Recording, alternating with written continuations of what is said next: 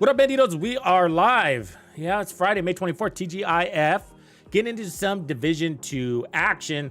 And today we are going to be playing the SHD Exposed event, as well as talking shop. We're going to be talking about the Division 2 content situation, a bigger subject, not the immediate one.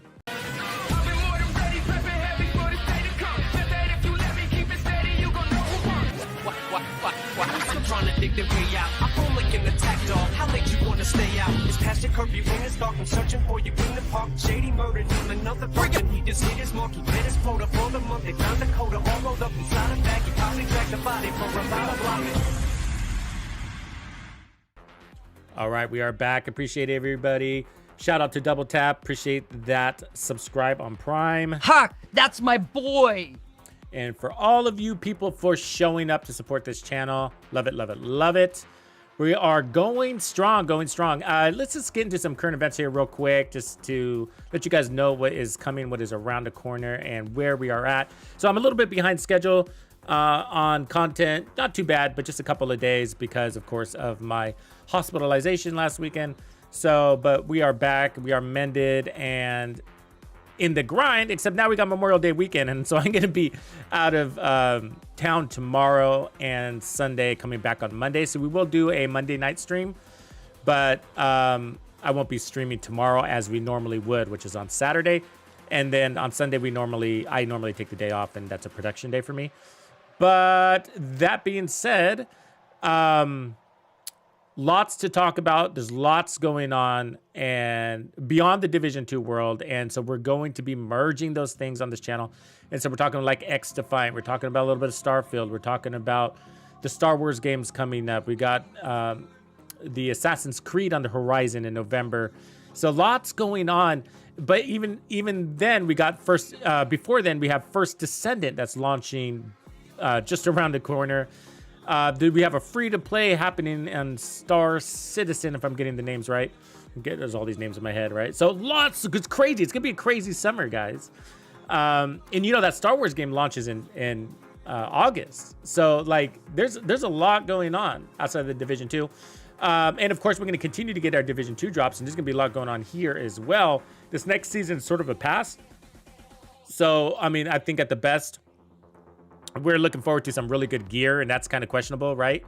Hey, if you guys don't mind, I'm going to open up these caches so I can continue to play, because I have all directives on, so I got to make room. But, yeah, so we have these couple of seasons before the DLC. So the DLC is going to happen, around February, probably, of 2025. Don't quote me on that, but that's where it's penciled in, we'll say. And so what happens between now and then? Well, next season is going to be... let me just make sure I have this right. Hold on, sorry. Quick pause. Yeah, okay. So yeah, the DLC, the big one that's going to happen in Brooklyn, New York, that's happening on around February of 2025, give or take. And so... between now and then, it's just regular seasons. However, they are bringing updates to the game in those seasons. And so one of the updates this next season that we're getting is going to be minor, and that's going to be some quality of life updates. Otherwise, we're just, we have some high hopes for the gear, and the gear did not shine bright during the PTS, and we gave our feedback. So, hopefully the powers that be heard our prayers. But that aside, the following season's actually going to be a really exciting one. And remember, Division 2 seasons are 4 months long, right? So, yeah. And you can feel it, right? You can feel that extra month. So they drag it out. Basically, what they do is they spread out all the events a little bit more, which makes it feel less painful. But you can feel it when you have one of those in between, those bye weeks. And then at the end, the last 3-4 weeks of the season are just kind of drugged out, and they're basically dropping in game modes for us, global events for us, with a week gap in between each of them. And so, that's just a call for player drop off. It always has been, even before they extended the seasons. So not this season, but the next, they're introducing Seasons 2.0, a new season system. We have no idea what that's going to look like. We have no idea if it's going to include the same or different global events. I think mostly it's going to be an update to the monetization system in the game, which is a good thing because it's dated. But hopefully they do it in a way to encourage more engagement throughout the season instead of us getting this major drop off in the back half once the manhunt is over. And so we'll see, but that's exciting. I mean, I, for one, am majorly looking forward to a updated seasons reward, or season in general, because it's just stale. It's just been around, and I feel like it's dated, and it shows that it's just not really good for the game, I gotta say, right? So, because again, you want to keep people engaged the whole time. La-di-da, la-di-da. So let me just get this right.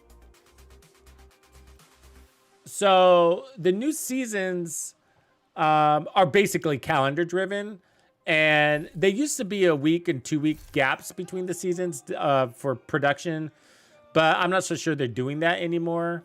But you can always tell when the season is going to end based on, you know, here, right? So we are at this stage. So we got 3 days. So this one unlocks in 1 week and 3 days, and then it runs for a week. So 2 weeks and 3 days to the end of the season. The question always is, will the next season start immediately the following Tuesday? Or will they have a gap week or something like that? And we never really know the answer to that.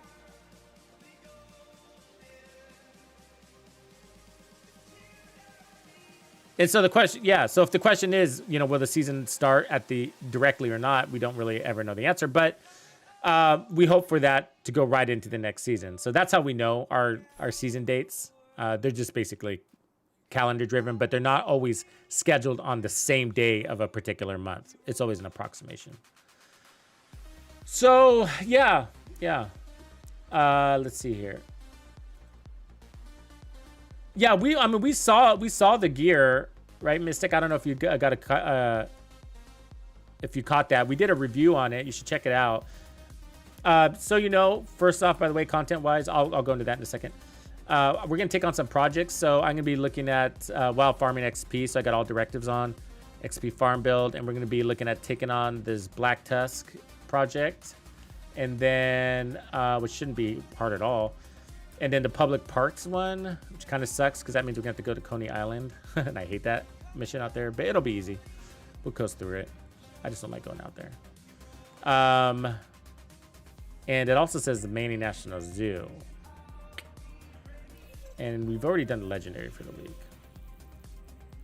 Anyways, that aside, let's go ahead and do start with our invadeds.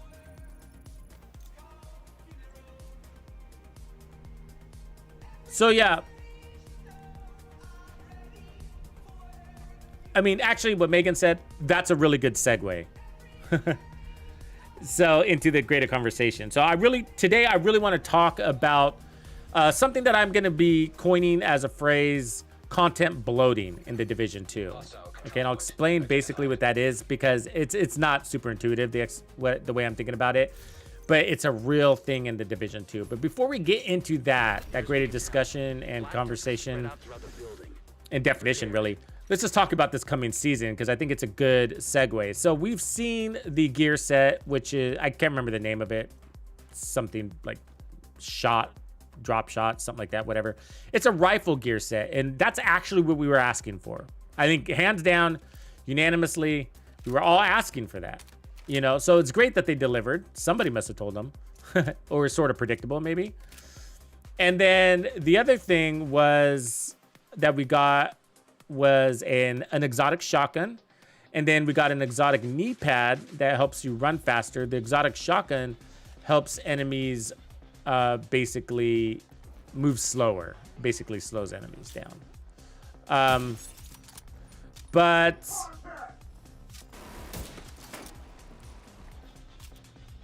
come on, dude, let me see that head. And then we got one more exotic. So we normally get 3 exotics. We used to even get 4 sometimes. But we got one more, and it's actually not a new one. They're just remaking the, or they're, how do you say, revamping Diamondback, which is an exotic rifle. And that kind of sucks. It kind of makes me feel like we're getting robbed because the Diamondback sucks. It always has. And it'd be one thing if it was a game changer fixes, but it's not. It's not at all. And so it's going to still suck after the changes. Let's open this. There it is. All right. And then the gear set is very underpowered. I mean, it's got some utility it's bringing to the table too, so it's not always about power. I agree with that, but it's still got to hold up because that's what the rifles are missing. They're missing power, and the devs don't see it that way, right? The devs are seeing it as, well, rifles are extremely powerful, so we got to be careful, you know? And that's annoying.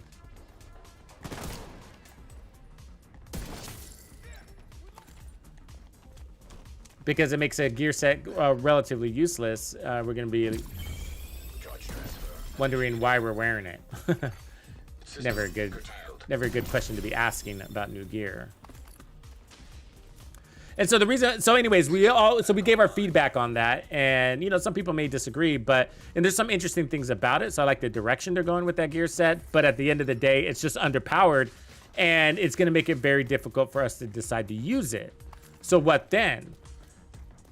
Well, it takes up space in your stash, and that's a very valuable resource, and we just never gonna get more of it, making it the rarest resource in the game.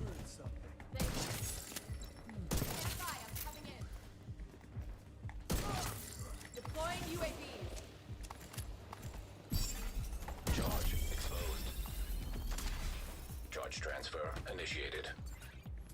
So, and that's the problem. And this is what we call content bloating. So this is the content bloating thing I was talking about. And it's a big discussion, and it's kind of a serious one, because I think that it can really be detrimental to games. It has been, and potentially just with the Division 2, it's really what our problem is. So what's content? Well, let's talk about first, like, what's content, right? And I think it depends on the game. So of course, content, new content, old content can be missions, naturally, new game modes, new seasons, and events, global events. That's all content, right? Same with apparel.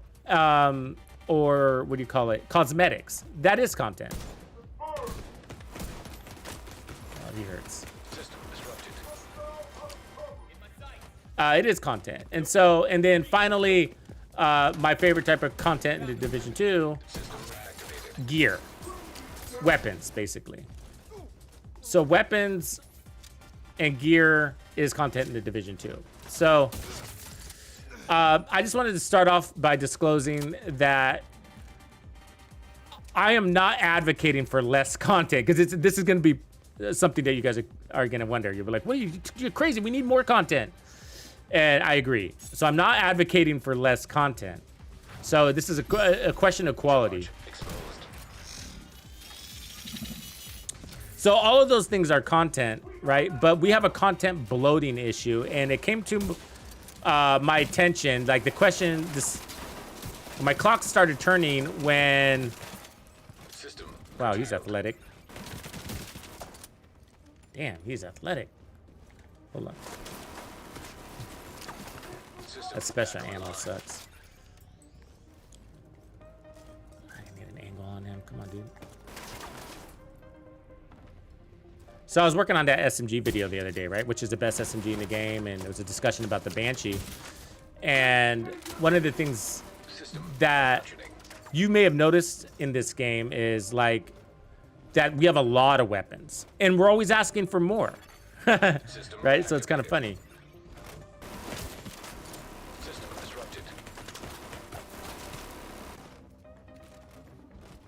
Sorry, I get distracted when I got these guys in front of me. System restored. All right, he's down. Had to focus. And we're always asking for more, and I am too. So, but look at our weapons, right? And remember, weapons are content. So, the content bloating situation is this. So we have like 25 different assault rifles, something like that. Don't quote me on the exact number, but we have a lot of assault rifles, right? And there's like, oh man, I don't know. How many SMGs do we have? How many rifles do we have? But the thing is that the value that they bring needs to be different, and they don't, right? So as I was explaining in this SMG video, that a lot of our weapons, where are these fools? Oh, there you are.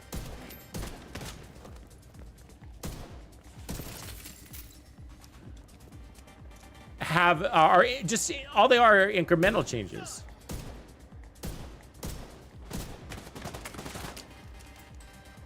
So, for example, this between weapon A and B, one will have a little bit more damage than the other,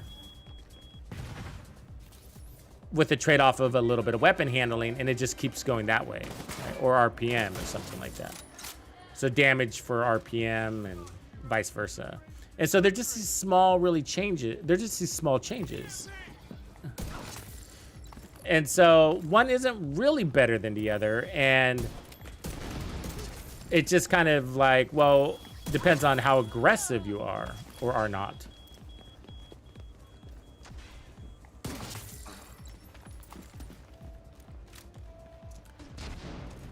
And so what ends up happening is we have like 25 assault rifles, but the ones that are actually used there's only like 5 of them, right? And so the rest are taking up stash space, so to speak, or ruining our RNG. And so I think in an RNG game system, I think it sort of forces the devs to bloat our content.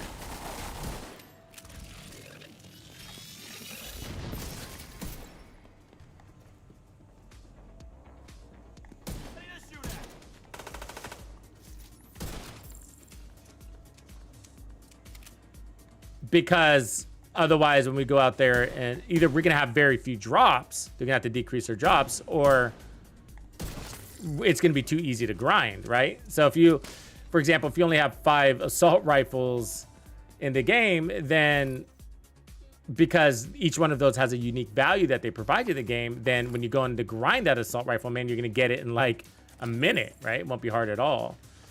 And so, in other words, the devs, if you've always wondered, and it's the same thing with those exotics. So like, why do we get these shithole exotics? You're like, how they're so shitty. And I was like, oh man, I have a deep suspicion that the dev strategy is to, you know, give us a lot of mediocre exotics. So not all of them are trash. We say that a lot, but you know, you can use them, right? Like the gloves, those exotic gloves that give you more weapon handling. Like nobody wants to use them, but there's a rare circumstance where you might use them. And then outside of that, they're just going to collect dust. It's just a collector's item.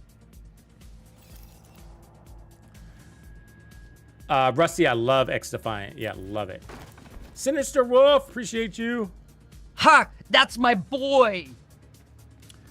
And so it leads to this situation where it's just like we're constantly asking for more content, and they keep giving it, but it keeps being mediocre, which is not satisfying our content hunger, because it's content that we're not using. And you can apply this concept to actual game modes too, right? Like, Agent charge compromised. whatchamacallit, like Descent. There's a lot of people that don't play the Descent game mode. I'm one of them, you know?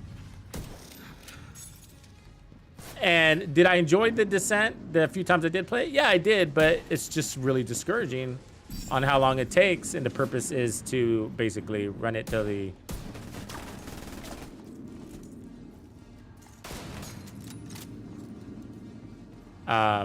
it's a hardcore mode, basically, right? Well, they call it roguelike, but... Come on, dude. God damn you. Need her head. Really? They didn't give me that headshot.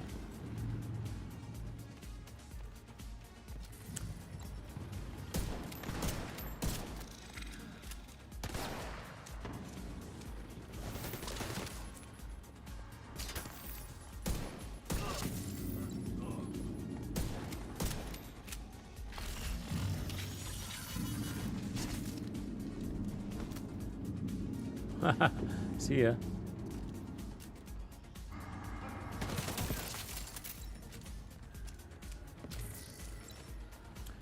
So yeah, so it's the same thing. So when they give us a game mode and spend millions of dollars developing it, yep, that's how much it costs to develop those game modes, and then we don't play it, you know, it looks like we have a lot of content, but it's content that we don't play and we don't use, and so it just bloats our content world.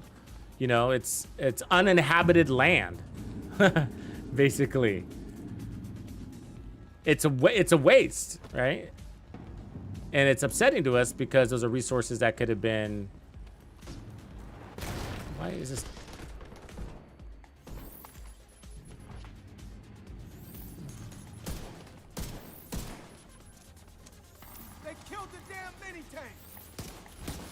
You're making good progress. Take it steady. Pick the ammo.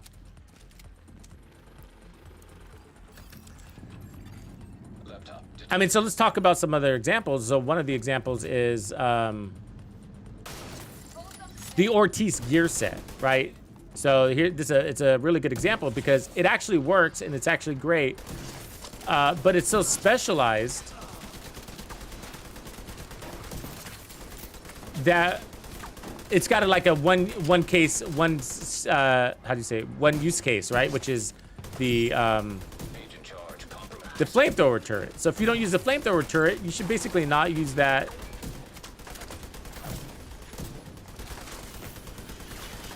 gear set. And so there goes some more content bloating. Another gear set that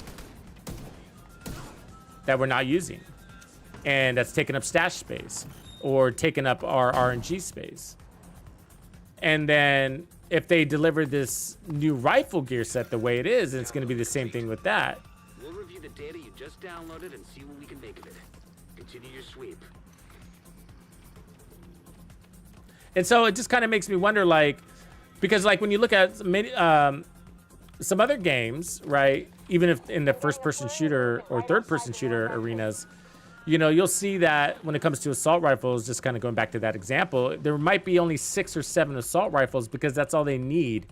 And so, like, what if you had only 6 or 7 assault rifles, right? So you have, like, I don't have any of them with me, but, like, your AK, your M4, your,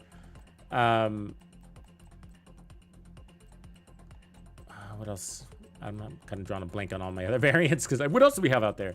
You know, whatever, but maybe like 5 or 6 different assault rifles. And then from there, it's about exotic and named items, right?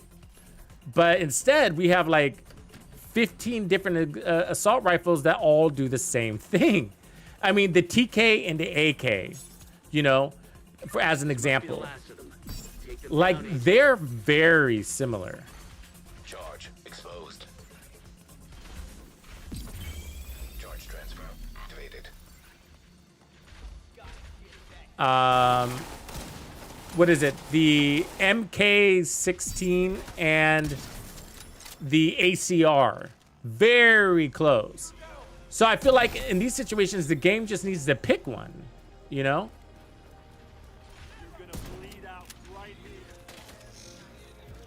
And then delete the other one. And I know that sounds like something that's shitty because you're like, oh, well, we need more gear, not less. But they're the same. They're just the same. If you had just the AK or just the TK and you were forced to choose just one of those games, I promise you would not be disappointed.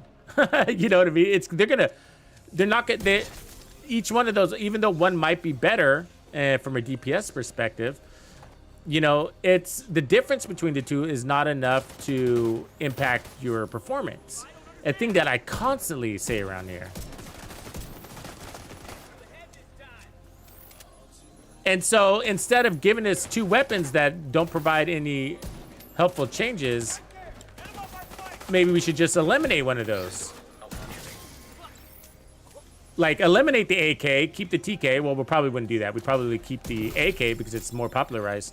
System reactivated. Adjust the AK if you needed to, rebalance it. And then from there, give us some more AKs. Oh, don't get me started with we have the AK Black Market, and then we have the AK Tactical or whatever. You know, we have all these variants of the same weapon. Like, why? Why? They're all small, tiny differences, right? Just consolidate those weapons. Now, I'm not saying less weapons. I'm saying consolidate the ones that are just not adding any value to our game. Where are they? They're just cluttering up our system.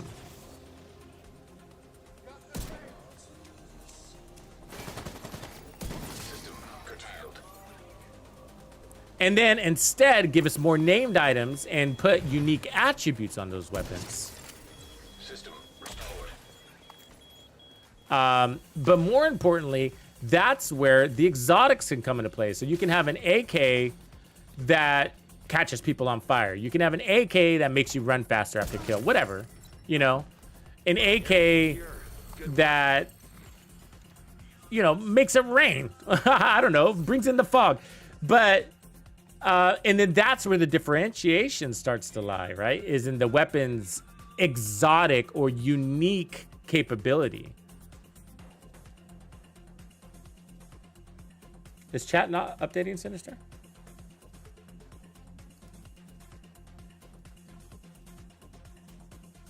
Looks like it is. So we got, if you're talking about on the screen, Sinister, you've probably seen YouTube. That's the YouTube side.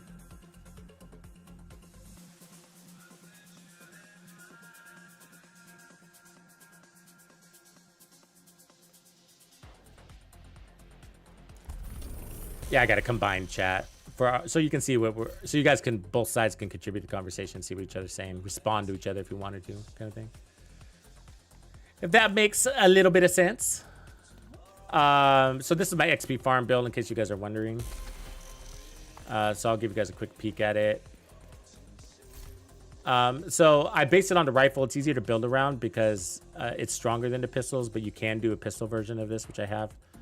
But once you earn ammo, which we're gonna have to do every time we enter in one of these missions, which is annoying, but then you're pretty good to go because rifles can, you're rewarded with a lot of ammo on kill once you get that first kill. And then you can get some starter ammo by staying in cover, and sharpshooter will fill that. Otherwise, I got protection from elites. We got 40% or 30% armor on kill, real armor on kill, and then headhunter and palisades on the chest. And I have expertise on all this gear to level 12, which is very achievable even for new players. And then that pushes my armor up to almost 2 million. And then the memento is giving us 60% bonus armor on kill, which is why I'm running it. And of course, the memento gives you a bunch of other fun perks, but I'm in it for the bonus armor. Yeah, Mystic Megan, I've been thinking about doing that, a talents tier list, actually. It's been on my thing. I actually had that on my list to do around the time when I was creating the tier list for the exotics and stuff like that. You know, people also ask for like a gear set tier list, and I've found that difficult to do, to be honest. And the reason why is because the gear sets should be holding a unique, and they do, right? They should be holding a unique characteristic, a differentiator. They should all be different from each other. You don't compare. I mean, you can. There's a few of them that you can compare, and that's a problem. One of those is being basically Umbra and Striker and Heartbreaker all toe the line into. So yeah, that's actually a really good question. Yeah, you keep getting my wheels turning here, Mystic. So like, because this segues into the same conversation we're talking about. So like, if we look at gear sets, you know, the idea of the gear sets and the reason why I don't make tier lists on them is because they're supposed to be unique to the point they all bring a different value, right? So an example would be ongoing directive isn't a DPS build. It's a DPS support build. It gives your team more DPS. The future initiative gives your team heals. So why would you do a tier list between future initiative and ongoing directive? Because they provide different values. I mean, you could, from a roundabout way, saying this one gives your team more value, but it would be really hard to metric base that. It'd be very subjective. And so, and the same thing with Foundry. Foundry's a tank build, you know? So the value it provides is aggro roll, right? Pulling aggro. True Patriot is a team support build. So some of these do toe the line, like True Patriot and Ongoing Directive. You could compare those. But the ones that get dangerously close to each other are, and this is where the problem lies again, is Umbra, Heartbreaker, and Striker. Now, the reason why is they're different. So I wouldn't normally say, if somebody asked me which is better, Striker or Umbra, when I give you an answer and say Striker, it's because it's more flexible to use. And that's really it. Because Umbra brings a different value and it's strong enough to clear any content. But Umbra is not a DPS setup. It's a DPS healer, self-healing setup, I will call it. Right? Where you get this income and repair. or armor regen, if you want to call it that. So you can't set that up next to Striker and say which one is better. And when people say better, they're talking about DPS, right? Well, obviously Striker, because Striker is a pure DPS gear set. Just like Foundry is a pure tank gear set. Just like Future Initiative is a pure healer gear set. You would never compare a Foundry with a Striker and say which one's better, would you? Well, you shouldn't do that with Striker and Umbra either, because Umbra's a hybrid gear set.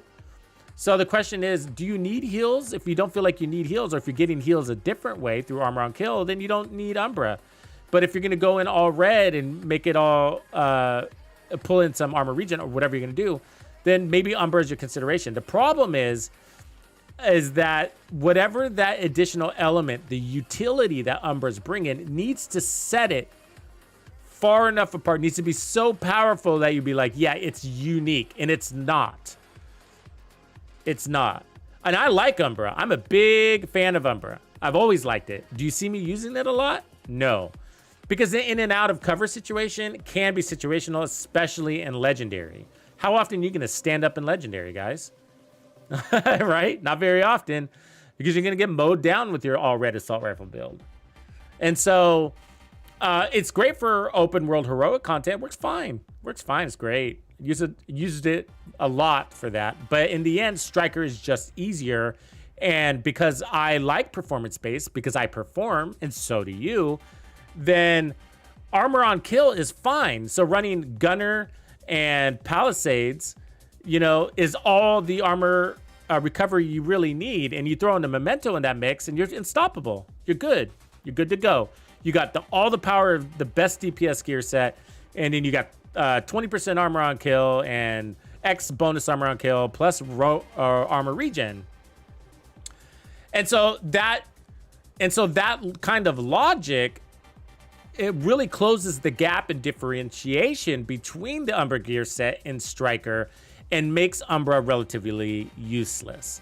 And so when we run Umbra, it can be fun, but when it comes to which is better on a tier, from a tier list perspective, the reality that we have this ability to customize our build diversity, makes it easy to just build in the same, if not better, utility in the form of recovery on a Striker build than what Umbra is providing as a innate trait, a built-in trait.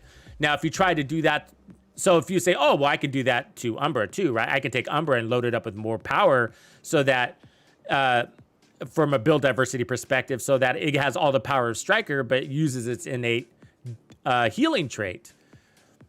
You can't do that. So that door only swings one way, which is why Striker is actually a really good gear set. It's not because it's strong. It's not because it's the best DPS. That's not what makes it great. What makes it great is that it is so strong, and I realize that that's a ironical statement, but it is so strong that it allows you to sacrifice some of that damage to put on utility, to put on armor on kill, and still be better in DPS than that Umbra gear set. So you're getting as much heals as Umbra and even more DPS. And so all Umbra is doing is adding a mechanic that goes in and out of cover, in and out of cover, right? So, yeah. And so that really washes down the differentiation between these two gear sets, thus causing content bloating. And so these devs really need to be careful and have careful consideration and have multiple rounds of product development in everything they release.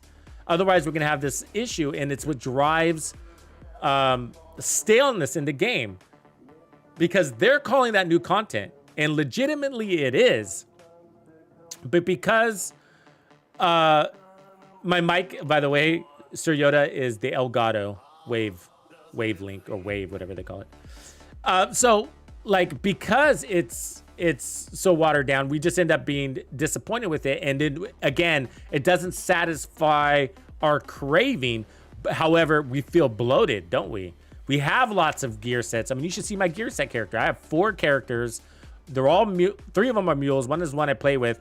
And the mule that carries gear sets is full, always full. So full that I actually don't have all of my gear sets. I don't own all the gear sets. I don't own hardwired. I don't own rigor. There's, I think I'm missing ongoing directive. There's so many of them I'm missing because I can't have them because we have too many gear sets for even my mule, whose pure job is to carry gear sets, can't carry all the gear sets. So that's content bloating. And I'm hungry for more. I'm over here saying we need more gear sets. I'm over here running Hunter's Fury and Hot Shot, and I'm running Striker, and like constantly cycling those 3. Why? Well, for one reason, besides Striker, 2 out of those 3 are hybrid gear sets, right? Making them extremely amazing because they were, it's not that they're hybrids, but they were well thought out. Nothing does what Hunter's Fury does. Nothing does it. Forget about the shotgun SMG damage. You get 20% armor on kill plus amplified damage, and you're putting on the status effect, and you're getting more damage on kill, right? Nothing does that. And Hot Shot is basically the Hunter's Fury for snipers, right? Basically what it is. It provides different value though. Automatic reloads, but bonus armor and armor on kill. It's everything you need. Well thought out content, differentiated value. And then Striker is also like that, but it comes as a form of a clean slate, right? Like, hey, we're going to give you so much damage that you can make your own Hunter's Fury. And that's what I do with my Strikers, right? You guys see me do that all the time. So I'll take my Strikers and then I'll be like, okay, I'm going to add 20% armor on kill. And then I'm going to add, you know, a Banshee Pulse, whatever you want to do, right? So you can make your own Hunter's Fury if you want to, or you can go all pure red with that thing. You can turn it into a tank. You can twist that in 50 different ways. So we do need the Strikers, but you only need one of them. And so what we do not need is another Striker's gear set. We do not need another Striker's gear set. You only need one of them. And so talking about this rifle one that they're coming down, that's coming down the pipeline in the coming season, they tried, okay? And I can see that. So they tried to make another Hot Shot and another Hunter's Fury, and that is the right direction, right? Because you don't want it to be a pure DPS gear set. You do not. Because then the question is, which one is better? You do not want to put a gear set head to head with another gear set. So you don't want to put Striker head to head with a rifle gear set. Determine which one does better in DPS. Now you have your new meta, and that's what everybody's going to be using, right? Yeah, you can argue that, but generally that's, in my opinion, a bad way to develop gear sets for the Division 2. But you could argue that, well, like not everybody's going to love rifles, and there's cases where assault rifles can do better based on an RPM. Sure, but DPS considers both of those things. DPS considers RPM, so that's actually not a factor, is it? So it's just going to come down to, do you like rifles or do you like assault rifles? But when you're talking meta in the Division 2, it doesn't care what you like. It says, I'm the meta, you need to run me. That's the meta, right? The meta doesn't consider what you like. That's crazy talk, doesn't it? You know what I'm saying? So like, so the other one I want to talk about, so I feel like with that gear set, they're on the right track. The problem is that, is it providing enough value in those unique components that it's bringing, that rifle gear set? So it gives you an auto reload, which is amazing, by the way. But you have to do the cycling thing on damage, which is really annoying. And so, you know, it's just like, if they need to tweak that stuff. So hopefully our feedback fixes it. But it's on the right track to be a valuable contributor, as long as the power is in play there. Because people are feeling that our rifles aren't strong enough, and so that's what they want to bring to the table, is stronger rifles. And then let's talk about Heartbreaker. So Heartbreaker is an interesting run. It's a tank DPS gear set. So with Heartbreaker, basically, so we're talking about how these 3 gear sets kind of toe the line and they're dangerously close to each other. So you have Umbra, Heartbreaker, and Striker. And from a DPS perspective, the best is Striker, Heartbreaker, and Umbra. And that's the order in DPS. And it should be that way for the most part. I mean, you could argue Umbra and Heartbreaker, they can go back and forth to each other for competing for number 2. But Striker should always be number 1 because it doesn't provide anything else besides DPS. So Heartbreaker provides a status effect, and it also provides bonus armor. The status effect is a pulse, right? Headshots give this pulse. The bonus armor is point and shoot that pulse target, and you stack this bonus armor. 2 incredible amounts. And that makes it a tank DPS build. That's different than Striker's DPS setup, right? This is bringing bonus armor at incredible amounts. This one, Striker, is just damage. The problem is, again, the same problem that we have with Umbra. So the more armor you strip away from Heartbreaker, the closer you to build its damage, then you're getting yourself into a situation, well, I might as well just run Striker and put on the Memento backpack and get my bonus armor that way, or Bloodsucker and get my bonus armor that way, or even Adrenaline Rush. Yeah, right? So you can have better DPS in Heartbreaker and a potentially equivalent bonus armor. And you can load up. So when you start loading up armor cores on the Striker build, you're basically you're eliminating the need for a Heartbreaker gear set. So Heartbreaker gives you assault rifle damage, it gives you weapon handling, and then it gives you damage and bonus armor. But the damage never equates to what Striker does. Are they close? Yes, they actually are. If you run an all red Heartbreaker, your DPS gets way close. It gets pretty close to Striker. It doesn't exceed it, but it gets close.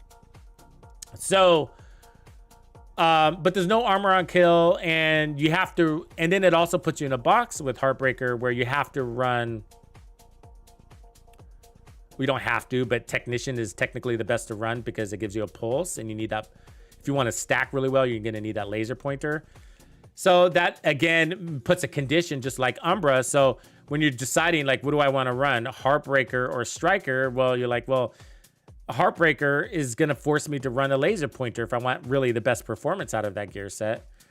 And just like Umbra forces me to go in and out of cover, in and out of cover, it makes it conditional. And then on top of that, Heartbreaker doesn't stack on tech, right? So they've created these really interesting gear sets, but they've added conditions like not stacking on tech that makes them really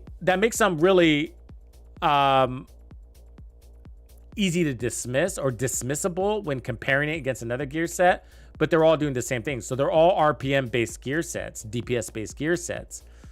But the fact that you could just take Striker and turn it into a Heartbreaker for the most part by giving yourself some bonus armor, and still coming out with better damage means that they're walking that same line. You can compare a Striker to a Heartbreaker because you can hybridize Striker. And so you put some bonus armor on your Striker build and then create your best Heartbreaker build and then say which one's got the best DPS. Striker's going to end up winning.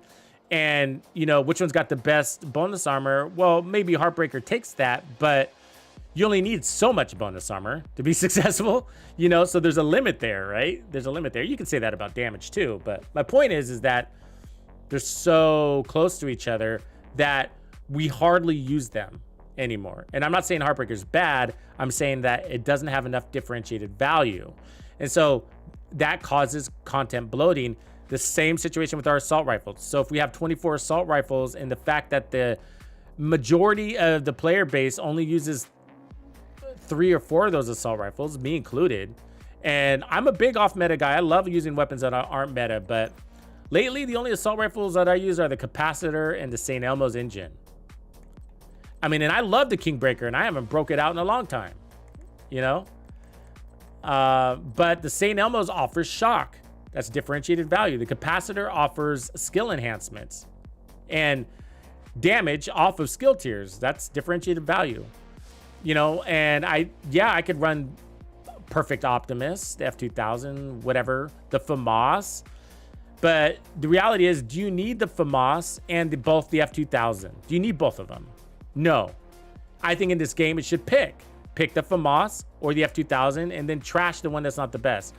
And then so come with But there's some iconicity around the weapons, right? They're iconic weapons. And so that's why the F2000 is in the game, is because people are saying, like, oh, well, I love the F2000. I like to see these realistic guns that are out there in the world brought into the game. It creates build diversity. It doesn't. It's basically just a skin, right? It doesn't really create build diversity. And so, because if we're going to do it from a scientific approach, we're going to look at DPS, and then from there, it's going to come down to performance. And then when you hold them up side by side and go run your F2000 against your FAMAS, you're going to find that your performance is the same. They're too close to each other. That's my point. And so one of them needs to go. Which is the more iconic weapon, the FAMAS or the F2000? And let's just say it's the F2000 for argument's sake. Let's just say, okay? Then great. Now rebalance the F2000 to make sure that it's as strong, if not stronger, than what the FAMAS used to be before we eliminated it. So give it a buff. Eliminate the FAMAS. Nobody's going to get upset if you do that. You know what I'm saying? Well, maybe from a mod perspective, which is why that's easy. Add another mod. You get it? Like, and then in the end, what do we end up with? Maybe 5 or 6 assault rifles that each have a unique value. So you have your AK, you have your middle of the road police M4 that's easy to adopt for everybody. You have your whatever else. You know, sorry, I keep blanking on my assault rifles right now. The FAMAS or the F2000, right, as your high RPM ones. And then the CTAR's up there too. So the CTAR would probably get consolidated, right? Pick one. You know, it needs to go into that mix. And then, so there should be a high RPM, a mid RPM, and a low RPM, basically, is what you end up with, right? And then handling is going to be distributed differently depending on those weapons. And so some people, like an X Defiant that I'm playing right now, which I really like. So you have your ACR and you have your AK. When it comes to DPS, I believe the AK is better, but the ACR is easier to handle. So they have a unique value. But there's only 6 assault rifles, so it's not bloated. So you just pick the one, whatever one goes better with your combat style, right? So, and then from there, to limit content bloating, instead of introducing just another variant, another bland assault rifle that just falls in between the cracks of 2 other assault rifles, instead of doing that, give us a named version, right? So give us a named FAMAS with a perfect talent attribute, a different attribute maybe. Instead of health damage, it has damage to armor or whatever. Give us a named SMG, and then from there you take exotics. I think it's okay to have 5 different exotic AKs, which we have 0, right? But like, give me 5 different exotic AKs. That's not content bloating, because exotics are supposed to offer unique value. That's the point of an exotic. And so when you have an exotic like the Ouroboros, that's really, its only value is damage, then that's dangerous, right? And luckily the Ouroboros is so much damage that you don't even care about the talent, but you don't want that. You don't want that, because then it eliminates build diversity. All those assault rifles would be like, well, this one's just the strongest, let's just go with it, you know? And then the other ones we use just for fun. You know, you don't want that. So the Ouroboros is we're lucky that it's locked behind a raid. And we're lucky that not everybody has it, because it still allows for build diversity in the community. But if everybody had Ouroboros, call it good night for SMGs. Honestly, you know, there's really not a reason to run any other SMG. Absolutely not. You know, this doesn't have a talent that really is anything to talk about, but there's no other reason to run another SMG. I mean, and I do it just because I know you guys don't all have the Ouroboros, but this killed the SMG category. The Scorpio is unique, and so there's plenty of reasons to run other shotguns. The Nemesis brings in just damage, and that's a dangerous thing to do, but because it's got a condition that is so painful, it makes it more like, usually not a backup weapon, usually more of a backup weapon, now a utility weapon. Now I know some people main this as their main, but you know, you could argue there's plenty of other better snipers out there that you don't have to charge up, because you don't need that much damage. It gives you extra damage, literally over the top damage that you don't even need. So it makes it a special circumstance weapon. Maybe you can add it to a weak sniper build and still feel strong, as an example, as long as you're willing to charge. So it has a value in a way, or it fits in the game because they gave it something that doesn't allow it to be the meta, basically. You know what I mean? And then from there you have we have 100 different sniper variations, and they are all so fucking close. I mean, the Model 700 is definitely the top beast, right? And then you have the M700, and then you have the M700 Tactical. The same weapon. The only thing that's different about them is a mod, right? So just like, obviously we're going to take the one with the extra mod, right? So like, and then the SRS, the same weapon, the SRS A1 or whatever it's called, the same weapon. What's the difference between those 4 weapons I just said? The mods. But they actually put out the same damage. And everything stat-wise is about the same. So it's like, oh my God, that's all these weapons. We got the White Death, the M44 custom, the H44. Those are all the same weapon, built on the same platform. So what's the difference? Mods. And obviously the White Death is a named weapon, so that one makes it a unique value. But as soon as the stronger rifles came out, like the SRS, they revamped that, and the models and the M700s, the White Death is no longer useful. So the White Death now needs a buff. It needs a unique value in that headshot damage. So they need to buff the headshot damage. It should be on top. If it's gonna be a named weapon, it needs to have something so unique. You know what I mean? So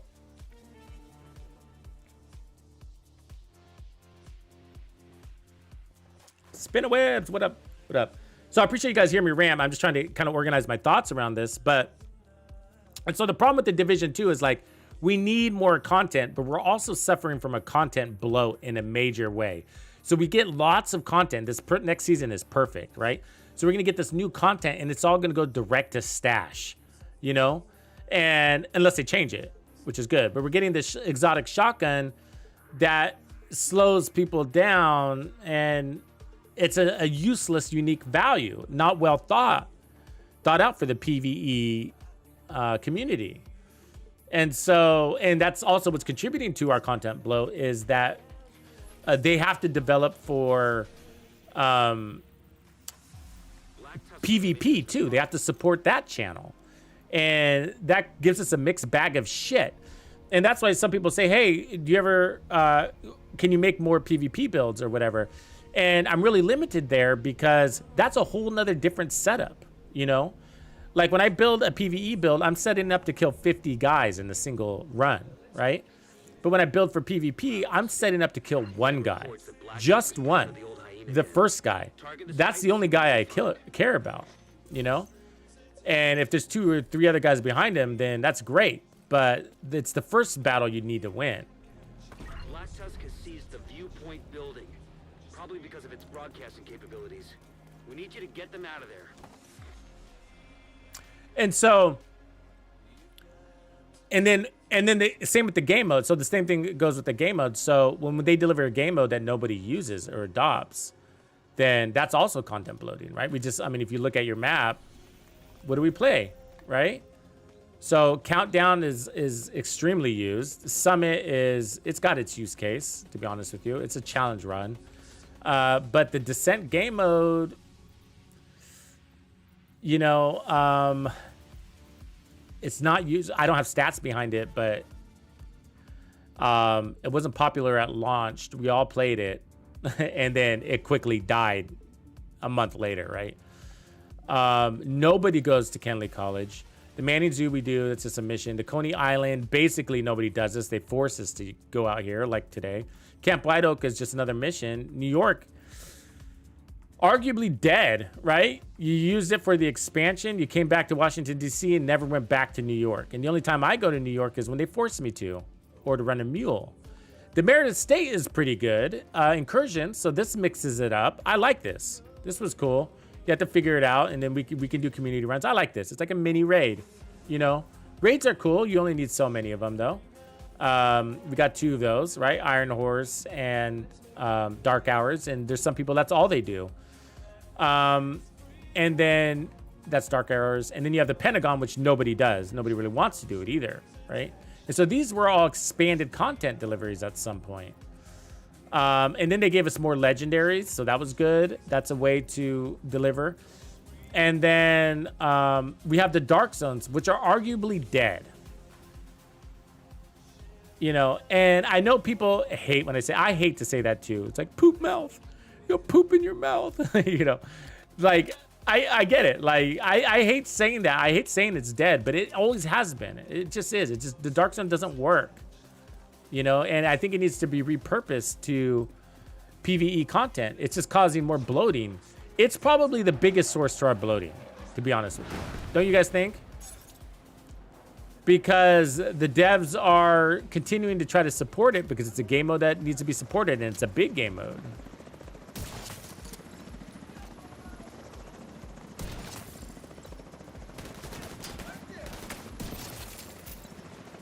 Right, and so, I mean, what I mean by it's a big game mode is not like it's actually a large percentage of the game. What I mean is like an emphasis on what what defines what the Division 2 is.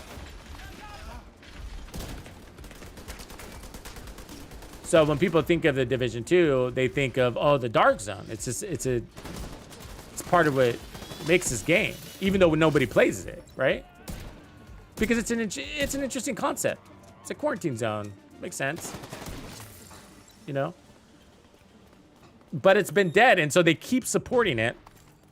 Like this coming season with those knee pads and the shotgun. I'm pretty sure their best use case is going to be in the dark zone, and that sucks. That means, you know, that's a small percentage of people that play it. You know, so small. Secure the building and recover any intel you can find. So what do? You know, either way, it's bloating our content. You know, we can shoot this shit on ideas for days, but missed them.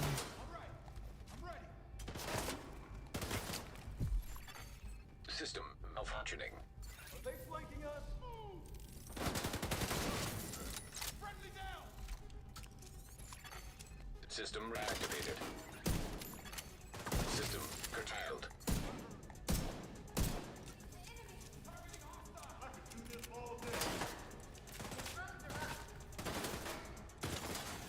System Bullet flinch sucks.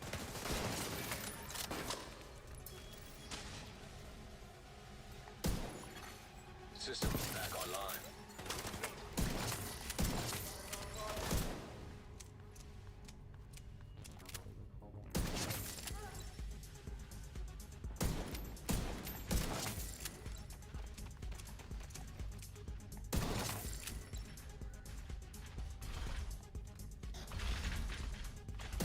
I mean, we need a PvP mode in this game. I mean, and so you get it. You know, have you guys ever heard that comment like PvP is the end game of the Division 2? Charge exposed.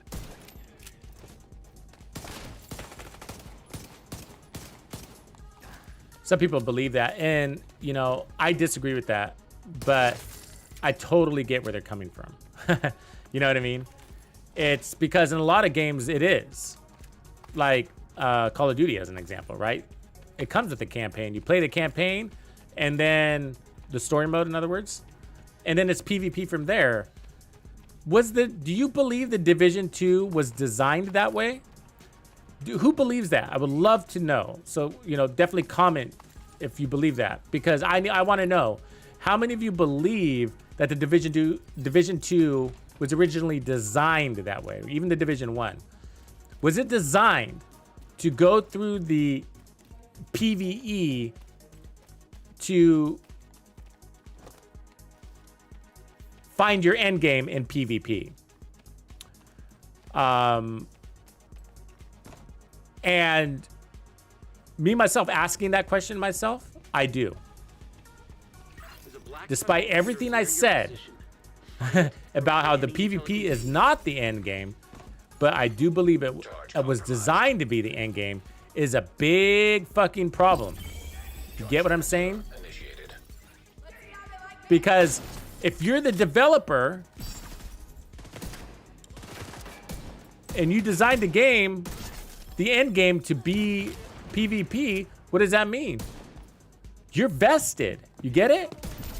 You're invested in that. That means you have to.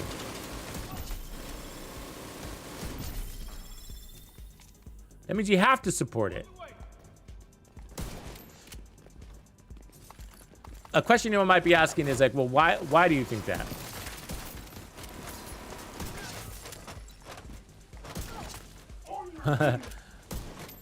Good question. I'm glad you asked, because they said it, and I'm recalling that. I'll have to find it. But they said it in one of their trailers.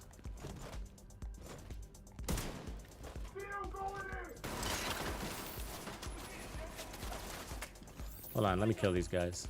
We'll get back on that subject.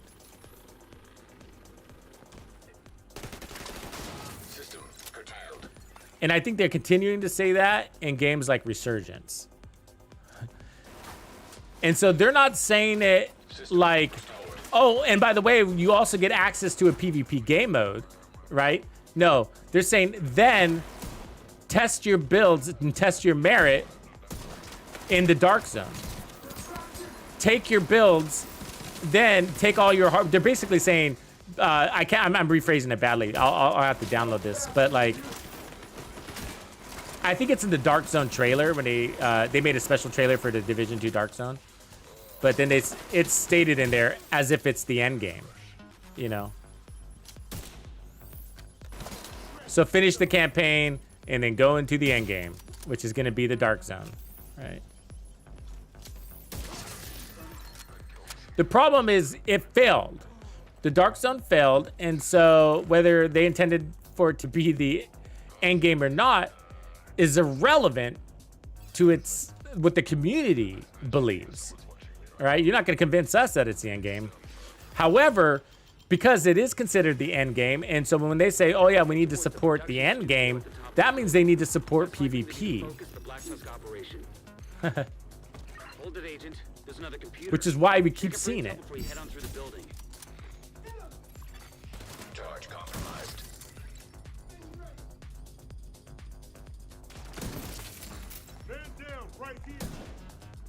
In a second after this, in a good, maybe after this mission, I'll try to find that recording.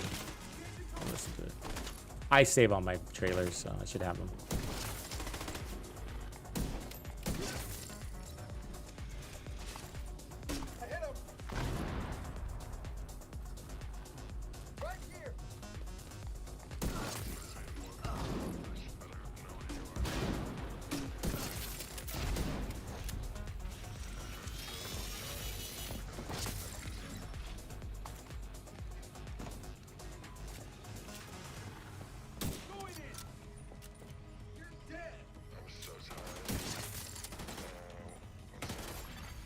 System malfunctioning.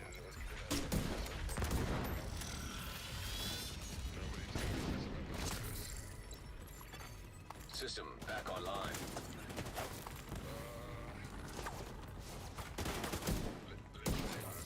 But that's what causes more content bloating too, is because you have a misalignment on what is perceived as the end game and what actually is the end game intended. And so what makes it more real? I think perception, right? I don't know. But so the end game for us is cooperative gameplay. Do I want a PvP end game experience? Absolutely, but not from the Division 2. They keep trying and failing. So, you know what I mean? I'm over it. I'm over it. You know? It's unnecessary at this stage. We've concluded that this is a Exposed. PvP game, you know?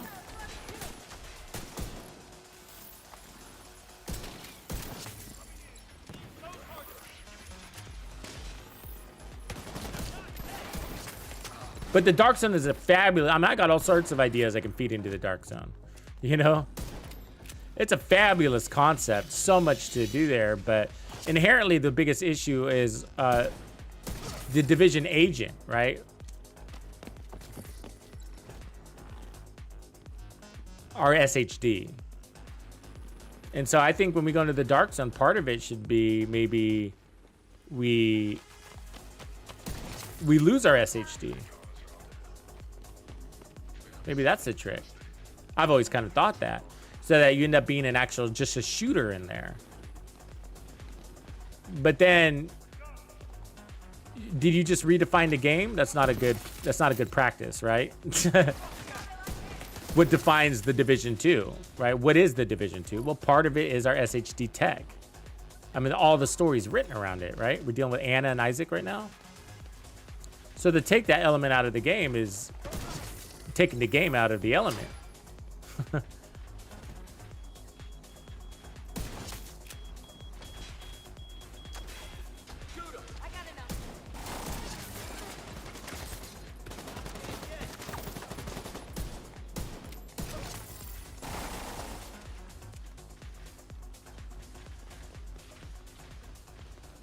Yeah, Bernard, if you put up, if somebody does the command for the guides, it's posted in there. It's the XP build. I've done a few videos on it.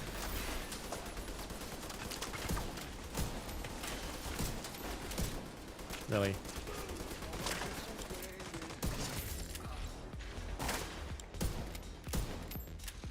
So I think, in my opinion, that is the source of our content bloating. The source of our content bloating is the misalignment on the community and the devs on what is actually the end game. And it was intended to be the dark zone. It is not. The community believes it's not, which is, I mean, just look at how many solo players you have. Just, you know, it's...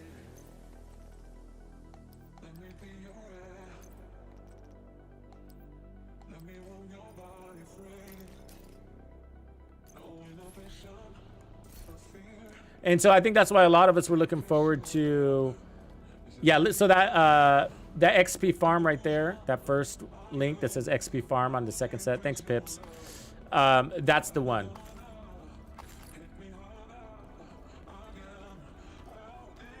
Appreciate you, man.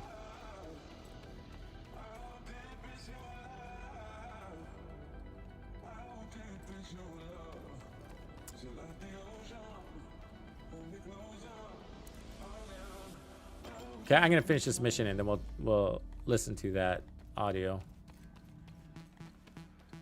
I'll find it. It shouldn't be very hard to find. I think it might be the Dark Zone trailer, because it's stated by somebody narrating, so it's not like, you know, Black Tusker coming out and saying, "Yeah, the Dark Zone's over there, guys. Head that way." No, there's a voice that says, and then, you know, take your builds. Search that computer and Something. data you can find.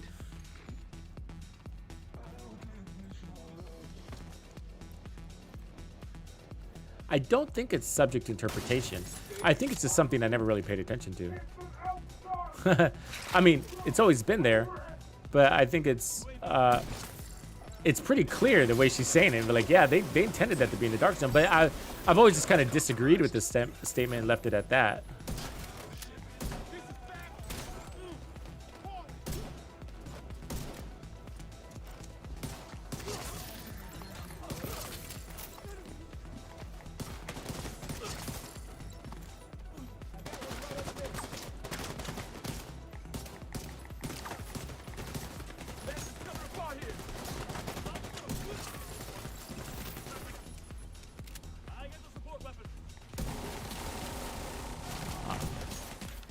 Got back up that Chungo. Hold on. Maybe get that medic wherever he is. Where's this fucking medic?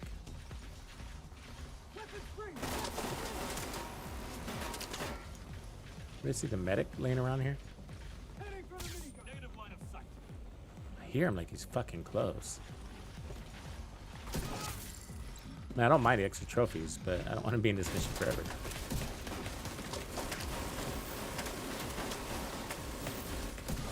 I could shoot that little drone, but I don't want to waste a bullet.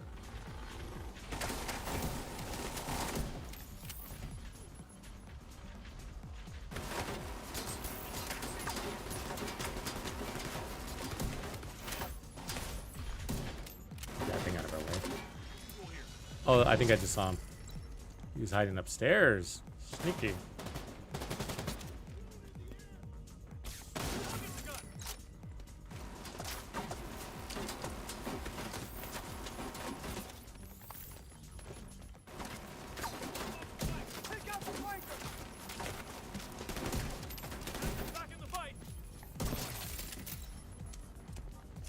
There you are. Thanks for coming to me, sir.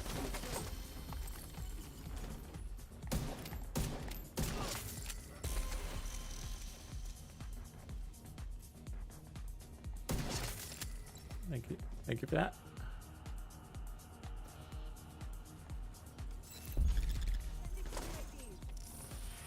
Get out of here.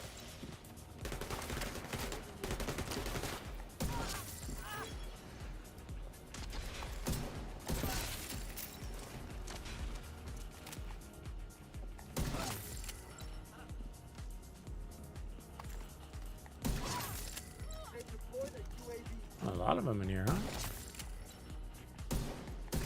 It's like cockroach hunting.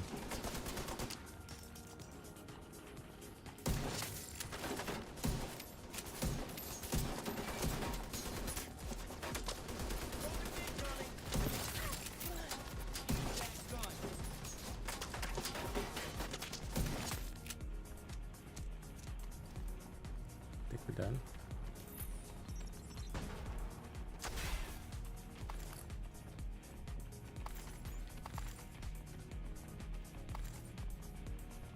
The Regulus, yeah, I love the Regulus. I don't make very many. I don't feature it a lot because you know it's locked behind a raid. On the roof. We can't afford to leave any hostile elements in the building. So I just, you know, and I know how many of our communities realistically able to get in there. It's a small percentage of people raid. Small percentage of people PvP.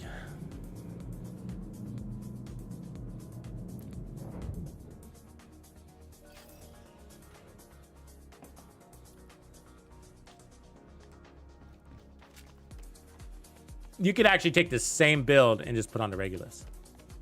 Do I have it with me? No, it's in my stash.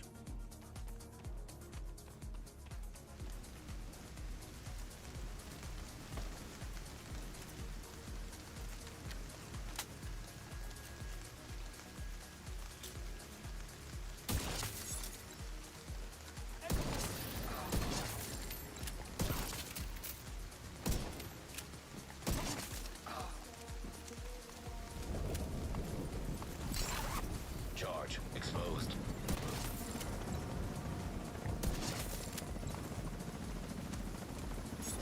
Just determined is, in my opinion, more powerful than Regulus, unless you're shooting them in closets. You know what I mean? If you're always at the spawn, then yeah, it's pretty damn good, no doubt. But determined is less risky.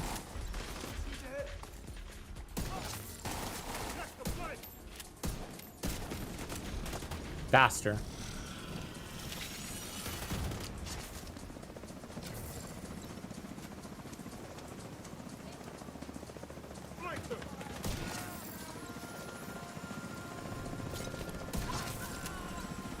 And you don't have to hit the head, of course. It's always helpful.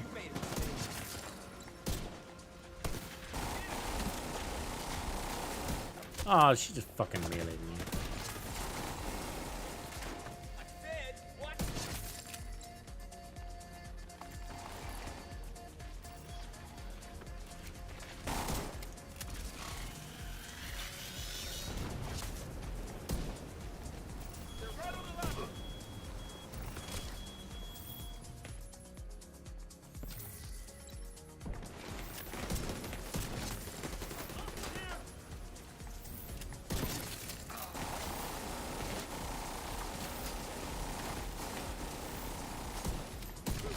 That dude was sneaky back here, didn't he?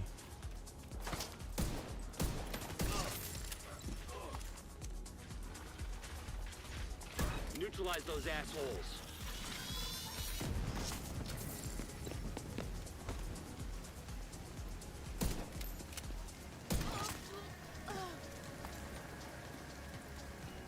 Oh, I'm blind.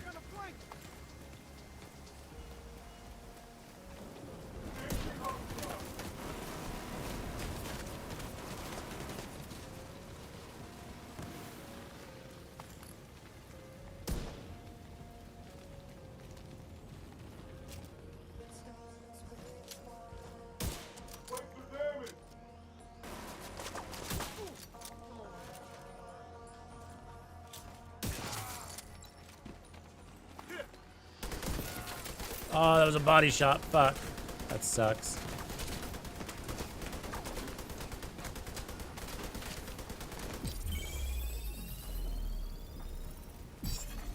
Charge compromised.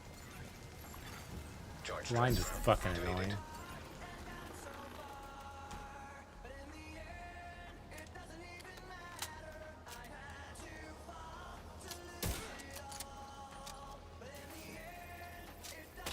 Oh, I missed that shit.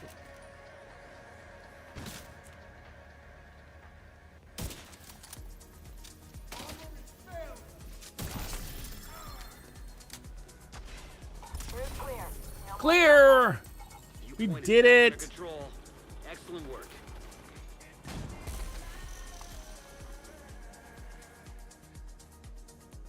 Yeah, nuclear. Totally, man. And while we're at it, can we get like mobile crafting too? No, actually, you know, tinkering was pretty darn impressive, right? It really changed the game for me to be able to re-roll something without going to the base. Fantastic.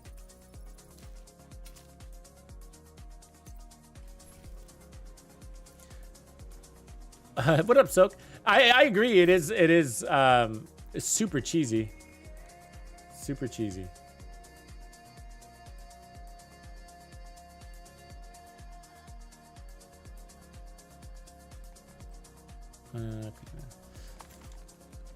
But when you're looking to farm XP, you know, you usually tend to go cheesy. Right? Warhound convoys, doing them over and over again and all that shit. It's super easy, and that's kind of what's nice.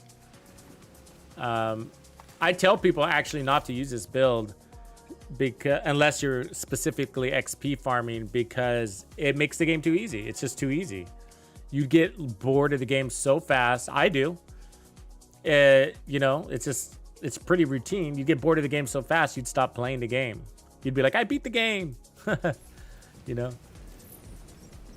And if you're going to take it into legendary, I mean, I wouldn't really take it into legendary. It's for XP farming, you know?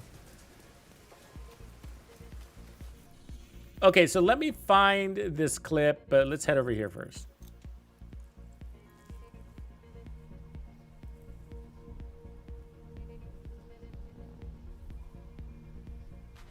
Map packs. Tell me more about what you mean by map packs, Soak. That's very interesting. What do you mean by map packs? What's included in a map pack? Like a DLC, yeah. Well, they would bring like maybe like an added specialization and obviously an array of new exotics.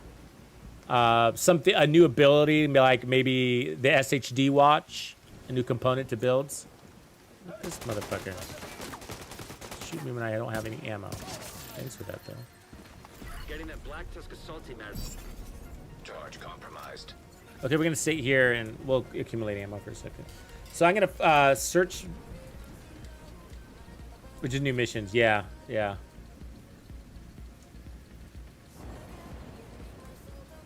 Okay, well, hold on a sec. I'm gonna go into my database here and pull out a. I want to hear the narrator say that the Dark Zone is the end game for the Division 2. Like, I'm pretty sure they say it flat out.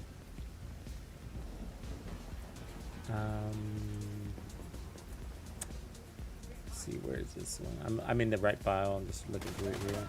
Hey, damn you guys! Really? What a mission!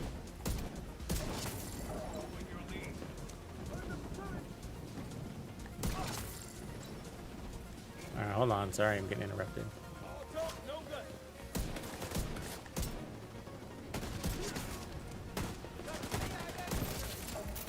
It's always the hyenas, huh? Messing with my mojo.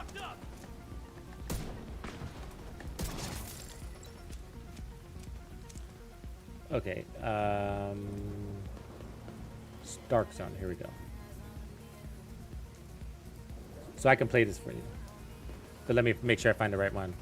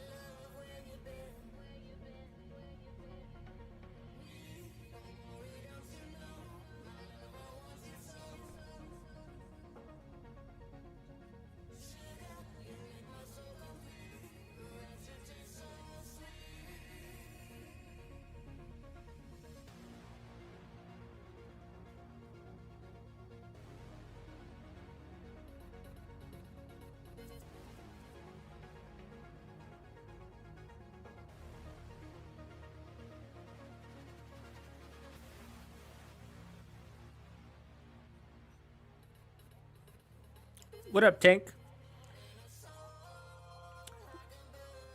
I'm watching this trailer real quick. That's why I'm quiet.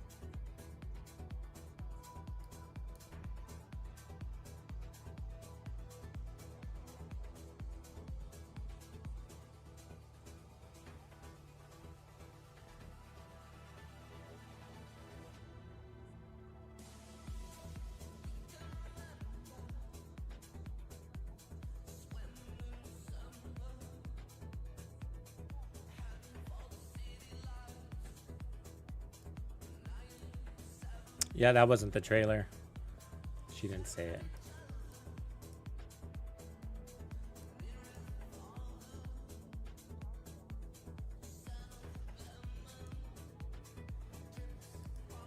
Okay, well, I'm not going to look through other trailers right now. I'll find it later. Maradona, what up?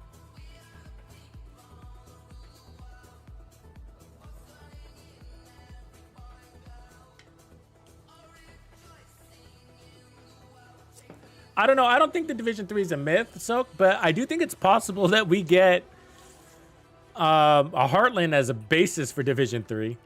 I mean, who knows?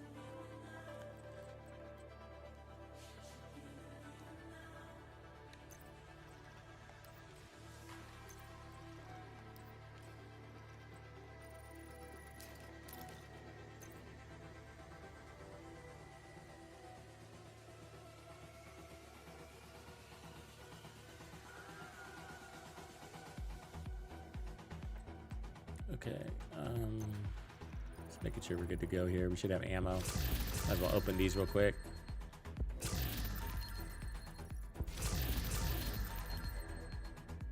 I think it's gonna be, so here's the deal. X Defiant is a next gen console game as well as PC, right? So it's built on Snowdrop, which means Snowdrop has been updated.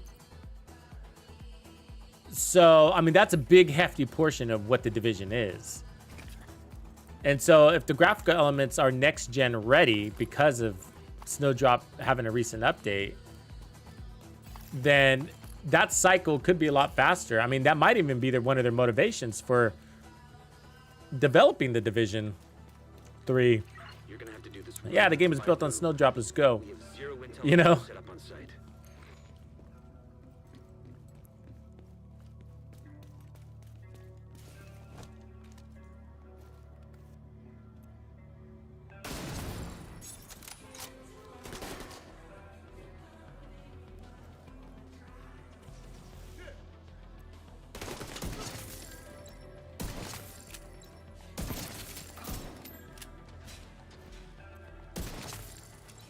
Nobody can survive the 1886.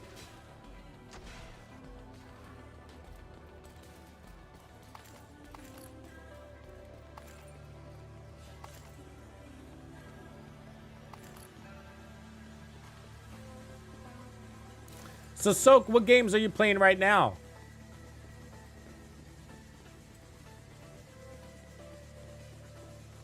There's a lot of interesting stuff out there. So first, Descendant is ready for a preload. Is anybody doing that yet?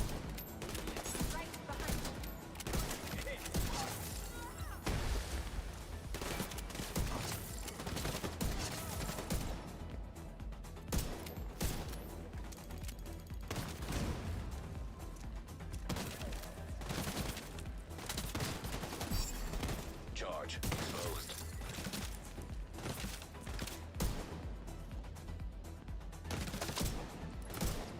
Come on. Bullet Lynch.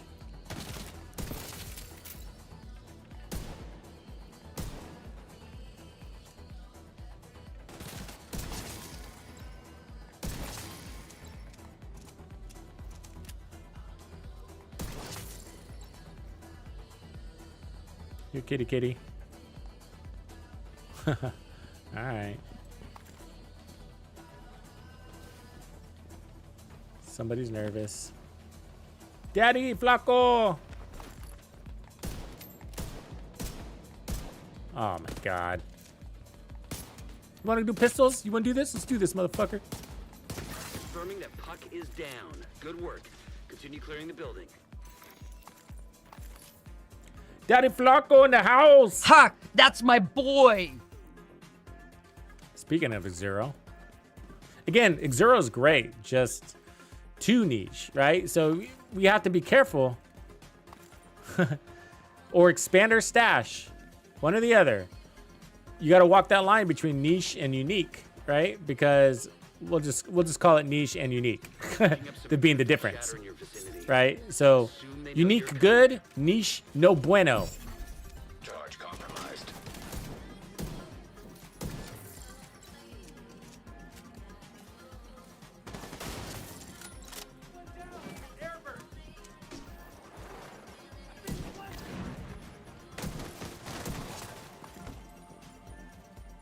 Peekaboo.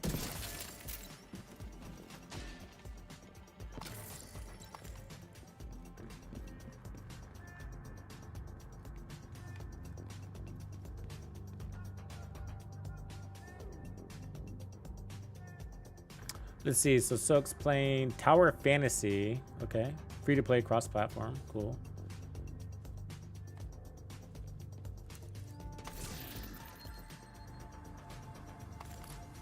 Are you going to give X Define a shot? I've been playing that and I like it. Gotta say, not just because Ubisoft made it. It's a good game.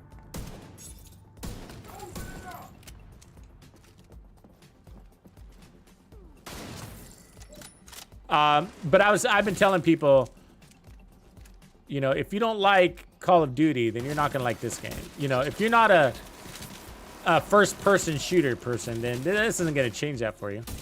You know, that's not the. I don't think what it's trying to do either.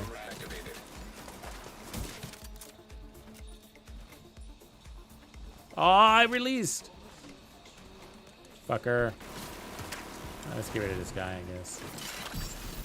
Charge compromised.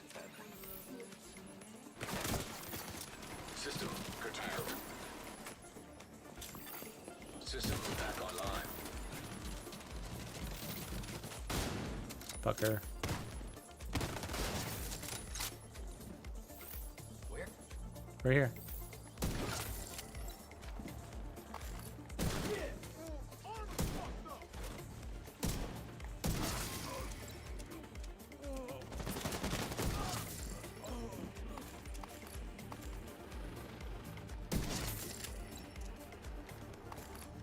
Yeah, I mean, it's free, but I'm making a video on it.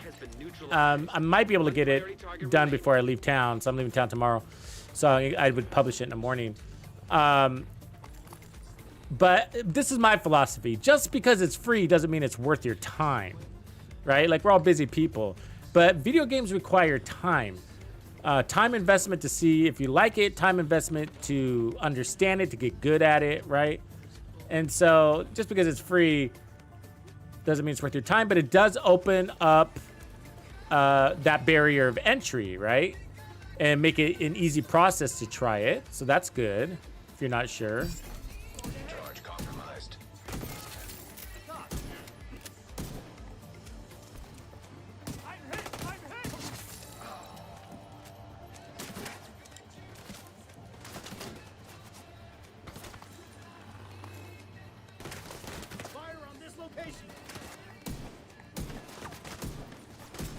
God damn it.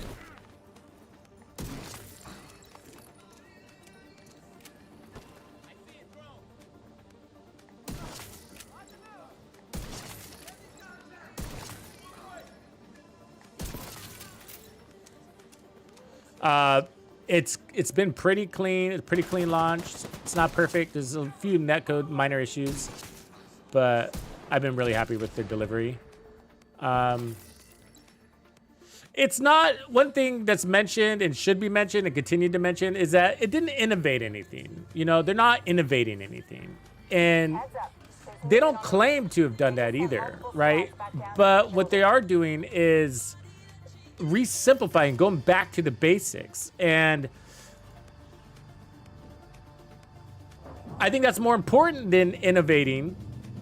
Like, that is innovating in a way. Here's a question. So some people are mentioning or here's a statement, I should say.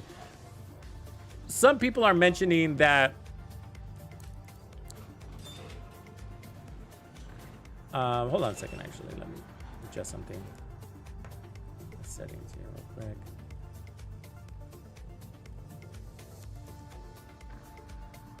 Okay.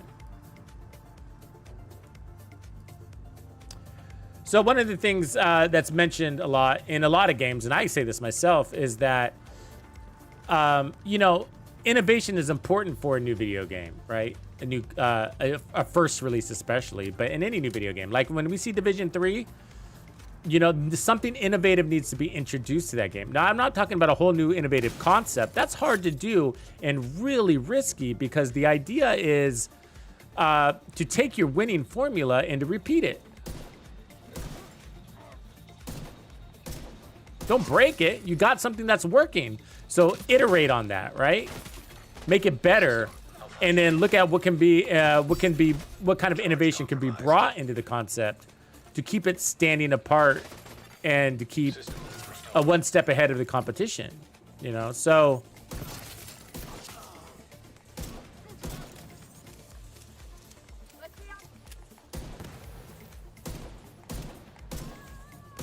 and so you'll see some negative comments in games.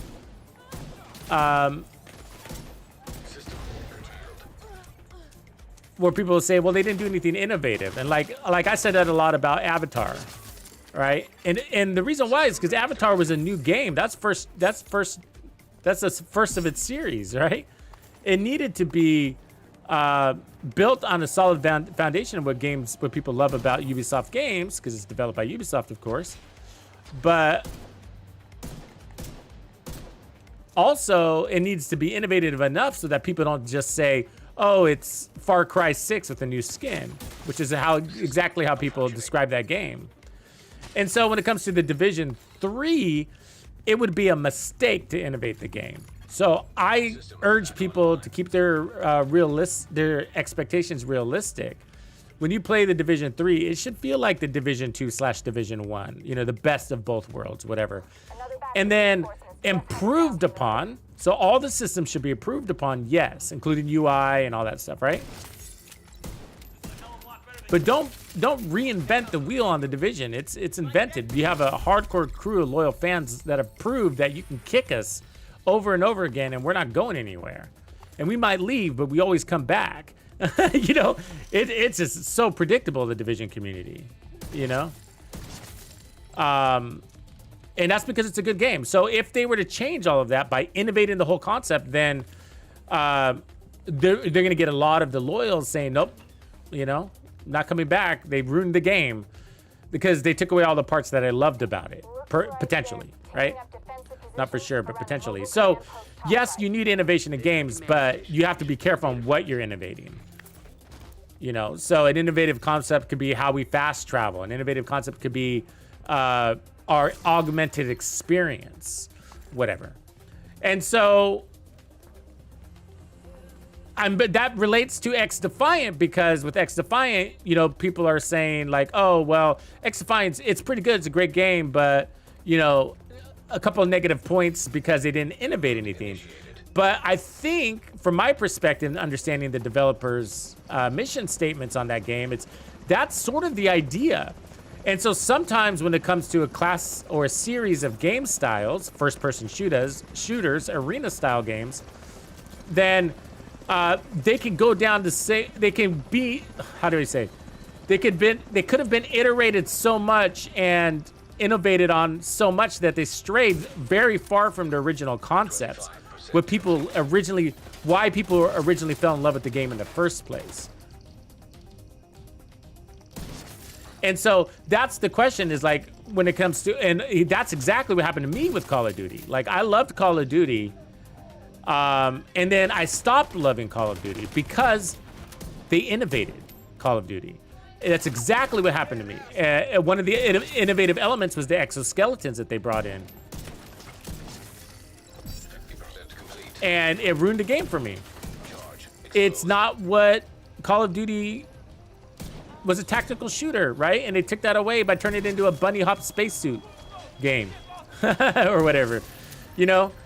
And of course, you know, bunny hopping to a degree is a good first-person shooter strategy. Stay alive and encourage misses, but you know what I mean. So what X Defiant is doing is they're pulling back the innovation and boiling the game back down to what people really loved about the original Call of Duties. And that's smart.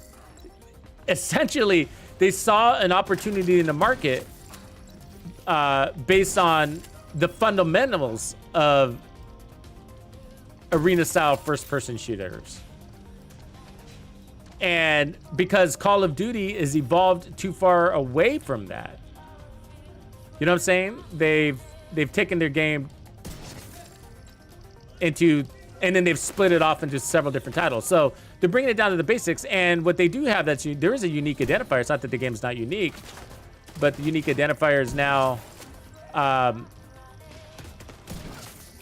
on different elements, right? And so it's more about, hey, but at this stage, it's more about make sure that the game is good.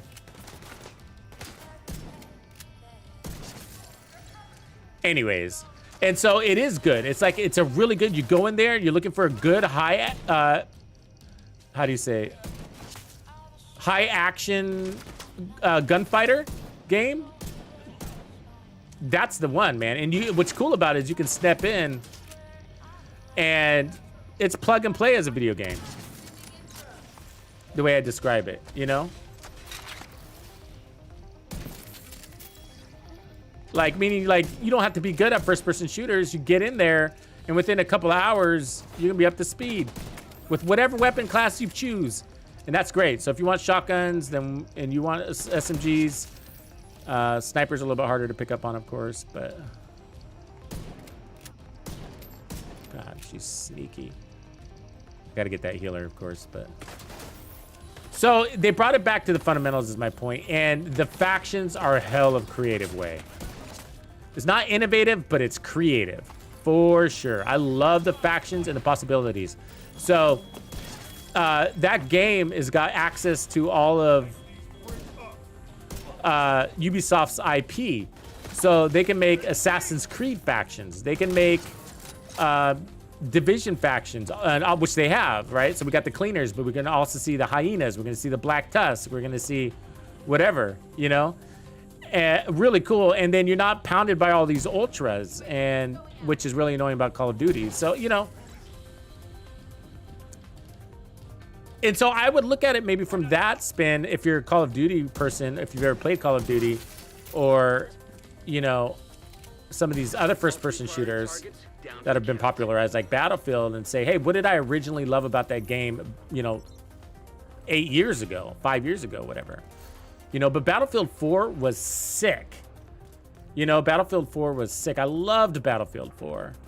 And then 2042 just bombed with me, man. I just couldn't get into it. I mean, even the graphics, I felt like it was in a simulation. Literally, I mean, the buildings were all like blocky simulation looking. And I'm on a next-gen console. You know, it's just... And then the flow of the map and the wide open spaces from the Battle Royale style, it's just... And a lot of people are saying, like... you know, Battle Royale or first-person shooters without a Battle Royale can't survive. But I think X Defiant is proving that wrong. In the first 2 hours, it had a 2.5 hours, it had 1 million unique viewers. Or players, sorry. That's crazy.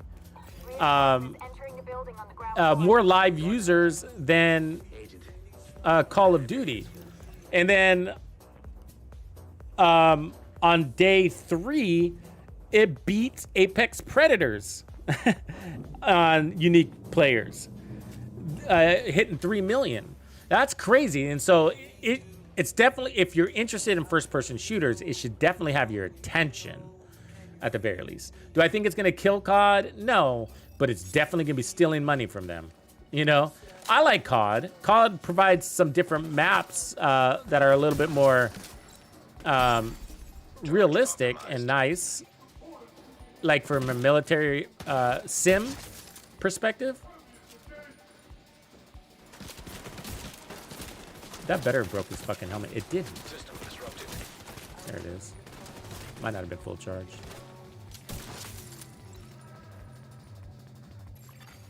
System reactivated.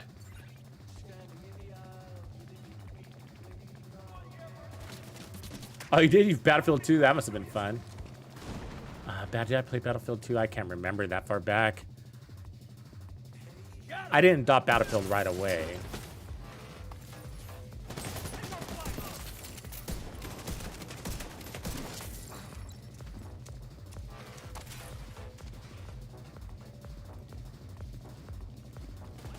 I'm not sure I played Battlefield 2, actually. I might have been later than that. Medic somewhere around here.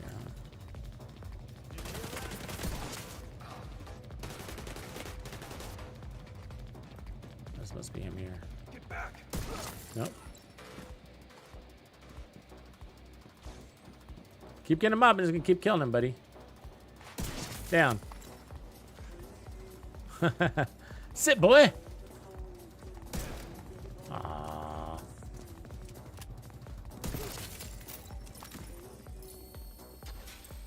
There it is. All clear. 2005, that is ancient history. Yeah, that's a long time ago.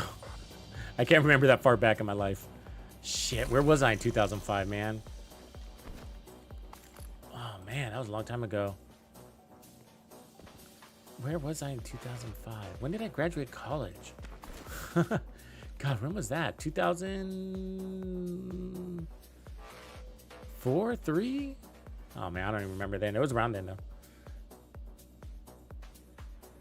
Oh, yeah, I was using the Nemesis. I use a Nemesis against heavies and bosses, the exotic.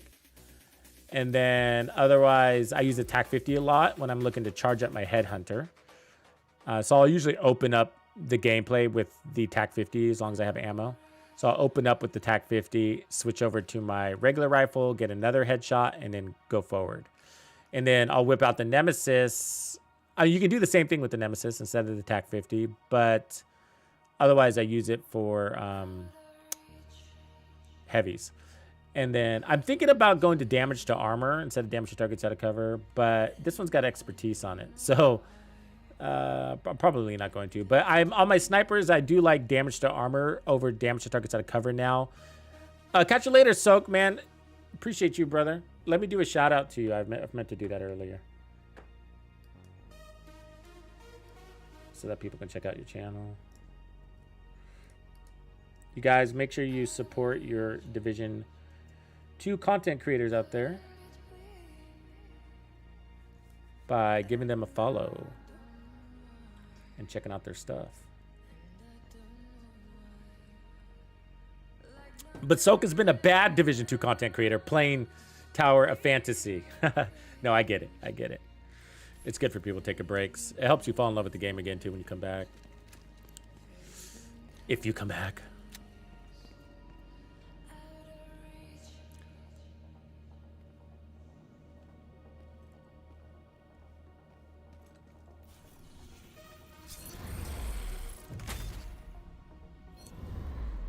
DUA, all right, cool. Otherwise, this project, we need to neutralize Black Tusk activities. Okay, it's a stronghold and inactivities. Cool. Okay, so let's do that. And we need named cleaners and outcasts. Okay. The named cleaners is kind of tough. 5 of them. Yeah, so talking about innovation. So yeah, it did. Ghost Recon and Call of Duty at the same time came out with those exoskeletons. And it ruined the game for me, and I stopped playing it because of that. Actually, let's take out this blockade. That'll count as an activity, I think. Was that one of the things? Which was like, yeah. And those exoskeletons cause people to jump all over the place, and that's not why I got into the game. I got into the game for the shooting, not the climbing on walls, spacesuits, you know? And I love innovation to the next, but it can ruin the PvP experience. So you have to be careful there because it starts straying away. It started straying away from what I loved about first-person shooters, or Call of Duty, or Ghost Recon.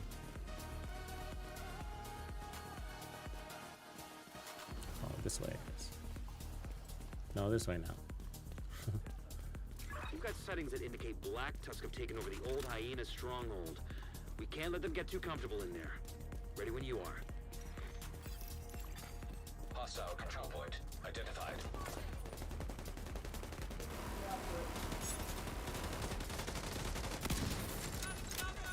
Is that a headshot? I don't think it was.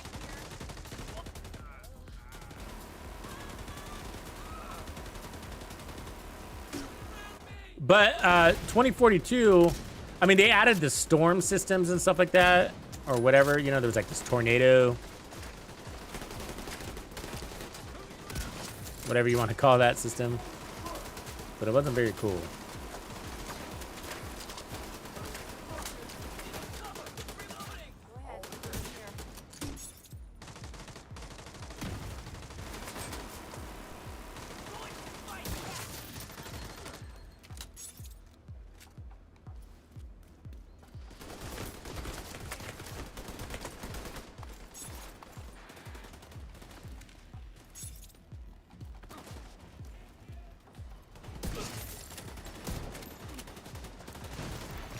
System breach started.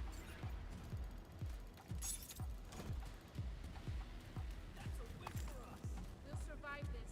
We all stick together. Agent charge compromised. Thanks, Pips. If you know what's good for you, you'll hit that like, subscribe, and then join the channel.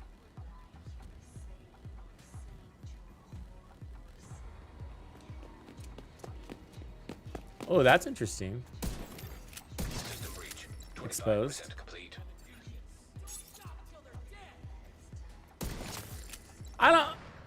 I mean, I enjoy third person better. But from a PvP perspective, first person makes a lot of sense for me.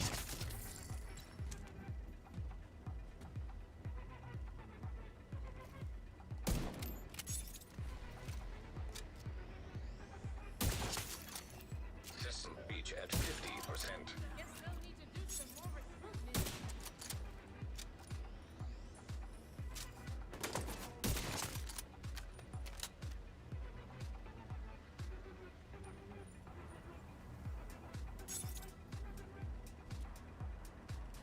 What up, BN Win? Welcome back, man. 4-year break is quite the break. And you're not alone. A lot of players out there. New players out there. System breach at 75%. Returning players.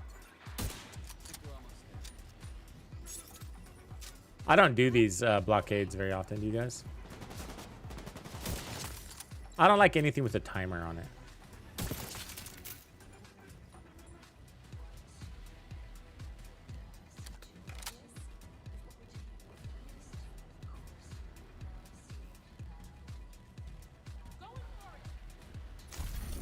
The system has been breached. Black Outranger? Yeah, totally. You might be the only one. Yeah.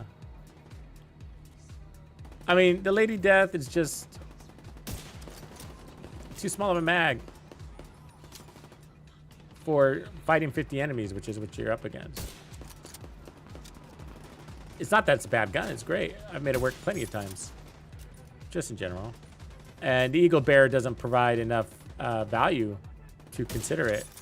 And I'm assuming you're a PC player too, because as a console player myself, the weapon handling is horrible on that weapon. And then it gives you more accuracy, which I don't need. I need more stability. And, you know, you got to get 3 kills in 10 seconds in order to get your immunity value. And that's really hard to do. Unless you're running all red striker build and whatever, which nobody needs to do that in open world content. It's overkill, which ends up taking away your survivability, you know. And it's not that it's a bad gun. It's not, but most people celebrate it for its PvP capabilities.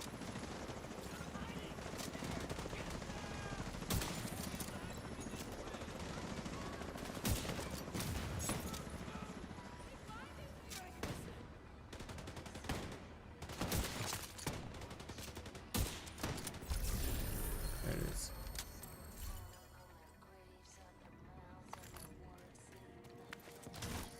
I mean, you guys even notice that we have the global event on? I mean, I haven't been playing into it. Sometimes it's a good thing, sometimes it's a bad thing, but when you got a build that overrides it, it's a good thing. Gives you the power, but then you're not having fun either with the global event. You're just getting extra stars, which is nice. But I would also like to have fun with the event. I'm not getting value from it.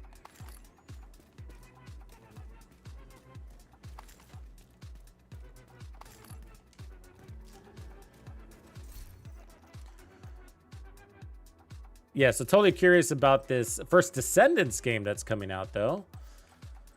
You know, I've gone into the stories. It's got that Warframe vibe for me, which I always, and I'm not really thoroughly baked into all about Warframe.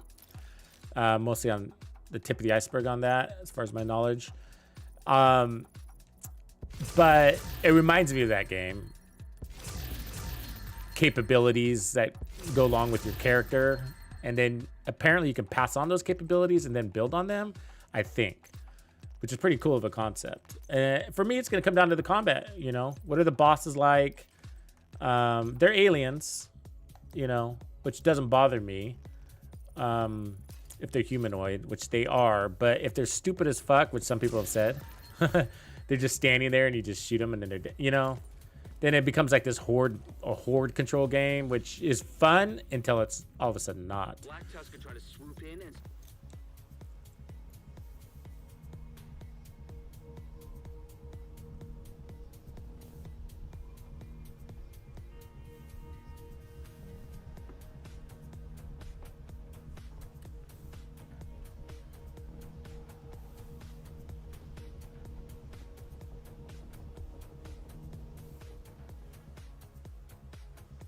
supplies could do a lot. 3-piece Brazos Memento backpack with foxes, obliterate on chest.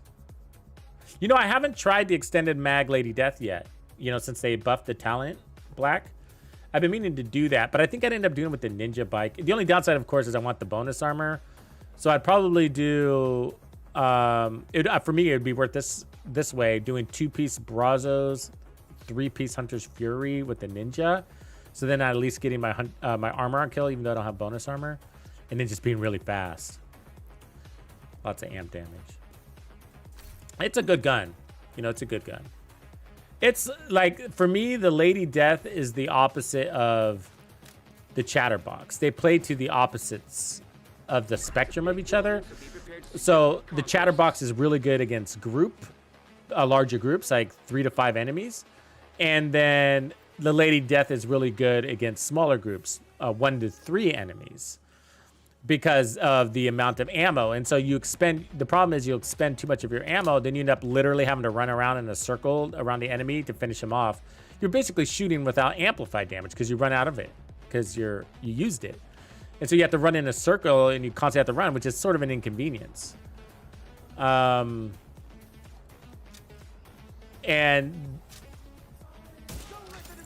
the good news is that most of the engagement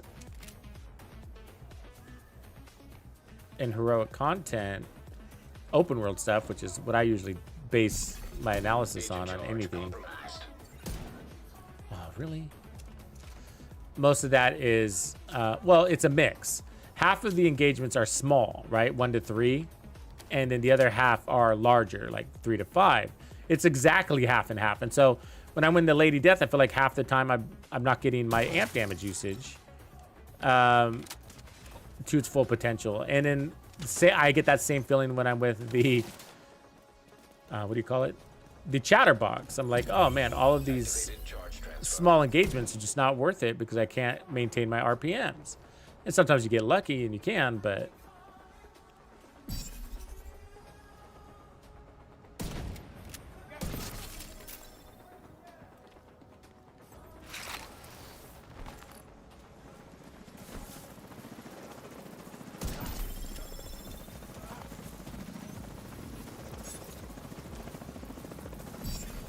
Charge exposed.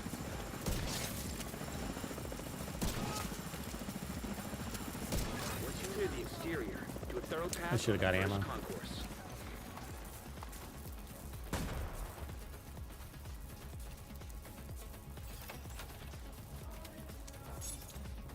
True Patriot Brazos. With what gun? With the Lady Death? No. Because you would need your healing capabilities. Armor on kill. You take a lot of damage with SMG builds. It's not about being good or not. It's just you're exposed. You get shot in the back. You know what I mean? And unfortunately, True Patriot doesn't offer any of that.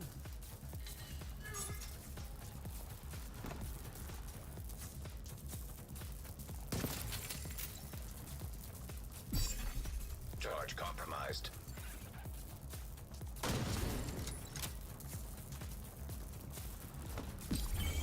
Charge transfer initiated. My ammo.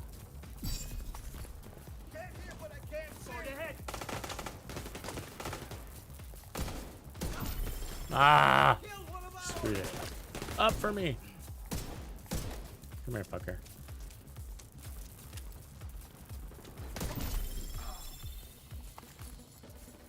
But, you know, that's what makes these times exciting right now is that all of the possibilities. And then we got Ubisoft Forward. We got the Microsoft presentation right around the corner. Those are on the beginning of June.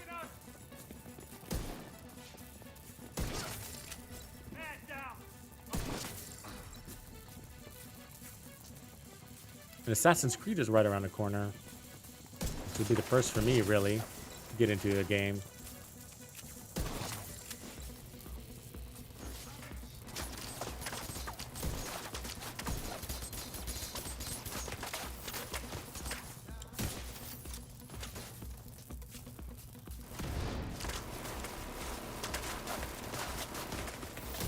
I've always wanted to, but... And the one that really did get my interest the most, I gotta say, was Valhalla, which I never played.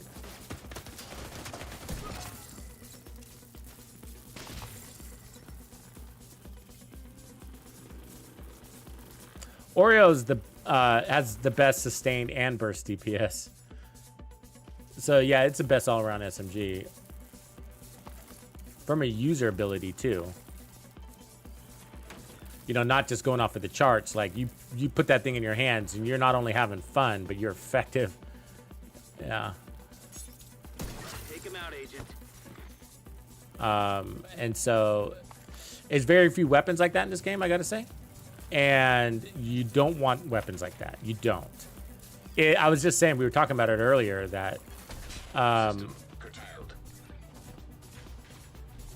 it ruined it for the category. I mean, we are absolutely lucky. We are absolutely lucky that the Ouroboros is locked behind an incursion. Because if everybody had it, I mean, it'd be the end of SMGs. And so the only reason why there's a conversation on SMGs is because of the reality not everybody has the Ouroboros. But it is so good. It's too good. And we lose build diversity because of that. I mean, I flat out Mr. off meta play anything, because I'm at that stage of the game, right? Even me, I'm telling you, I don't have a reason to play any other SMG. On whatever SMG build I'm running. And I love the 1928. I love the what do you call it? The Tech 9. These are all great weapons. I love any of the vectors. The tactical especially.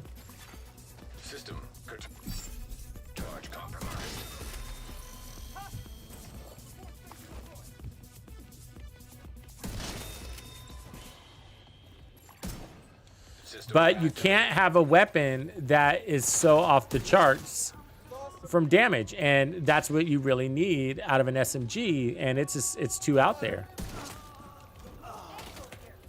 And so you'd be like, oh, but I can run my Dark Winter with Perfect Killer, but why would you need to do that when you get more damage out of your Ouroboros, basically? Now, there's ways to get more damage out of other weapons, right? You can get better DPS out of the Chatterbox, but why would you?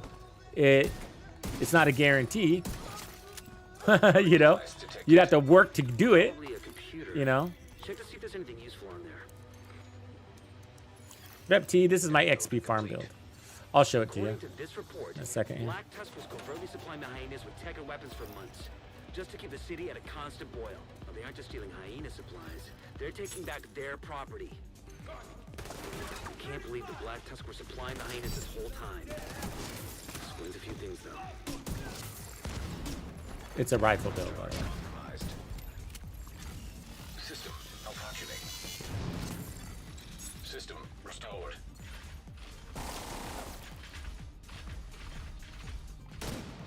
Oh, I missed that. Got that one. Come here, doggy. Here you go.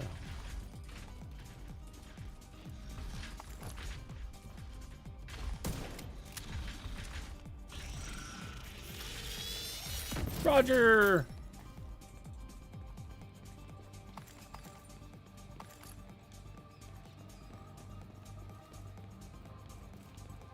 What were we saying?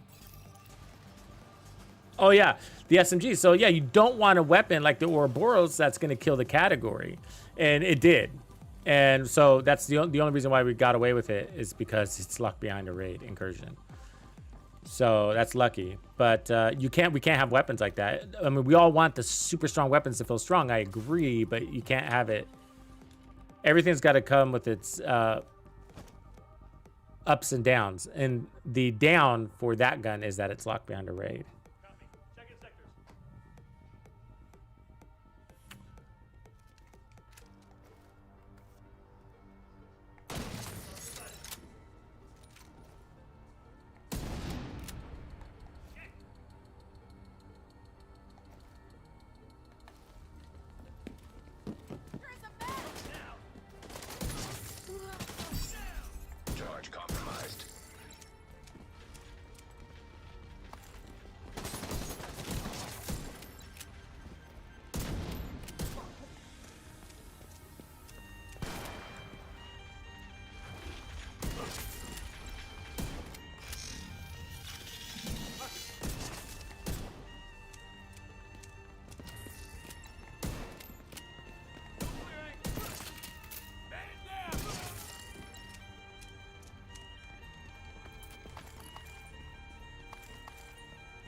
Yeah, here's what the build looks like. So four-piece Hunter's Fury, 1 Palisades for 30% armor on kill, 2 protection from elite mods, headshot damage everywhere, 1.9 million in armor with the memento. Pretty tanky. Yeah, I'm running Chain Killer. Yeah.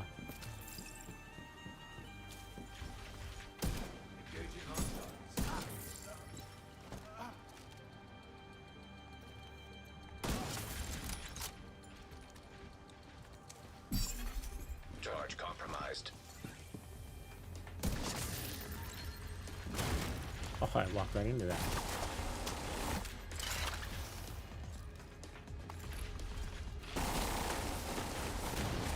Really, tank? That tank got me? That's bullshit.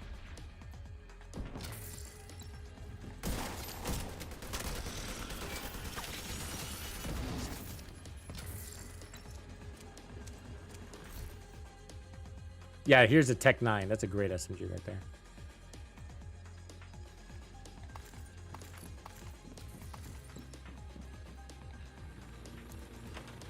Yeah, it's strong. The 1886 is the strongest rifle in the game. High space damage, that is. So it basically acts like a sniper, which is why I like it. And it does better than snipers in many ways, because snipers, you're limited on ammo, which makes it really tough to play the Pistolero directive. Because see how fast I'm moving? And so because I'm always moving, I don't get my ammo regeneration. So I'd always have to switch to my pistol if I was running a sniper. And so the rifle, you get more ammo. I have 120 rounds. I mean, I can clear this whole thing with those 120 rounds.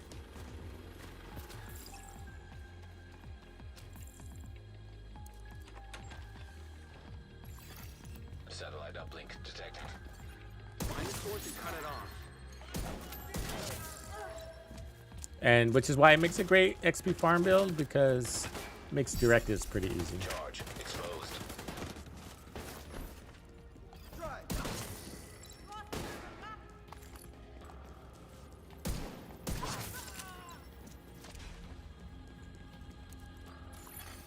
Bypassing encryption. It's been my go-to XP farm for many seasons. A couple of years now, really.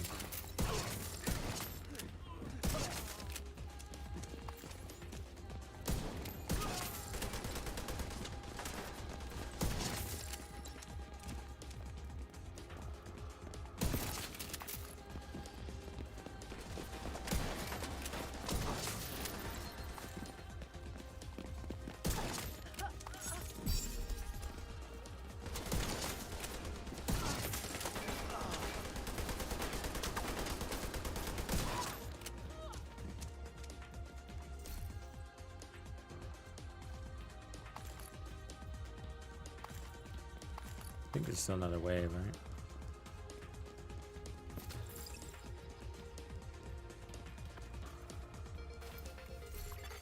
Terminating satellite uplink.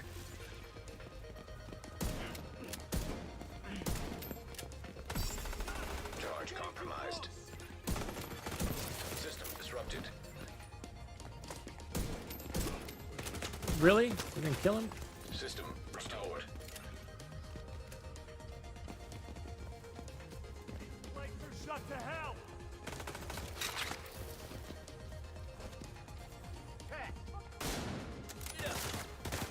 Oh, that was a bad shot. Bad. There it is.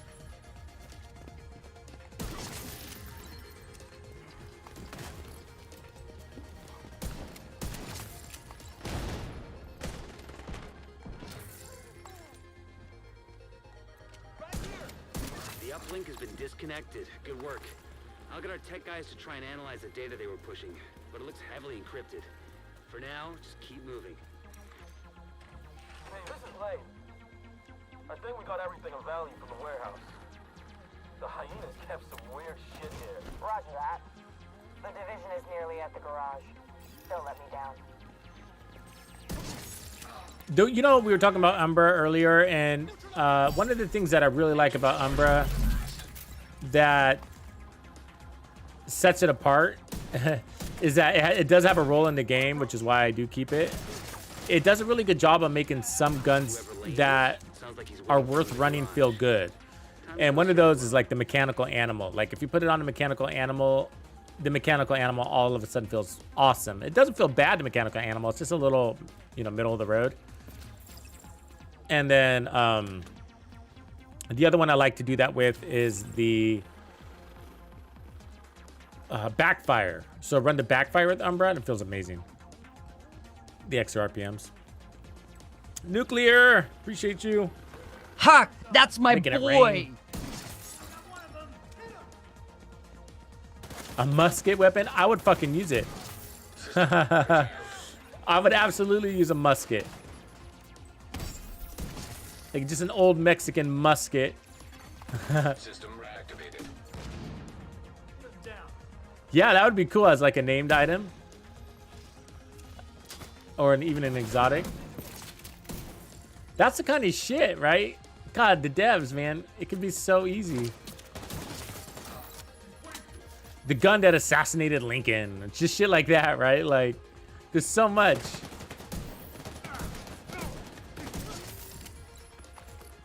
You can bring into this game with a little creativity.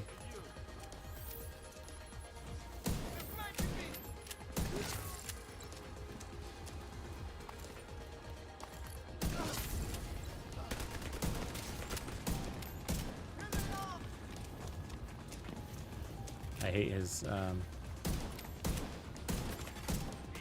disrupted. this tank has got those fire nades in it. System back online.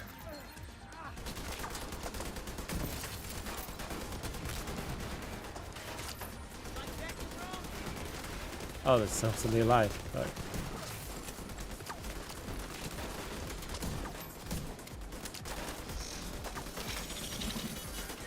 Like a hell of a Savage Wolverine's a pretty good gun, yeah. I've analyzed that one deeply, though. It does have some issues, but I enjoy it. For one, it's built off of the Honey Badger. Great gun, by the way. But the problem with the Honey Badger is that it doesn't have the best reload time. It's like 2.1, 2.2, something like that. Which isn't the worst, but it's up there.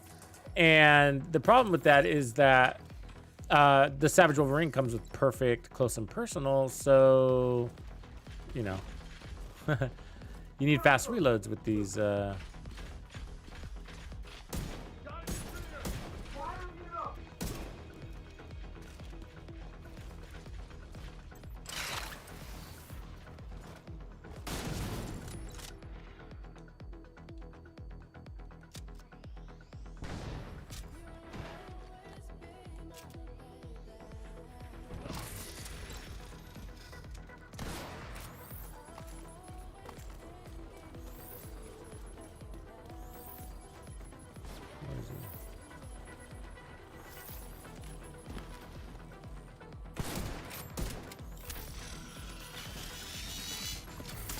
System curtailed. Oh, there's more. Charge compromised. How she always gets you to miss.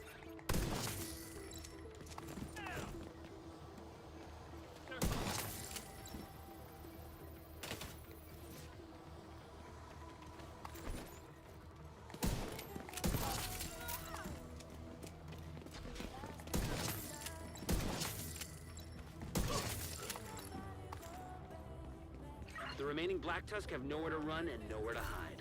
Kay is cornered in the arena. Take her out. So like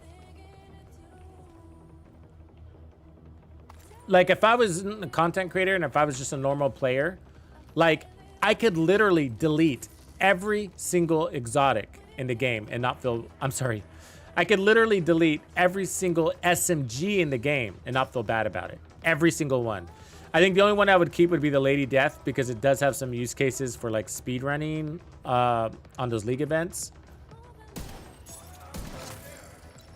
Otherwise, the Ouroboros is so good, I could delete all of them and free up a bunch of stash space. Of course, I don't do that because I create builds for people that don't have the Ouroboros, but you know, you don't want that kind of system in a looter shooter grind game. But if you have the Ouroboros, by all means, man. And you're not a content creator.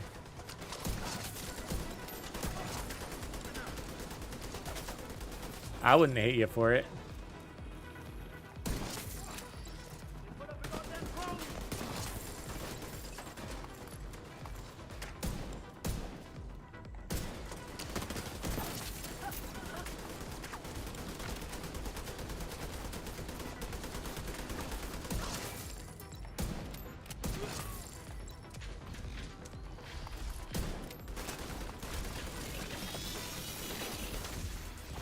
System malfunctioning.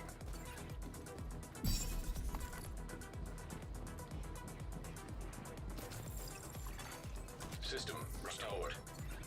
Where are these mofos? Ah, there he is.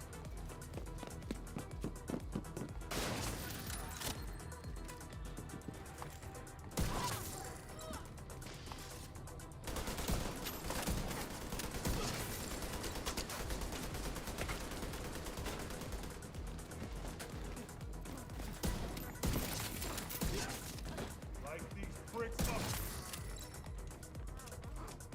What's this?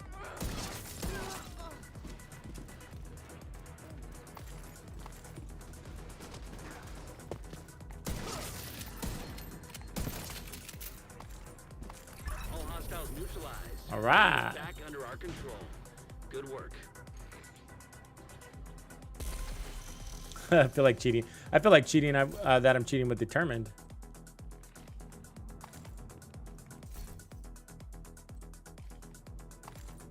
But we're XP farming. Speaking of which, let's see how many red stars we have. I haven't been playing a lot, so 46. Kind of lame. All of this for 2 exotics. That's basically what that is. But you do get the rewards track, so it's worth that too. Let's see where we are in that actually. Because I'm going out of town tomorrow, so I won't have time to play this. Almost there. All right.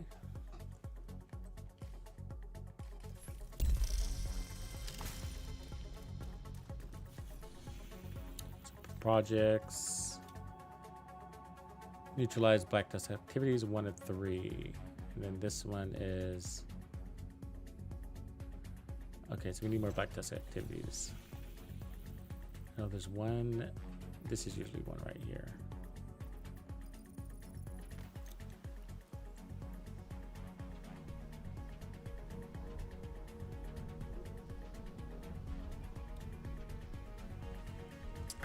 A musket weapon with a 40-second reload. Yeah, what would it do though, I wonder? Maybe it would give you unlimited ammo. Maybe it's only got 1 round, but it's an unlimited round. It'll return it if you get a kill with that round. That would be cool. It's not gonna be easy, but I'll be here to help you out. Godspeed and good luck. Hostile broadcast. It's like no, you skip the reload every time if you You're next. continue to get a kill.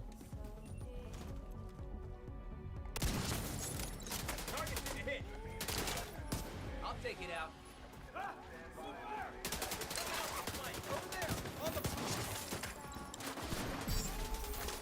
Compromised.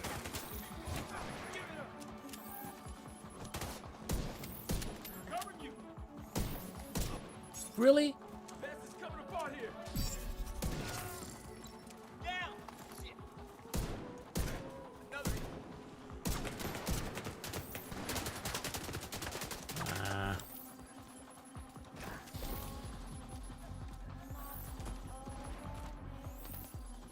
This time, make it count.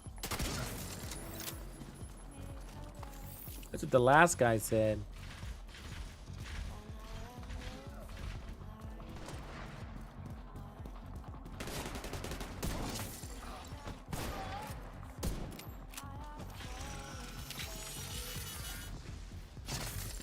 Incoming hostiles detected.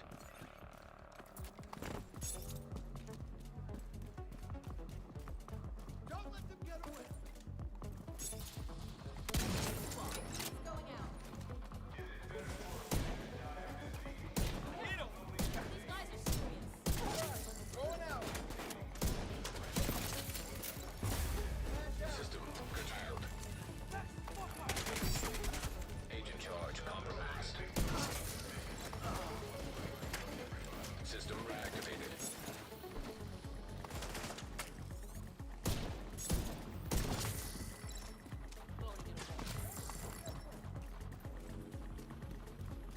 Okay, there's one down. The bighorn, the bighorn is all for show, sadly. So on paper, I realize it looks good, but it's just not good. I'm sad about that too, and we always have been. Is this a black tusk one? Yeah. All right.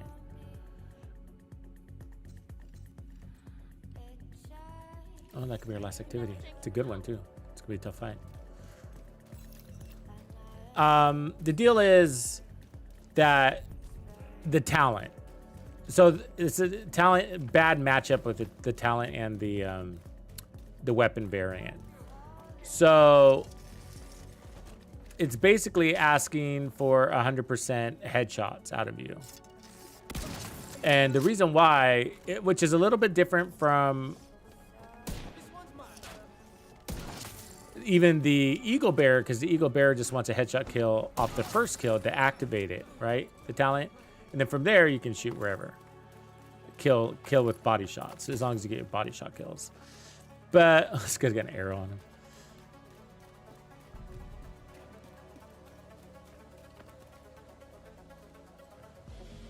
Can I go this way? Yeah, maybe. It's weird. Am I going in a circle? No, this is right.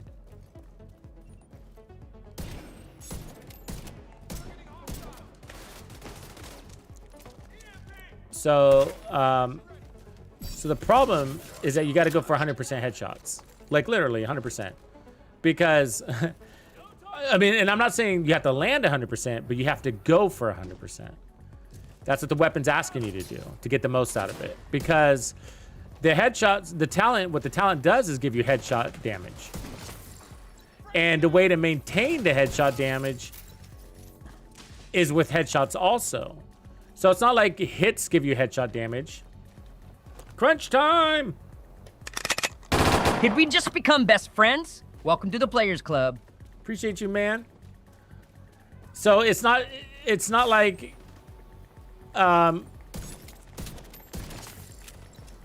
like it would be better designed as a weapon if it said, hey, we're gonna give you 100% headshot damage or whatever on stack. So all you get on hits. So hitting an enemy with bullets, you will go give you headshot damage. That's great.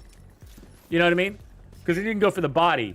But that one's saying, you know, headshots give you more headshot damage, right? So, and I don't have it in front of me. But that's a problem. Because the weapon doesn't handle well and it's got a small mag. So on DPS, so we talk about paper DPS and reality. Okay, so paper players will say it's the best, one of the best guns in the game, assault rifles. But the reality is, because of its handling and its small mag, you're going to be reloading a lot, and that's going to hurt your DPS because of all those misses. Your real DPS, I'm talking about, right? Not your paper DPS. So your real DPS is you're going to be having all these missed shots because you're going for this small wiggly little target full auto. Because if you don't, you're not going to be able to maintain your stacks either. System. Oops. Fuck.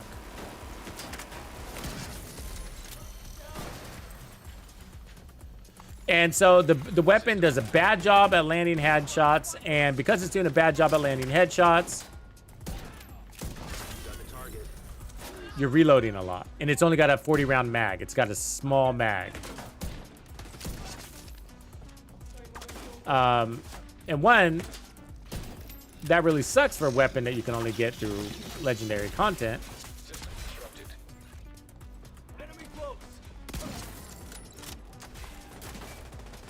But the best assault rifle in the game, I'll tell you what it is. It's the St. Elmo's. Sorry. You know, and it has nothing to do with DPS. But it does well in DPS, obviously. But it's the best because of all the, it's easy to get. First of all, that's important. And then The mods do a good job of keeping your crits up, which is hard to do with an assault rifle.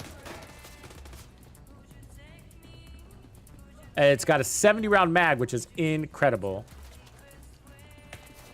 That's your target. And it provides an extra utility of shock, which is extremely amazing. It's actually the only assault rifle I really run nowadays. And I like a lot of other assault rifles. I like my Kingbreaker, don't use it.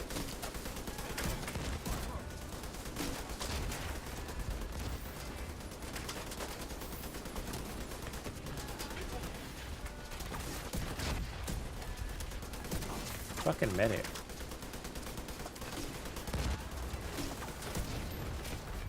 Fuck, we're getting slashed here. I don't even know by what. There's something up there. This fucking tank is annoying as shit. Thank God for that regen, because we were getting hammered there. That explosion threw me off.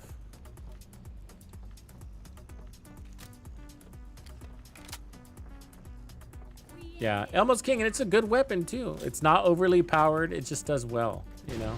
It's a well-designed weapon.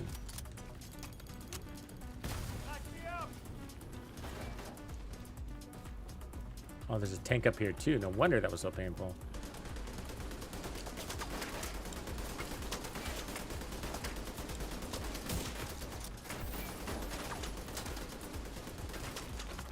Oh, it's a healing station. Never mind.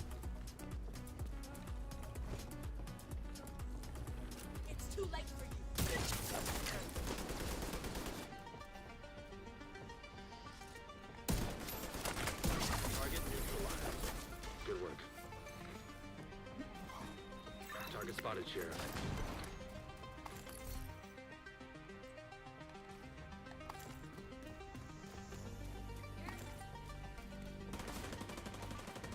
Okay, we're looking for Barky now.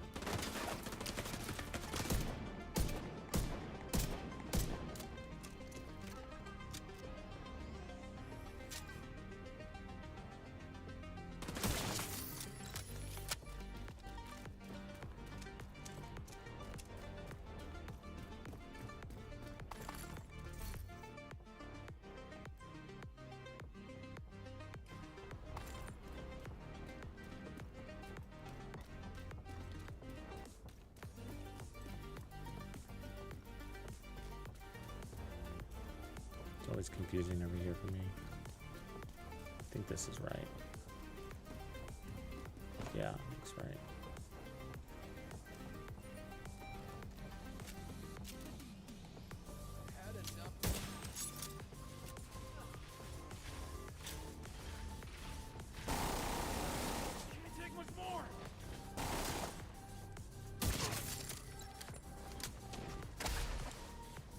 Ooh, shooting foamy foam at me, huh?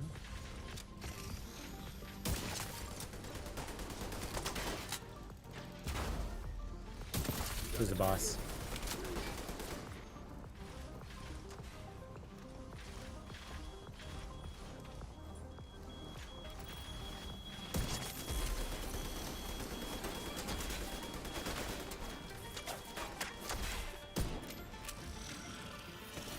Target priorities.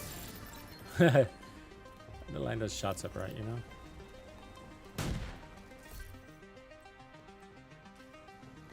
Who killed first so that you don't have to reactivate your headhunter kind of thing. Project finished. All right. One down.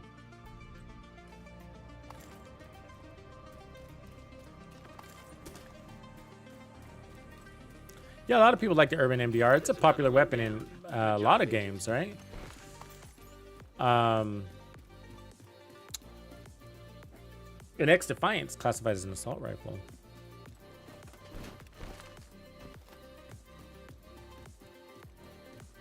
And kind of plays between an assault rifle and an SMG. A little more close and personal.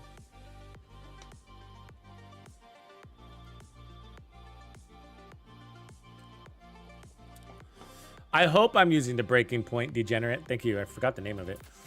I like the idea of it. I just think it needs more power, basically. And that weird stacking thing, the way it stacks, needs to be adjusted. Mostly. I think that's mostly what it is.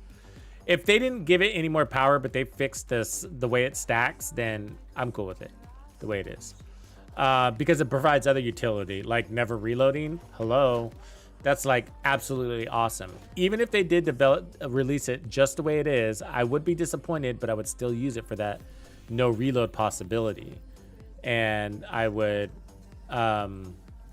build around that.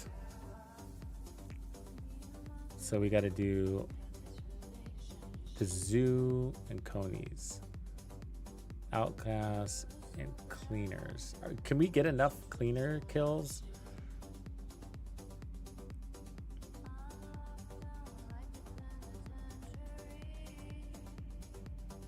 Off of the island.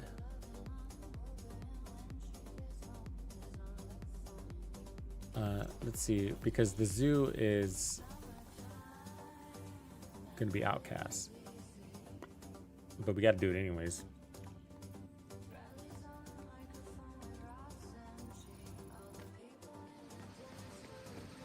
Oh, it's a good idea, degenerate.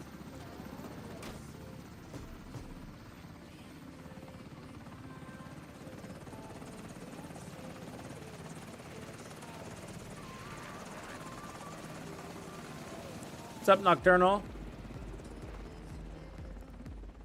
Are you playing the Division 2 right now?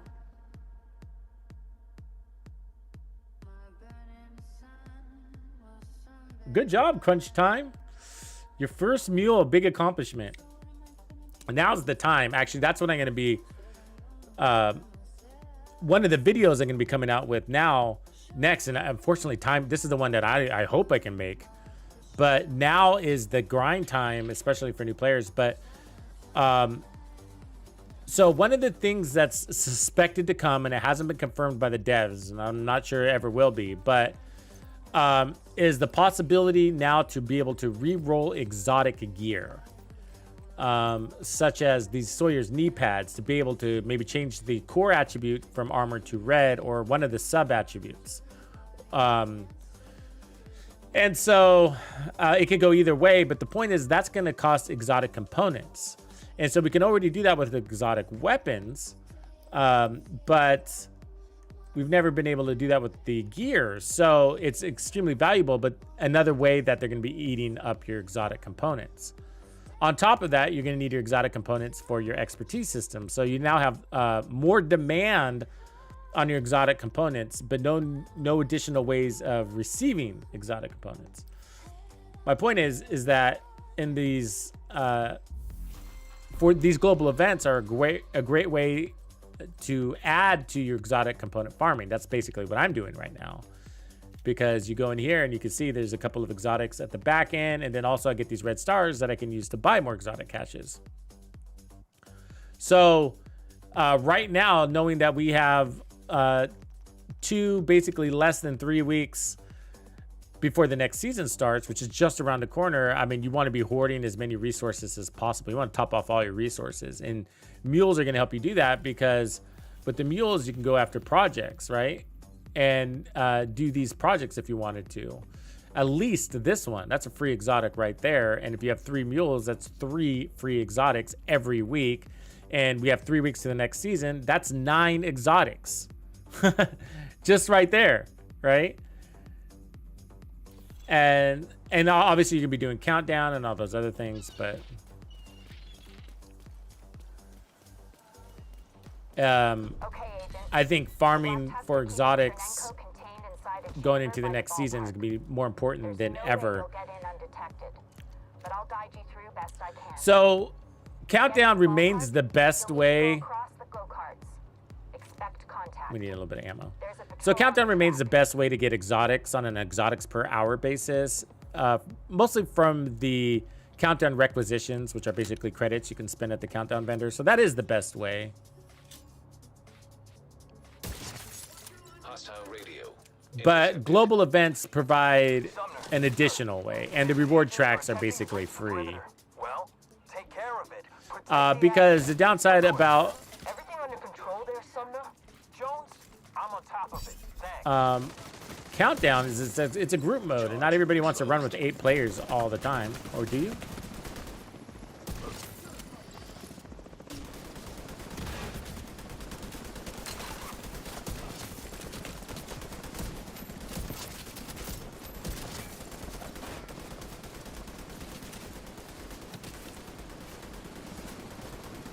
it comes over here, doesn't it? Oh, I was wrong. I'm never wrong.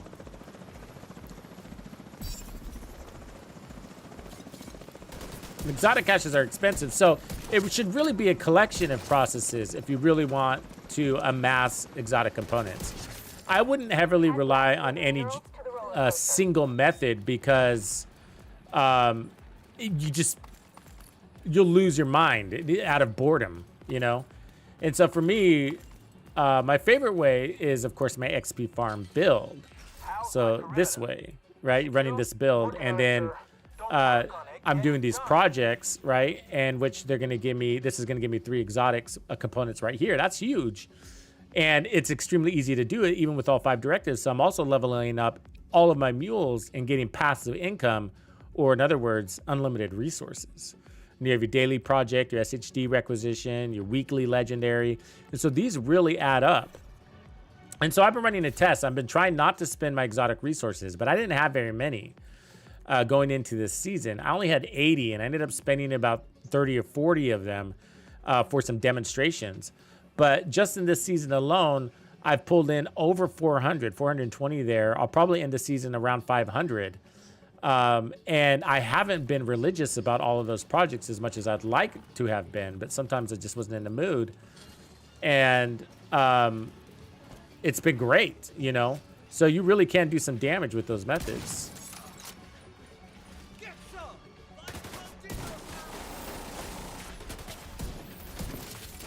But it is a marathon, not a race, and I think that's the point in which, like, experienced players right now, they know that now is the time, right?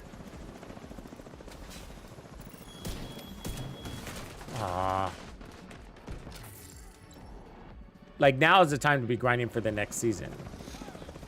And the reason why is, like, if you want the best gear the new season has to offer,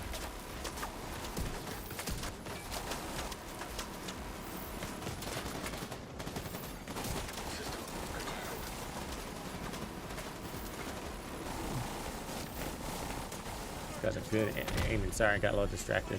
Give me a second. Hold that thought.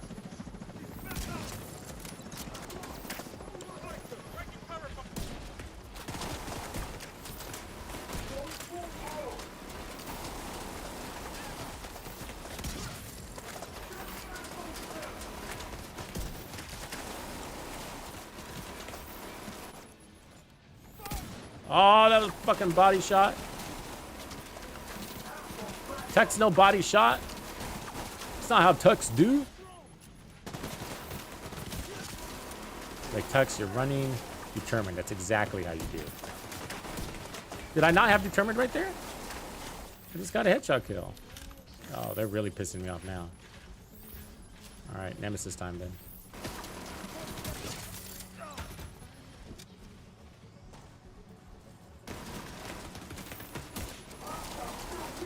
God, this guy's strong, huh? There it is.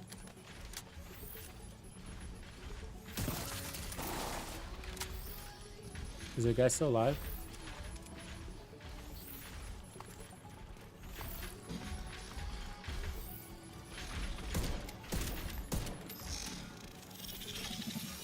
I like this giant cheeseburger. I don't know if I've ever noticed it sitting here. Anybody else ever noticed this giant cheeseburger? Making me fucking hungry. They cross their fingers and continue to do their job. I like how somebody graffitied ABC. Worst graffiti artist ever. So, like I was saying, like, if you want the best gear of the upcoming season and you want it fast, you're really starting your journey in the back half of the previous season. And the reason why it works like that is because the devs, I'll show you right here, the devs, let's look at the rewards track. Back up a little bit here. There's a good example. There's a combustor.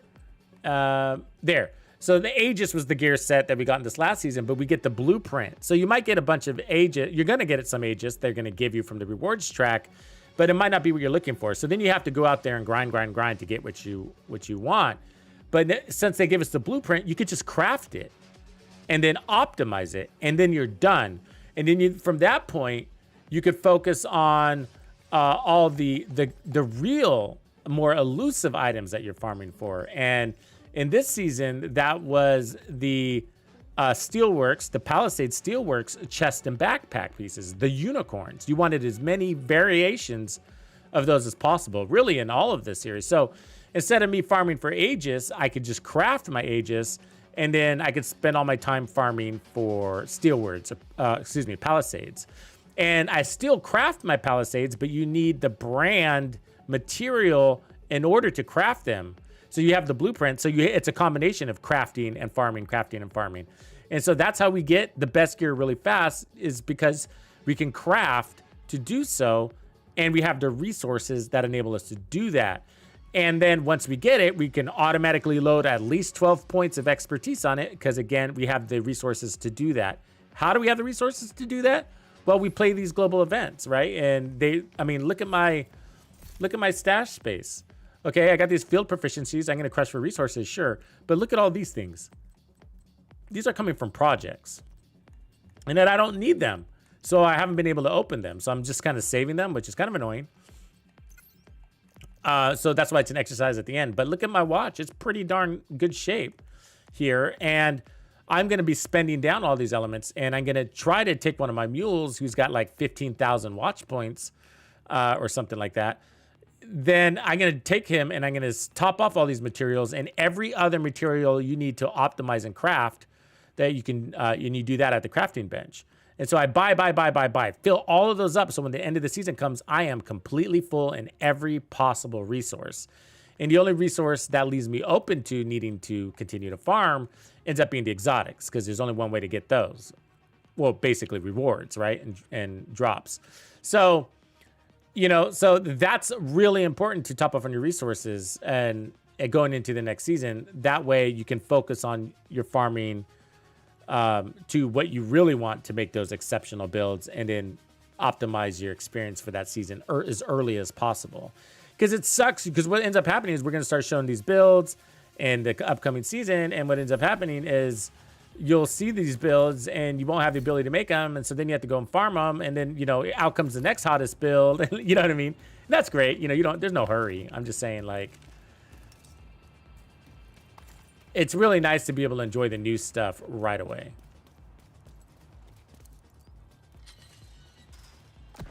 So I created a whole guide on how to prepare for seasons, but one of the big things is mules, and that's why I'm bringing it up, because somebody was just saying in chat, I forgot who it was now, that he just created his first mule. It's crunch time, I think. Right? Yeah. And it is so important. I mean, it takes 4 to 5 hours to create a mule. It is the absolute most important thing you could ever do in the Division 2. Sad. I know that's a lame thing to say, but it is true. I'll stand by that. It's the fastest way to any resource, including exotics, because you're going to get access to more projects. But again, stash space is the most limited resources we have, the rarest. And so you're going to at least want to make sure you expand that. And then you get all the passive income too, right? So by leveling up one character, I'm leveling up all my characters. So I'm getting basically 4 times the expertise than you are. And, well, not literally. The better way to say that is I'm getting 4 times the, how do you say, output from my expertise, from my experience. So and what I mean by output is like what we do with our experience points is we use our watch to buy resources, right? God damn it, they're hiding from me. System restored. And so I get 4 times more than a person without mules, because I get, every time I level up my watch, I'm getting 4 times. That guy was right behind me. I'm getting 3 times, I should say, not 4, sorry. So I level up this character 1 SHD, and then all my other mules watches go up by 1.2. So I got in total 4 scavenger points I can use for resources, which is all going into expertise, in optimization, in crafting, whatever you need. And so resources are no longer ever an issue for me. And I don't think they ever are going to be. And the reality is that you don't need expertise. I'm plenty powerful without it. But, you know, it's the latest thing to be grinding for. And so the only thing that holds me back from that is, from everything being level 25, is exotic components. Literally. And the devs thought through that pretty smartly because there's no way around it, right? None of the fast farm methods. Hey, I want to shoot these guys.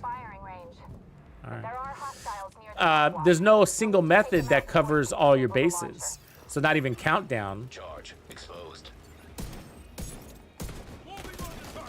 System disrupted. Hold on, sorry. So not even countdown will give you all the resources you need because you need optimization, recon, whatever you call them, recon data or whatever. That comes from control points and, you know. Targeting system detected. So farming for expertise system requires a multi-prong approach. You have to do open world stuff. You have to use countdown stuff. You have to do projects. You don't have to do projects, but it helps. But anyways, so, but there's always going to be a bottleneck, you know? And for me, the lucky thing, well, I don't know if it's a lucky thing, but the downside is that that bottleneck is exotic components, which ends up happening to be the rarest and most difficult thing to farm in mass, because you can't buy them with watch points. And some people say, oh, they're not that rare. You can do projects or whatever. Well, rare is, in this case, is determined by the demand on them. So, and that demand is about to go up, as I just explained. The gear is now going to be able to be farmed. Or, excuse me, the gear is going to be able to be re-rolled.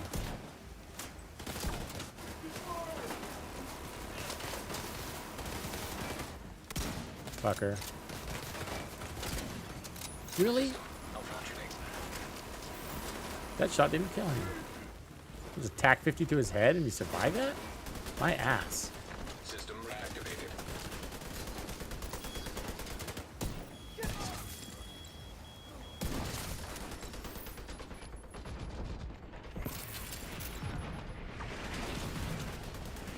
Where are you, Kelso? Use a little help. I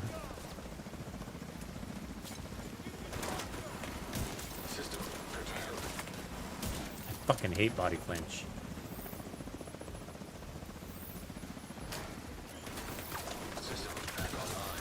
So the moral of the story is the single best thing you could do is to create those mules. So if you don't have 4 mules yet, get to it. Plan for 5 hours per mule. But the rewards for those 5 hours is there's no better way to spend those 5 hours in the Division 2 when it comes to farming materials or farming in general. You know, it's the best use of your time when you're looking for the expertise to level up an expertise or level up your characters.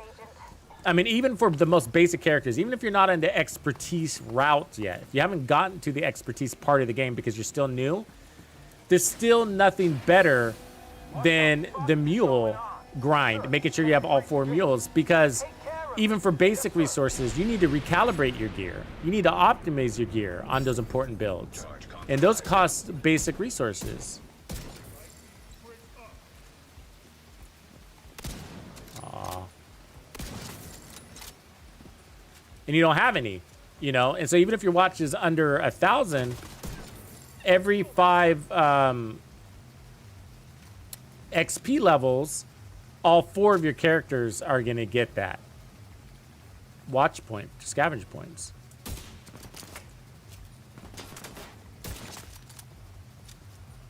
And that means you're going to, it's obviously more helpful to have a big watch, but at the very least, you're getting passive income. I mean, you can't deny passive income, you know? Best kind of income there is. It only takes 5 hours of sweat equity, you know, per mule. But again, stash space is important. And you're also getting access to more exotics, the free SHD recalibration project, right? That's a free exotic. And I just showed you, like, right now, if you had 4 characters, that's 4 of those this week, just on that. And then next week, and there's 3 weeks left in the season. So by the time we got to the end of the season, you would have earned 9 exotics. And that's a big deal. It's a lot of exotics. We're not doing anything besides donating. Where's this guy's shit? Oh, there it is. Besides just donating random shit, you know? And up the ramp. You can access the ballpark from the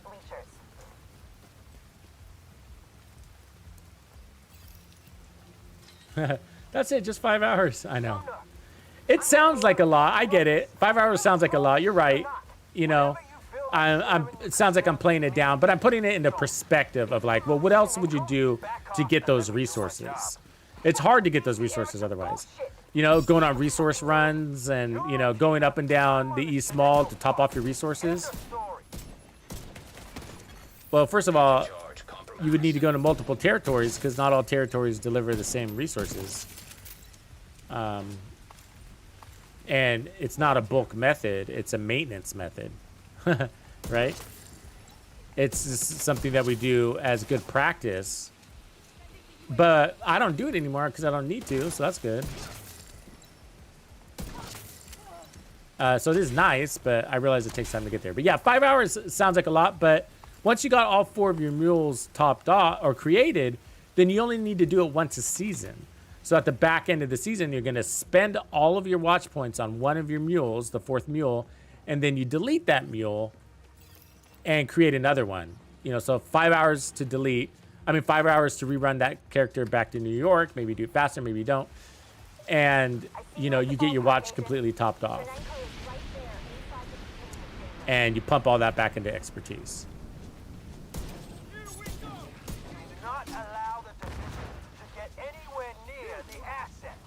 Oh, fuck. What's that? System functioning.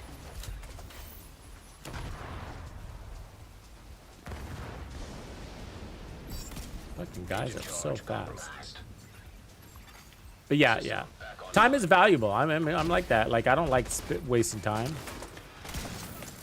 You know, I'm with you guys. But it pays off. It pays me back. You know, I'm paid back, I should say.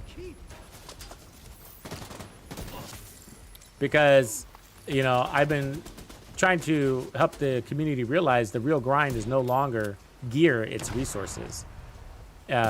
Especially exotic components. I mean, they found a way to turn exotics into a fucking grind, right? into the grind of the game. I don't mean a grind. It's always been a grind, but into the grind.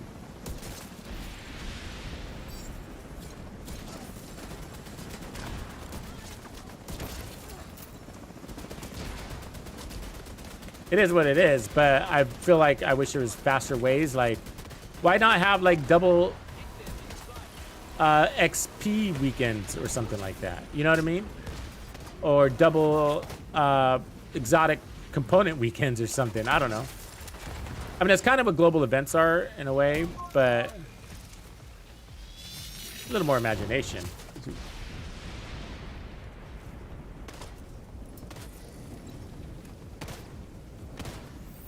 Ah, fuck.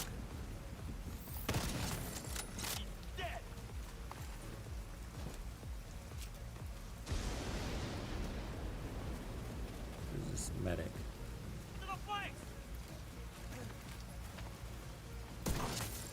Thanks for just staring at me, buddy.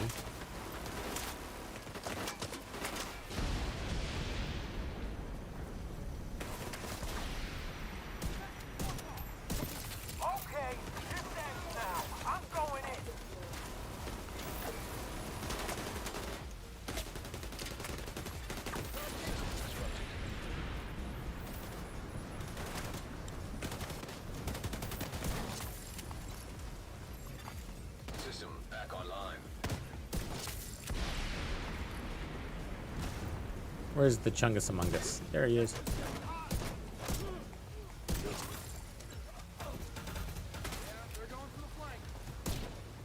Oh, fuck. I hardly heard him.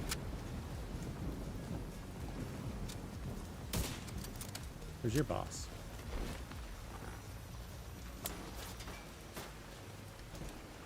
There he is.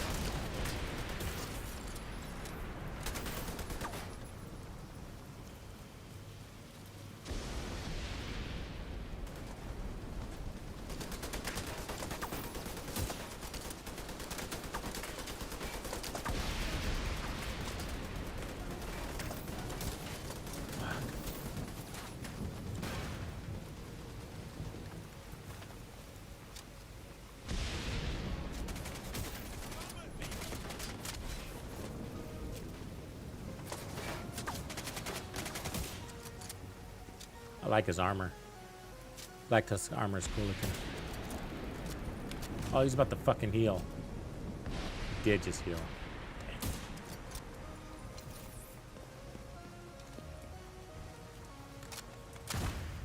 What a waste. That heal sucks.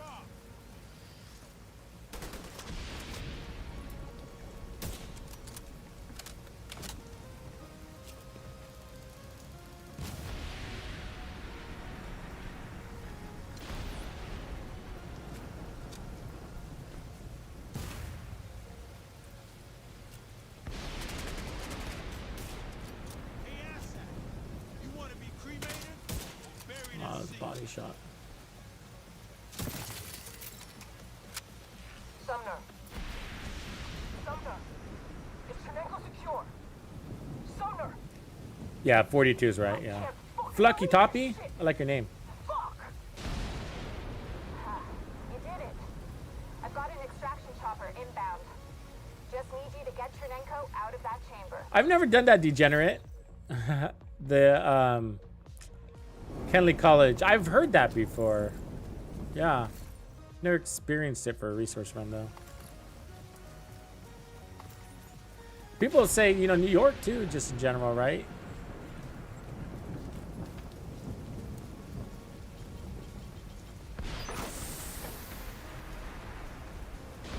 So this mission's not so bad as the other one. The other one sucks, right? The amusement.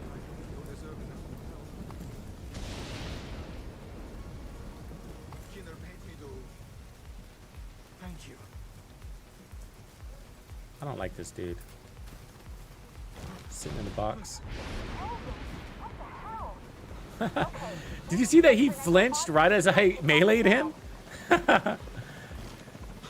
That was like total. I mean, that doesn't happen. That was total coincidence. Chernenko secured.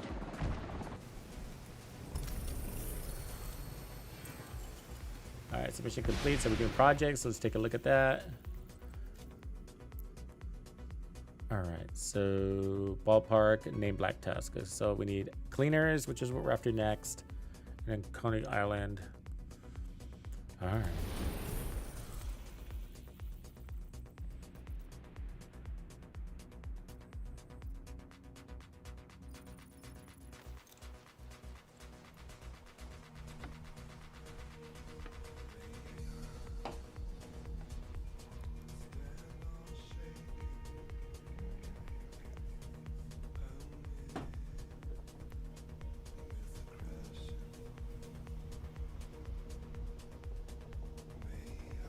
Ooh, that's a good one, Tank. Double crit Brazos with Obliterate. Make it a red core. Very nice.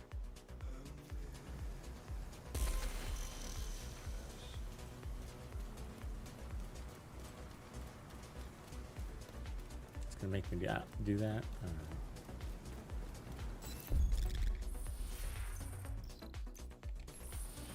All rewards unlocked. There it is.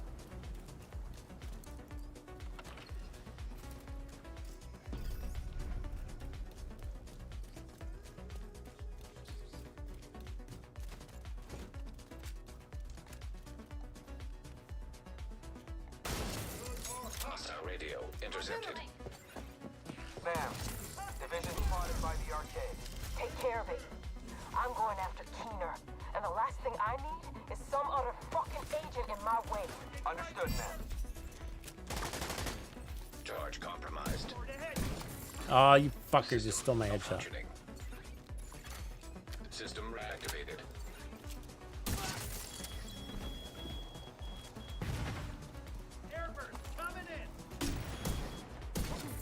Again, they stole my headshot. Oh, what else is up there? Oh, that shock ammo fucking sucked.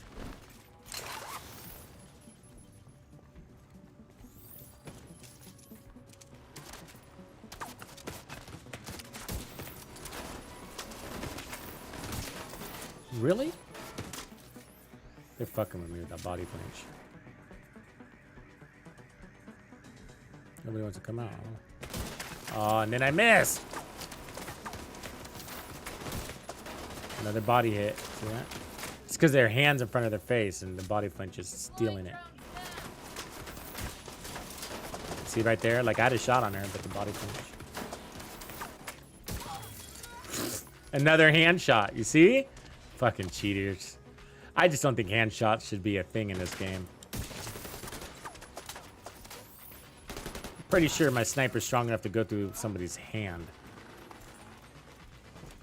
Can break an 18 million armored helmet. Pretty sure the hand is vulnerable.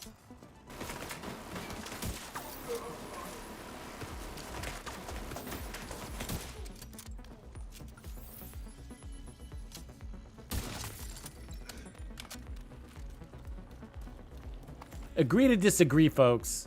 I don't care. The secret cleaner boss.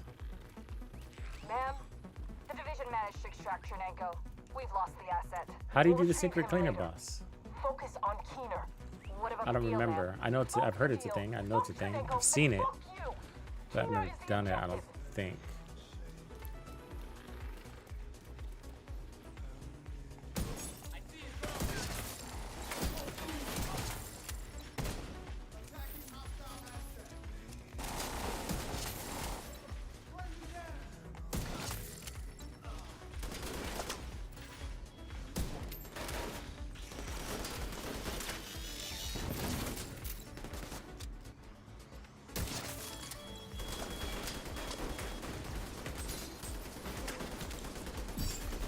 Charge exposed.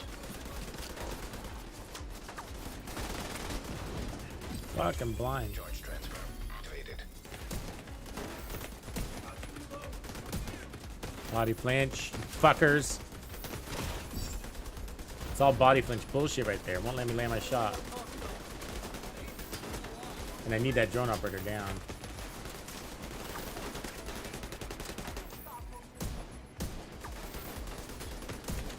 God damn it.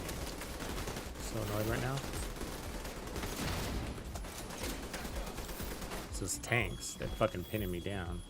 I don't like wasting shots on them. I usually let them live.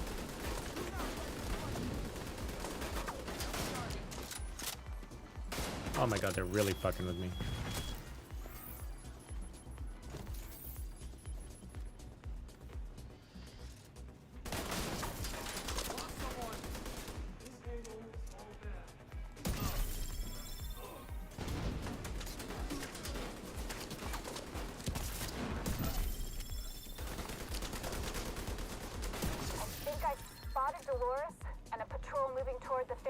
Dolores! A number of black tuskers staying behind on the street.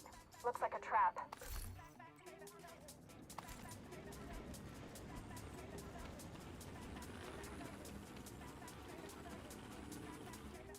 There are 4 rats in the haunted house you have to shoot. Okay. The ones with the lighted eyes. And do you just shoot them anywhere? Or do you have to shoot them in the eyes? Sounds like anywhere.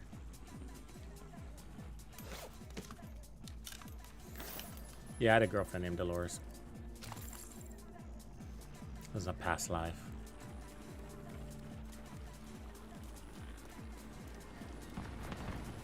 Anywhere, cool. Thanks, man, for that tip. These explosions are really messing up the park.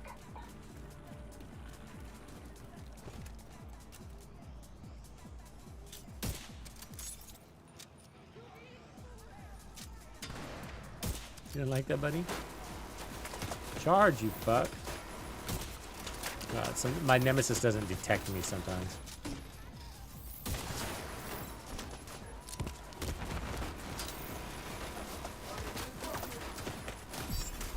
Charge exposed. Oh, fucking body.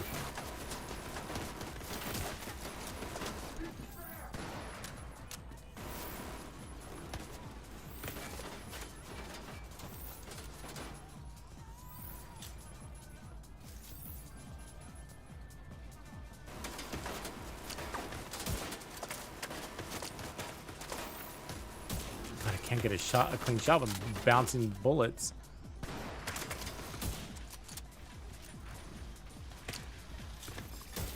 System curtailed. Pretty sure I just broke his helmet. Oh, I guess not. System back online. Oops. One shot at his ass. You see that? Through his backpack. It's possible to do that.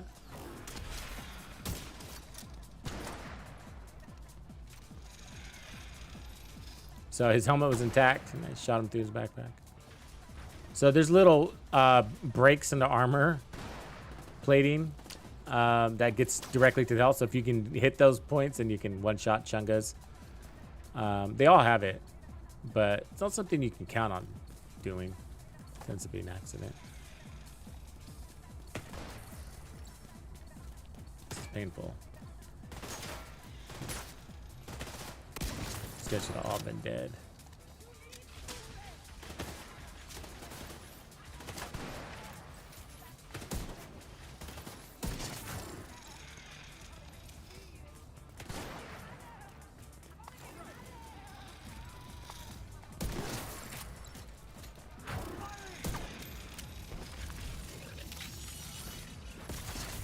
System disrupted.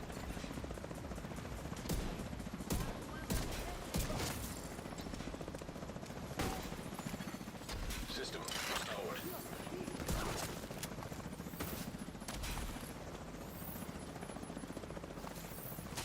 Trying to hook around us. I see them. Too late.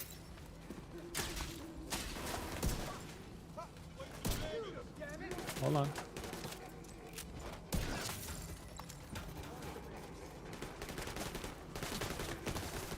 Dolores is moving through the haunted house up ahead. Eye Dolores. on the outside. Be careful, Agent.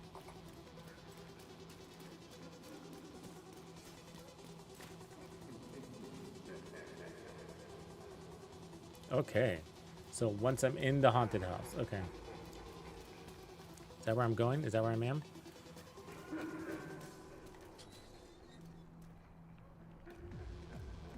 This looks right.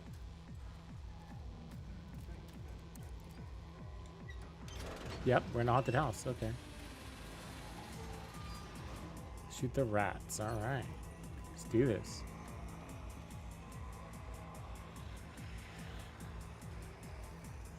I'm scared. Oh, there's a rat right there, right? Is that a rat?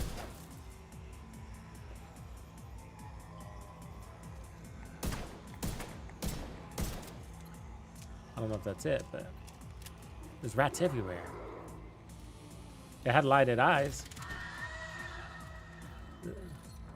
These ones don't. Okay. It did have lighted eyes. Enemy drone. Small with red eyes. Got it. Small rats with red eyes. All right. Found an intruder. Charge compromised. Targeting enemy.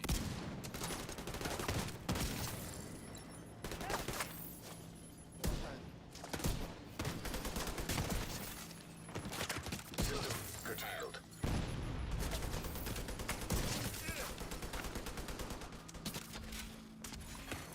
System reactivated.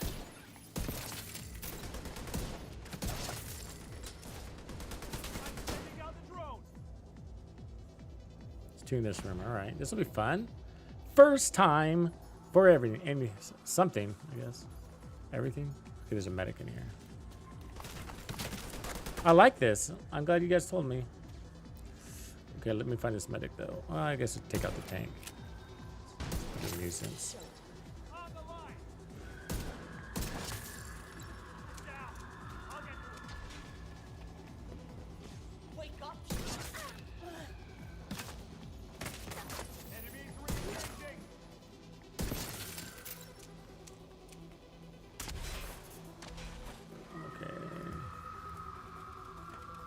It's creepy in here, huh? Okay, so we're looking for 2 rats. There's gonna be small rats in this room, and they're gonna have lit red eyes. All right, scavenge hunt is on. There's one. Look, I found one. I mean, it looks like a rat. I'll call it a rat. His eyes are off.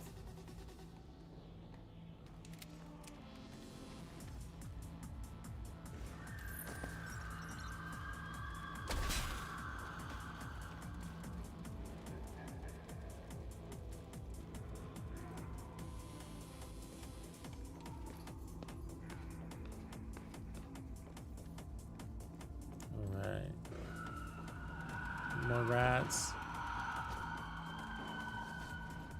I like puzzles.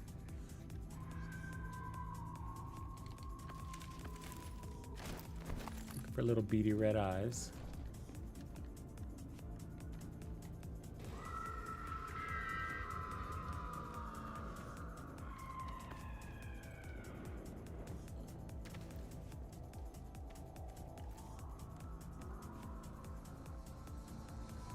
Okay, there we go. We just crowdsourced it. Thank you for crowdsourcing. Above the red door. I mean, the door we go through, which is going to be this one.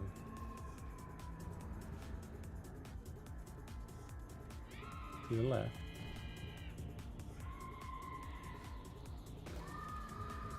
Oh, is it way up there? I think that's it way up there. Oh, wow. That's hard to find, bro. That's hard. All right, shooting it, little fucker. All right, there's 2. And then our very valuable resource is saying that, Degenerate is saying that,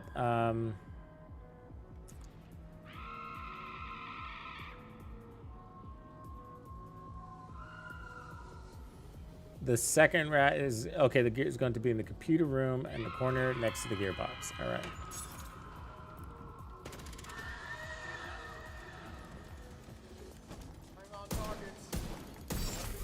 Charge exposed. System disrupted. Can't see them. Got their range. System restored. System malfunctioning. That's annoying.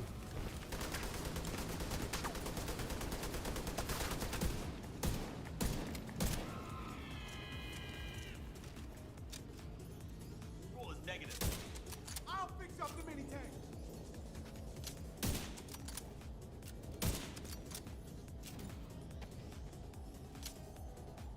Armor is almost done. AI over here.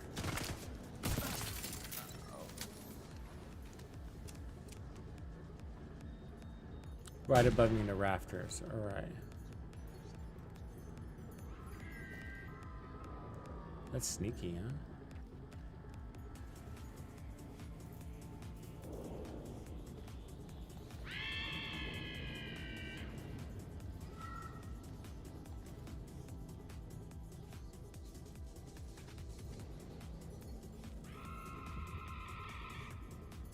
That scream is annoying, creepy. Is that it there? There it is. Wow. They kind of look like teddy bears, which just makes it a little bit confusing.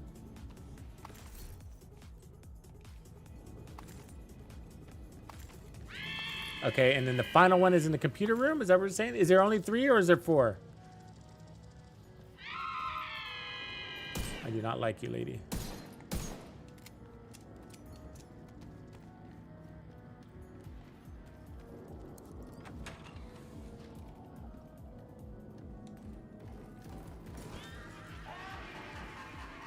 Fourth is community room. What up, bird? Or beard? Sorry. What is? When does the boss come out? Is it at the end or?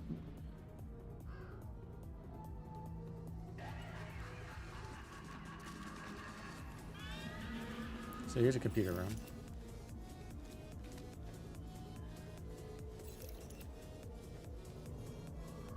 Sheriff, what's good, Sheriff?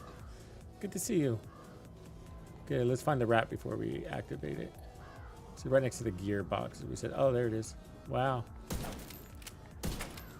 Tricky. Okay, so we got them all. Okay, he's gonna come out in the ways of enemies. All right.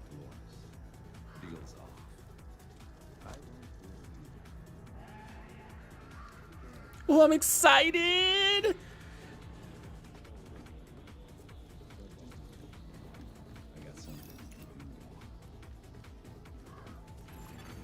Hostiles detected. I think I have done this before in the past, but I didn't do the steps somebody else had done them. Because I remember something like that. Charge exposed.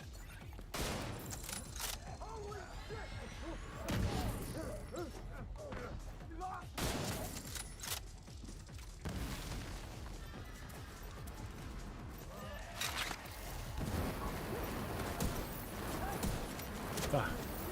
Fire sucks. Oh, that's not a door. Hold on. Trying to find that flamethrower guy. There he is. There it is. And then it makes the shield guys a lot easier.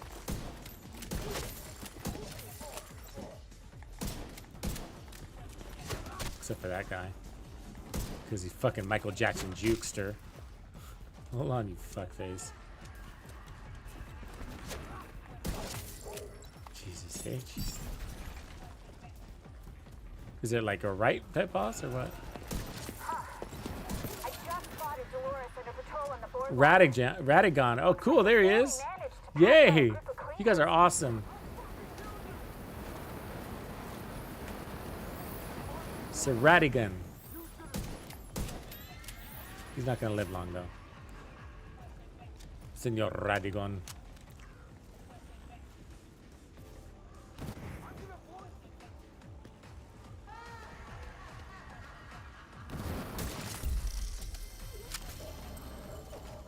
Eliminate named hostiles. Yay! Let's check him out, huh? Pick up this gear real quick. KC shotgun, mag size. That's interesting. All right. Let's go to photo mode. Let's see what he's got. Typical cleaner look.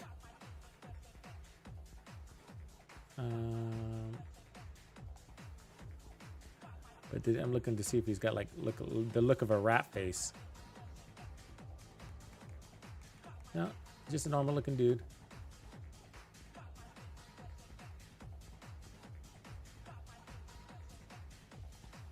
Here's his son's chest. A knife. A kitchen knife.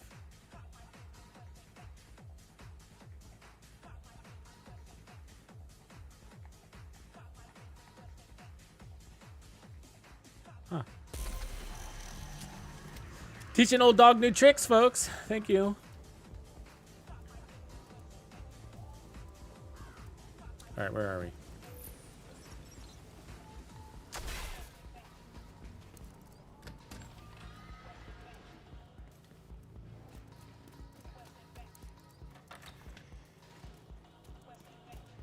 I actually really like stuff like that. That's why I really enjoyed the hunter quests, because, you know, there's always these puzzles to it, and love that stuff.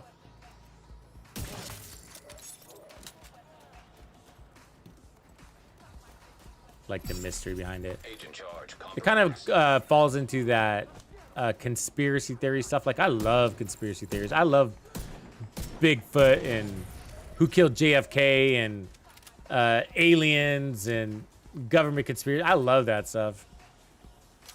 Not like as a paranoia, but as entertainment. And I do believe, like, I believe, absolutely believe Bigfoot exists. I'm from Oregon.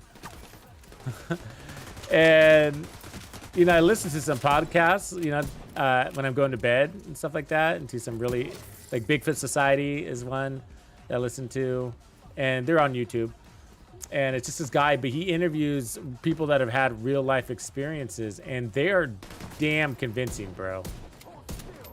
Credible people. He doesn't put on weirdos, right? Like, fanatics or anything like that. He puts on credible people, people that would never have admitted to believing in Bigfoot, you know?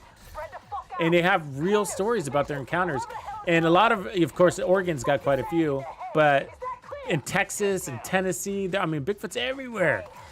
But I absolutely believe that Bigfoot exists. And I also get the controversy of like, well, why don't we have any evidence of it? Well, we kind of do, you know, but I'm not going to get into all that because I'm not an expert. But what's interesting is like this one story I was listening to the other day was about a guy from here in Oregon, and he lives in a town called Kaiser, which isn't that far from me. I'm familiar with it. In Oregon, you know, when you get outside of Portland, even inside Portland, it's actually, you know, there's forests that run right through Portland that are like national forests, like crazy, you know. One of them is called, like, for example, Forest Park, and it's a massive forest. It's so big that, and it runs right through the city. I grant you, it's so big that there was a guy that was living in it. He built a house, like a makeshift house, and he was living off grid with his daughter, and nobody discovered them for years. That's how big this park is. It's not really they call it Forest Park, but it's not even really a park. It's a forest. And that runs right through the city of Portland, right? Our biggest city in Oregon.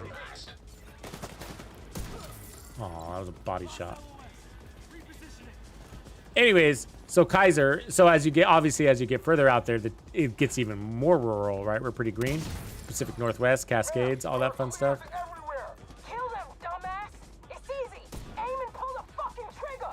There are too many! Can someone get a fucking mark on Twitter? System curtailed. You never did get this Keener guy, huh? System back online. So he's talking about the story, and you know, he's a kid around 10 years old during this time, right? And he's living in Kaiser, and he only lives like, and Kaiser's a town, and he only lives like 2 miles outside of the city on a house that sits on a bunch of land. And he's got a couple of sisters, and you know, he lives with his mom and dad. And his dad works at the nuclear plant. Is a pipe fitter. And so they were doing some clearing on their property. Ooh, we just one-shotted him. I don't know how. How did we do that? Is he wearing a helmet? I don't remember breaking his helmet. Maybe I did though. We must have. And all of a sudden, so Bigfoot gets, or it's a family of Bigfoot. Apparently it's a dad, a mom, and 2 kids. And the kids are like 8 feet tall and whatever. And so they become like very sort of hostile because they're clearing trees. And not just to the family that's living on the property. So obviously they had owned some acreage. But to the crews in which they hired to clear, right? And so then they hired a well digger crew, and you know, all these different crews to come and work on their property. And I mean, they were basically being terrorized, like almost like having a really bad neighbor, right? They were being terrorized by this family of Bigfoot who was doing things like ripping up their fencing and Charge exposed. ripping up their barn basically. And they said this guy, the Bigfoot was like 12 feet tall. They're pretty big in a lot of people's encounters. I don't know if you guys know that, but they're huge. And so if you see like an 8 foot Bigfoot, it's usually a kid.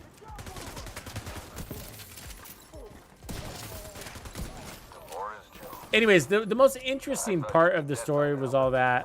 I guess the family was really traumatized. The daughters ended up moving to other family members, in another state. They also had like a mobile home, a single wide on the property, and they ended up renting that out to a couple of people. And at this time, like living was difficult to find. Living accommodations was difficult to find. And so he offered this single wide to a couple of guys, said, hey, you can live here for free. I won't even charge you rent. As long as you can, you know, sort of help us manage our situation, you know? And I mean, this guy hated Bigfoot, the dad, you know, to the point where, like, you know, he's taking shots at him and stuff like that. And I think he shoots one of them. But the real interesting part was when it, in the end, was what startled me was, and he says that, like, everybody knows about the Bigfoot, like, in this town, like that there's Bigfoots there. Like, the whole town knows. There's no secret. Police and everything, right? There's enough disturbances and sightings to make it undeniable. And but the real interesting part about it was that when he goes to sell his property, because the project was done at the power plant, so he was going to another power plant in the Midwest to work on it. So he sells the property. And the interesting thing is, like, before he sold the property, he had his property visited by some, look at her, government officials, almost like Men in Black, but they weren't. And what was interesting was the government officials were Homeland Security, and they were unsolicited, so they didn't call Homeland Security.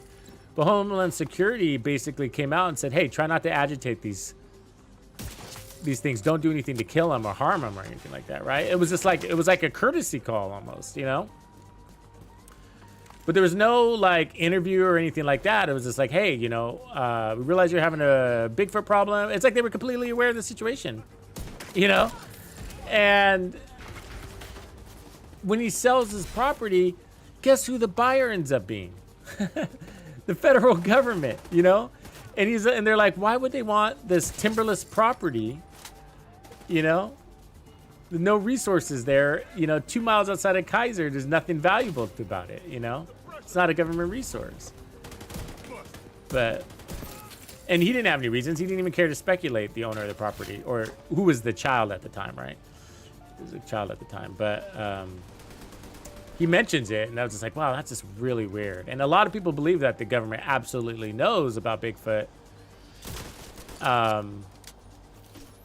But, you know, they don't admit to it because, again, they can't do shit about it. You know?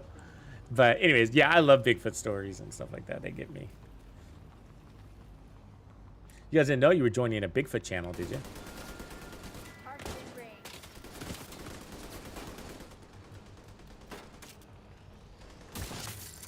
That was a good shot.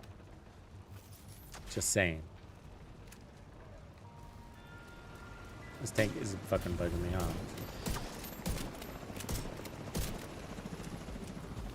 Back, tank, back.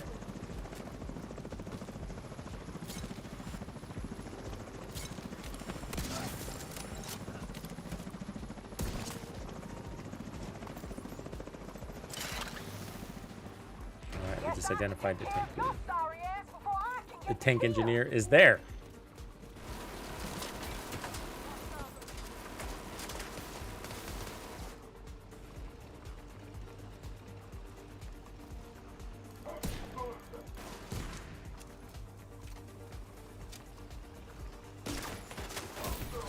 Oh, that sucks. This is fuck. System restored.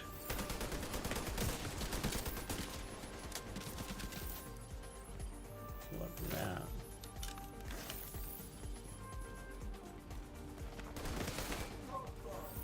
Do not let them flank.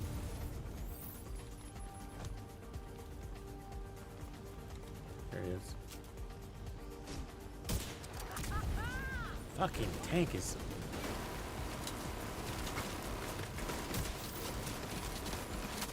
System malfunctioning. It's this guy that's getting me back here. System back online. Oh, that's not him. I'm looking for the tank engineer.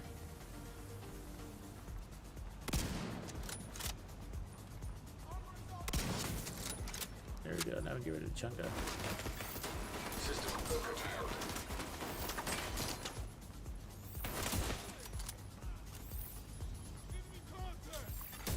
System reactivated.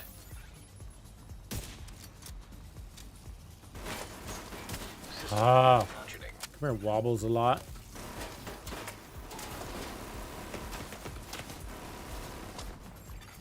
System back online. System curtailed.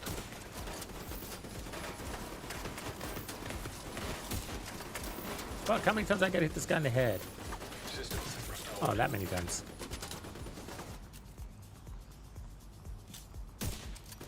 Oh, I'm sure that was on Dolores. She must be wearing a helmet, huh? Yep. I hope they give us some black tusk armor at some Come in. point. Fuck. Do you guys agree with that? Like, Wyvern's armor is really cool. We failed the mission. Black Tusk got cool armor. Not only did he manipulate the Black Tusk, he suckered us too. Yeah, the conspiracies around 9/11 are really interesting. I can go circles on that one. That one makes my head spin, you know. It's pretty clear that Keener is planning something big. I basically just chalk it up to all part of that. You know, the world isn't really run by the governments as much as it is by corporations. You know, so whether the government was in on it or not wouldn't surprise me either way, or if they were. But it's just more about how upsetting it is that it was really not driven by the government. It was really driven by corporate greed, you know. Who owns the president, who or whoever, CIA, whoever's in on it, right? But do I think people are evil enough to rape their own country? Absolutely. It's been going on for hundreds and billions of years, you know.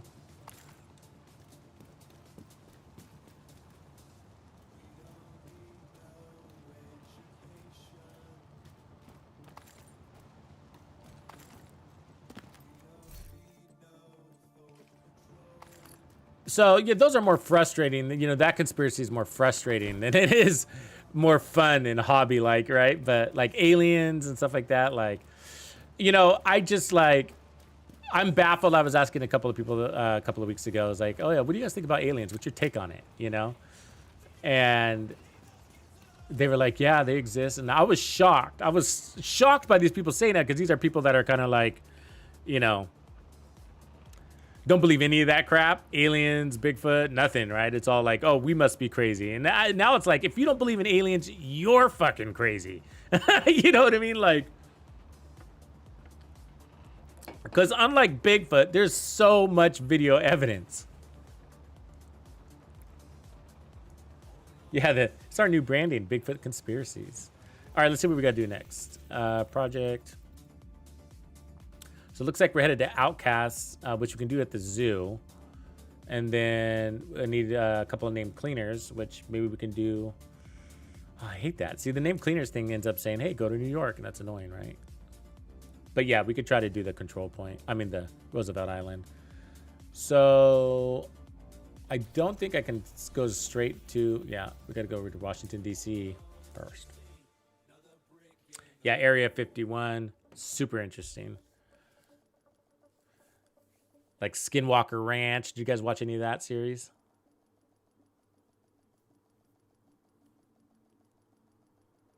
Yeah, you know, there's that quote, like, and I'm going to duff it up a little bit, but it says, like, you know, the question, whether we're alone in the universe or not, whatever the answer is, whatever the truth is the answer is, like, equally disturbing, if you think about it, right? Because if we're alone in this giant universe, that's disturbing if you think about it. Because then you start going down, if you start going the philosophical road, it's like, wait, what's our purpose? And are we succeeding or failing at that purpose, you know? Because if the universe is ours, that would mean the universe is ours, right?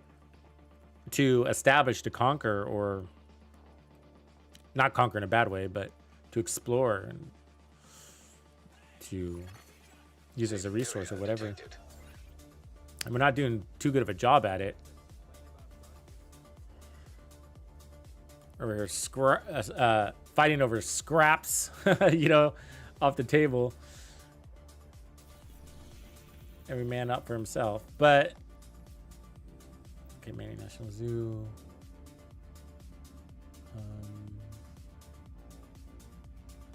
Guess we'll just go.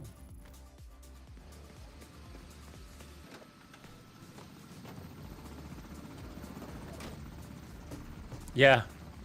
Unless our purpose is to fuck things up. Well, we're cavemen, you know. Believes in ghosts, but not aliens. Well, ghosts, I feel like is really easy to believe in too, because, you know, if you think about like we're mostly energy, you know, from all of our thoughts and impulses to even what's driving our heart, you know, whatever, and you know, there's a lot of people that believe, you know, that you do not die, you just move to the next stage, you know what I mean, or you pass over to something. The priority is to neutralize Emmeline's shock. You never really die, right? Is what we're saying, because we're with those voices in your head, your soul, whatever you want to call it, it's electrical, and so it just moves on. Who knows? Who really knows? But I feel like ghosts could be easier to believe in than, I guess, Bigfoot. The hardest thing about Bigfoot is it's like, why can't we catch this fucker on video? You know? But Native Americans believe that they're just another tribe of humans. And the DNA tests that they've been doing on their hair and stuff like that have been found saying that they are human. And so that's why people have been thinking that the findings are contaminated, because they're, you know, from a Homo sapien lineage, they've just evolved down a different path or something. I'm not explaining it right, but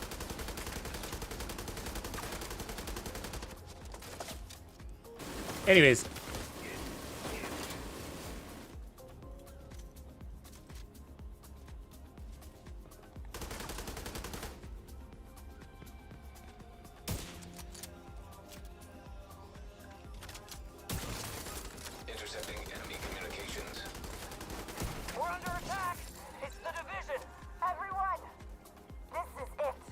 Yeah, but the alien thing has been really interesting now that the government has been trying to probably get behind the Navy and the CIA and those that are owning those programs and be like, hey, man, like, we need to know some things here. You guys are going unchecked. They are, right? That's scary because we're a republic. You know, they're not supposed to be unchecked like that. You know, and then they say it's for our good, but nobody's regulating that. You know, they're unregulated. So it's for our good that it's unchecked for the American people, but like, you can't just decide that on your own, right? Like, it's for national security.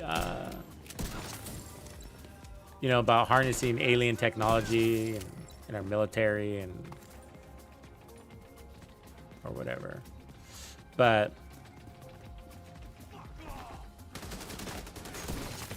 it's inevitable, right? Like, if aliens exist and if we've been discovered, or if they've been here the whole time, it's a pretty hard thing to hide. And I think that's why the government's sort of playing ball a little bit. They're like, we just can't, with all technology and everything on tape, we can't keep it under wraps anymore. You know, and I think that's the difference in the sentiment. It's not that they're wanting to be more forthcoming. It's just that they can't control it.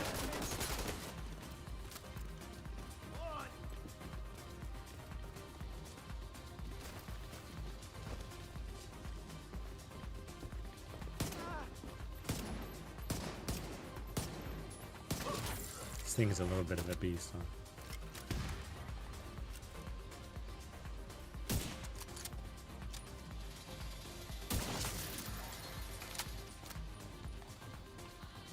Some ammo.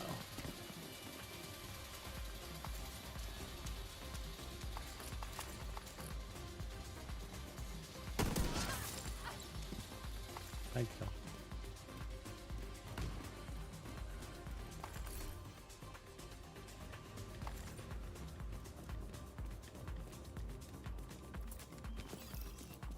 There's a new conspiracy that you might like. When the Earth was nothing but rock and molten lava, there was this Mars-sized planet called Theia. Theia is now the moon. Ooh. That sounds interesting. I like the conspiracies about the that planet that's outside of Pluto, a little too far for our long-range scanners. That's an interesting one.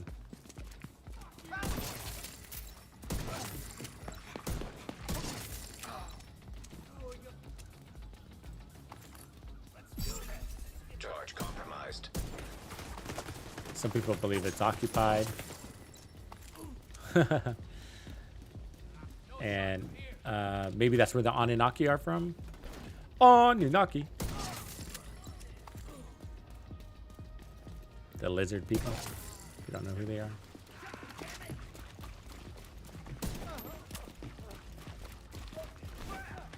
Trying to get the guy to blow up on me.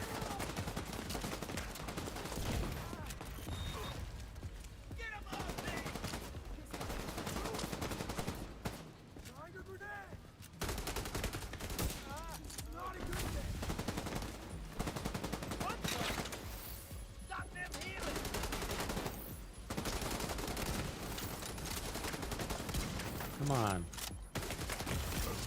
Serious trauma detected. Broke my armor. It's something about sideways walking in the Division 2, huh? And he doesn't just walk, he hops. See that? The main control room for the monorail system is further into the park. Looks like the quickest route is through the deep sea exhibit. Deep sea.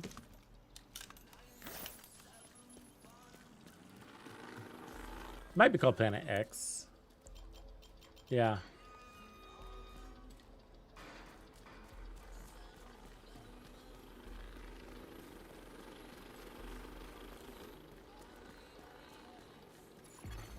Intercepting enemy communications. Rainer, where are you? We just got to the aquarium. Fucking finally. Okay, they're probably coming right to you. We'll give them a nice, warm welcome. Charge exposed.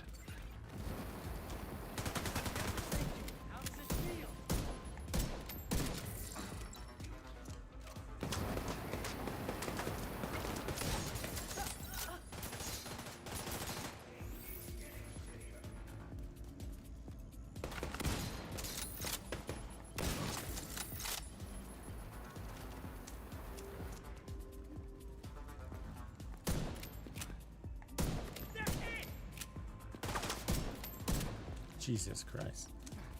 So stupid. Oh, big boy coming.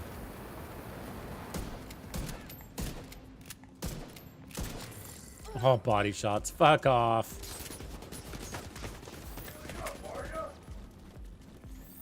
I'm stuck. Fuck.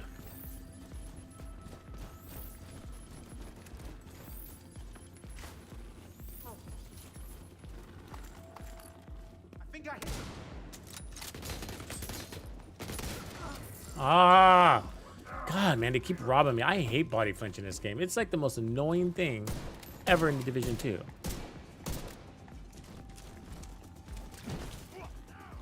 You know that they force a miss on you just because you're taking shots, and there's no counter to it. Shade signature exposed to melee. Agent charge compromised.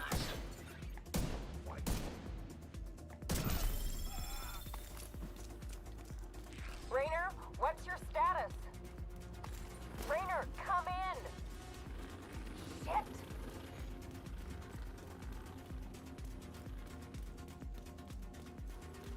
Shit! Bigfoot's here. We gotta get the fuck out. Acolyte.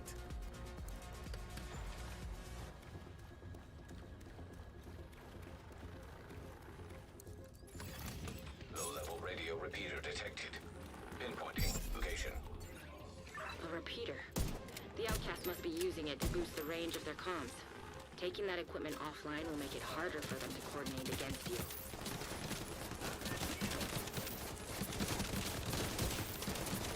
See? Fucking body shot again. That was lined up perfectly. If you aim a little bit high, you can mitigate that a little bit. Because the way your body bounces, it's an up and down for the most part. Be afraid.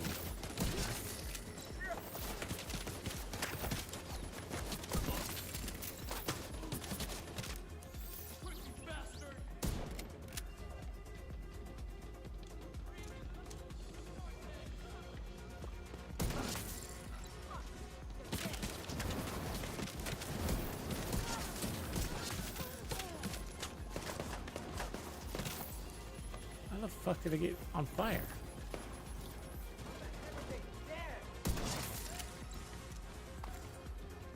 And I just killed 3 people over there and there was only 1 trophy. That's weird.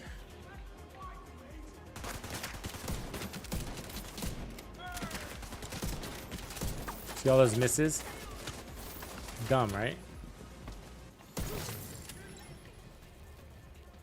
All because of the body flinch. They force misses. So it's really hard to be 100% accurate in this game, no matter how clutch you are, because that body flinch. Now in other games... Oh, fuck, rogues. In other games, you can counter that. They have...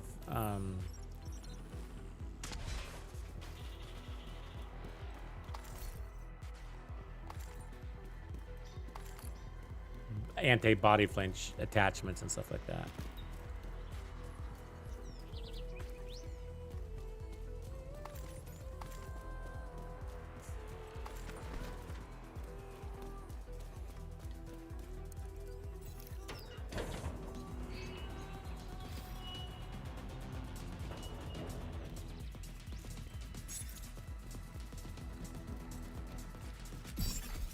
Agent charge compromised.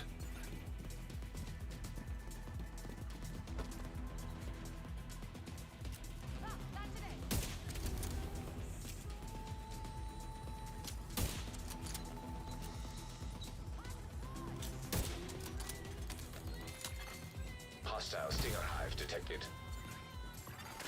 Hostile striker drone detected. Really? Now I got hit by that stinger? What the fuck? Like, really bad, too.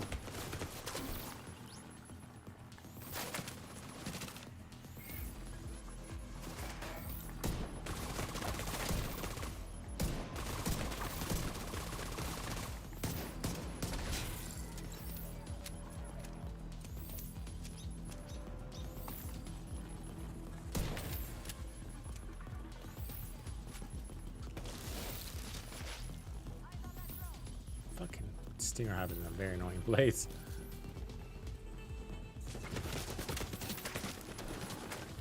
Come up here, Rogue. Let's do this. Yeah.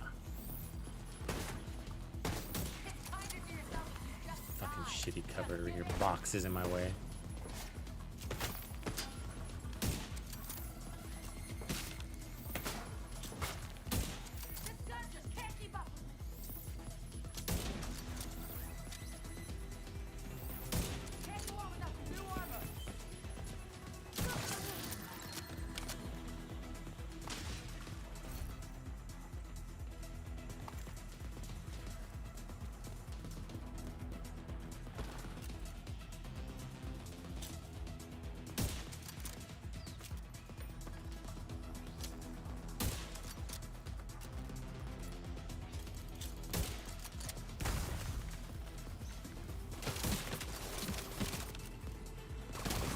He's got 3 skills. Did you see that shit? Ah, maybe it was 2. I'm annoyed either way.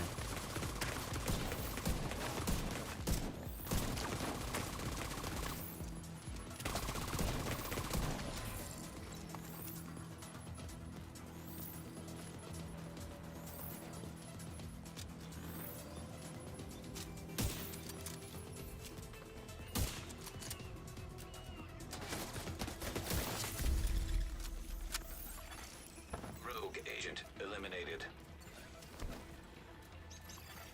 Radio repeater disabled. That'll cut the range of their comms significantly. Keep going. You should be coming. You know why, Nuclear? The control It room is will pretty be hard. located- It's the cover system, the way the map is designed, I should say. It's all circular. If you pay attention to every single engagement, it's one big circle. And that makes it hard in a lot of and there's a lot of open spaces, so you don't have good cover. It gives the enemy multiple attack positions on you. So because it's circular, it's easier to get flanked and nowhere to fall back to. You know, so it's all circular. Like in the last room, it's like one big circle. You know, in the aquarium before that, it's a circle. You know, and it's just, and then before that was that patio, right? There's a big circle. So everything's a circle, and it makes for shitty cover and really good angles for the enemy to shoot you at. And then wide open spaces, which means every time you pop open, it's not just one enemy shooting at you, it's 13. You know, super frustrating. It is the worst mission by design, where if you look at Tidal Basin, the difference between that one is it's more of a funnel system. It's more linear, like a box. And so it's hard because it's long. It's difficult, it's not super easy, but Echo nearby. at least you can hold it down better.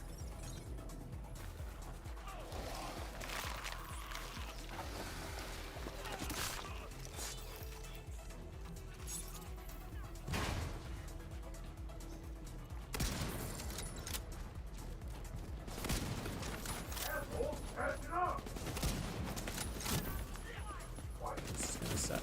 Hold on. Charge exposed. Oh my, I mean, fuck you. How he gets you to miss.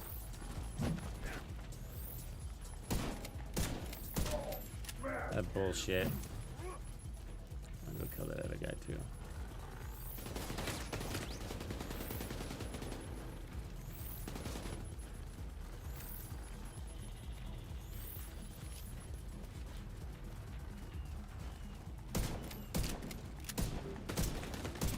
God damn it.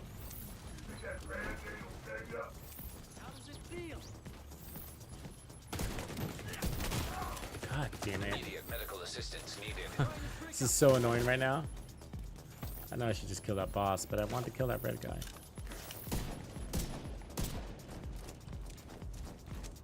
Because the red guy will give me a power up, and I just like using that. Alright, let's kill the boss. I'm running out of med kits.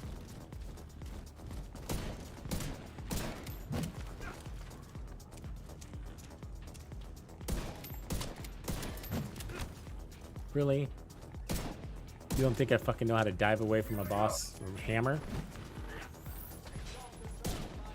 Damn cheats.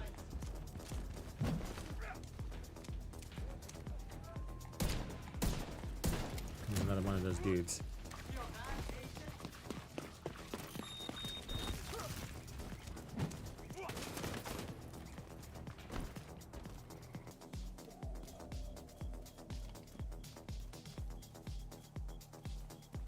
There's a gun in there. You guys ever notice that? World is broke. The sniper rifle and what is that? Well, it's gone now.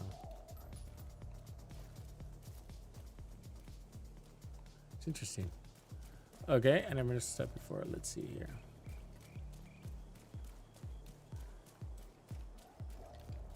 Oh, there's one.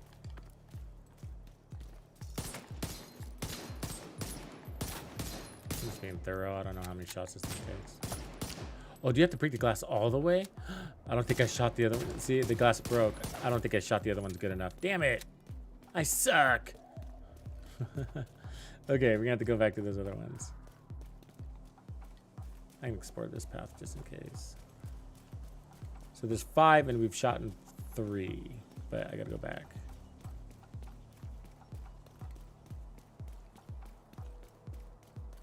The glass has gotta fall, I realized. Okay, I'm just making sure.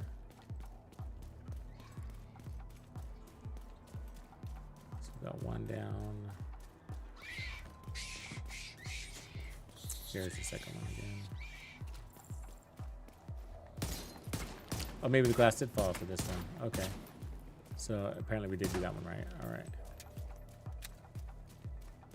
Yeah, as long as the bees get out, right? Just do this one just in case. Okay, yeah, so we didn't break it, but I think it just breaks all by itself eventually anyways. As long as you put a bullet in it. It gets the point. Okay, so there's 3.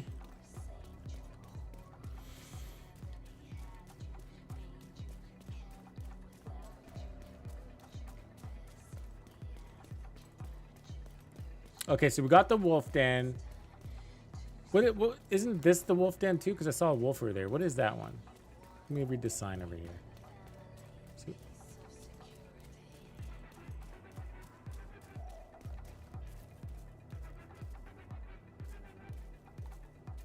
doesn't say what it is.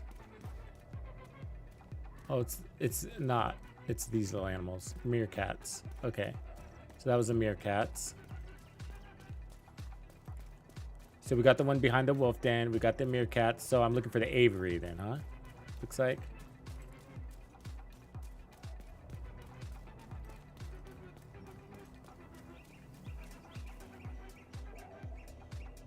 Oh, Philly. Sorry, man. It's kind of a new thing, yeah, that Ubisoft started doing for the creator team, so. Okay, where is the aviary? I know there's signs. I should probably be paying attention. Asia.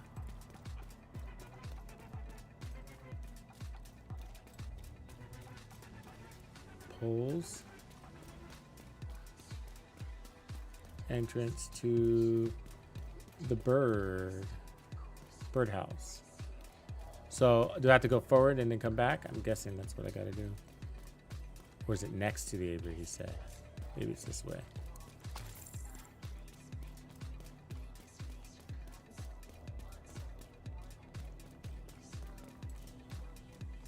Oh, there it is. It's sneaky. You see that? Oh, I'm glad it came down here. That's sneaky.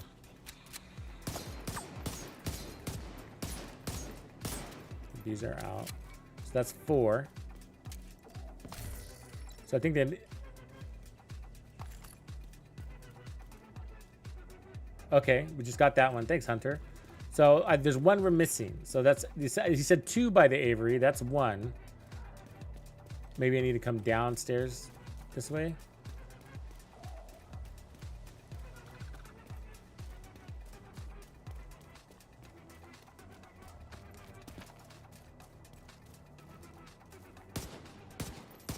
I don't know what that is, but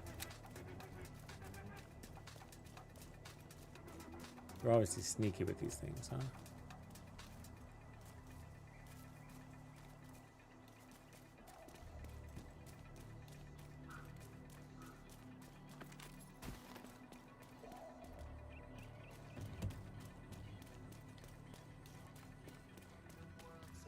I doubt they'd want to make you go too far forward, but I'll just check this next room just in case. Right here. Because if you'll kick off the fight if you start shooting in here. So I doubt it's that far. Back to the valley.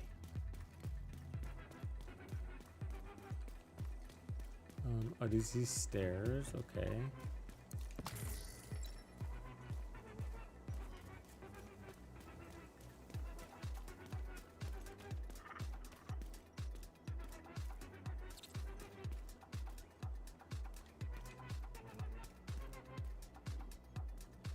Next to the wolf statue. Okay.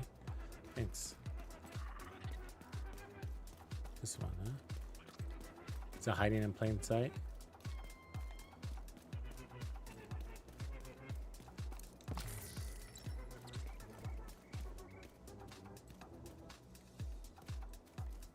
Probably more than one wolf statue, huh?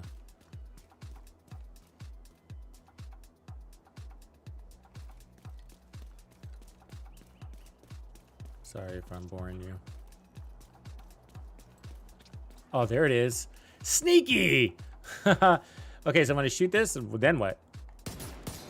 Brace yourself. Okay, the bees are out. So that's all of them. That's 5. Thank you, guys. And then I think you interact with something, right? There it is. Oh, ooh, I'm scared. Damn. He's a big boy. Charge exposed. The agony.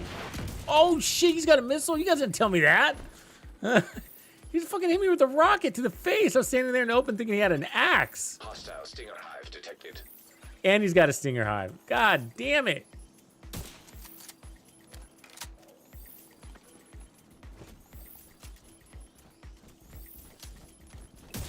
You guys are bad banditos. You need to warn me of shit like that. Oh, by the way, man's got rocket. Just kidding. I'm just kidding. It's like, is his hammer the rocket? Fuck, I think it is. It comes out of nowhere, that rocket, huh? He's got it in his pocket. He's got a pocket rocket. Ooh, I like that. Yeah, it's a pocket rocket. Fuck.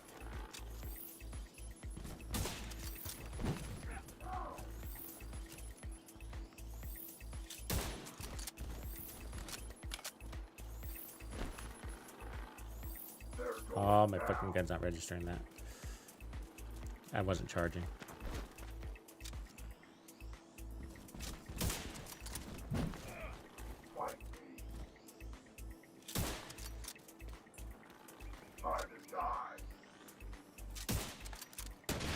Oh, you just shot that rocket backwards. Asshole.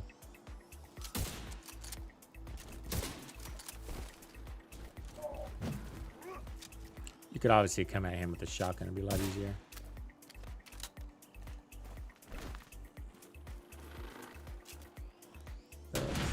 Oh, you fucker. I thought he was changing it out.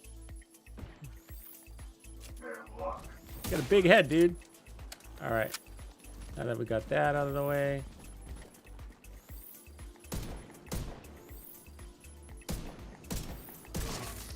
Nice. Good job, guys. You're awesome. You did all the work. I was along for the ride. All right, let's take a look at him, shall we? I like inspecting the details on these bosses. So there's his grenade. It was hiding under his armpit. It comes out of his armpit and through his neck. So that's where he hides it. If you're wondering where he packs the grenade launcher, it's in his neck and he shoots it from his armpit. There it is.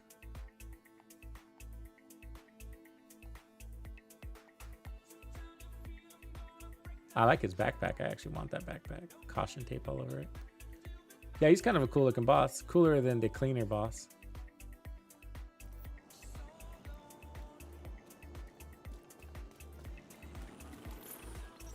Totally worth it. It actually doesn't take that long to spawn him. Once you know the locations, especially.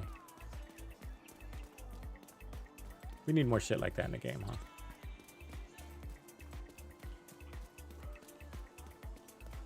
We're awfully low in armor kits, though, I gotta say.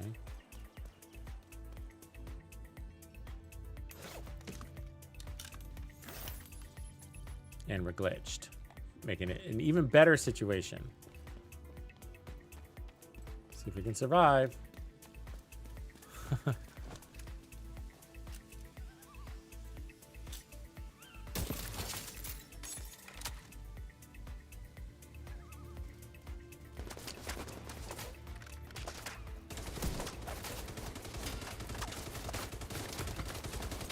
Oh, that sucks. Their ammo sucks, huh?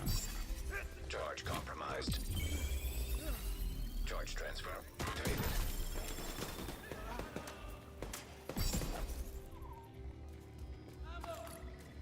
I got you.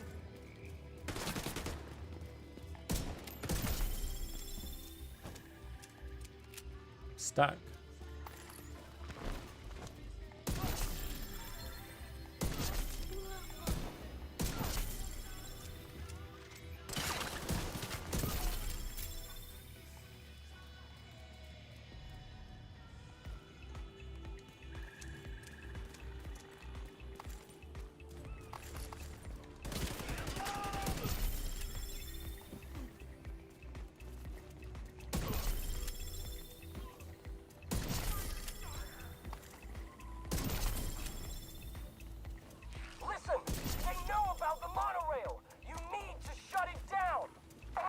Burp, burp, burp, burp, burp, burp, burp. Is anybody reading this? Disable the motherfucking monorail! So guys, like, I'm just gonna chat it up with you. You know, I'm really choosy about my games, as you guys probably know by now, since I've basically exclusively been covering the Division 2 since 2000, or since I started my channel. I've been exclusively been playing it since 2019, but I've only been covering it for as old as my channel, which is much younger. So since 221 or 22 or 23, 23 I think is when I started my channel. I don't even remember. My channel's about 2 years old, right? A little over 2 years old. Because some of you members have been members for about 2 years, and my channel is probably about 6 months older beyond that. So the point of saying that is, like, you know, it means a lot for me. It's a big deal for me to step up and actually invest time in a game, because I've been disappointed so many times. And I consider myself a pretty busy person. Like the way I do my content, and I like this, the way I do my content is very time intensive.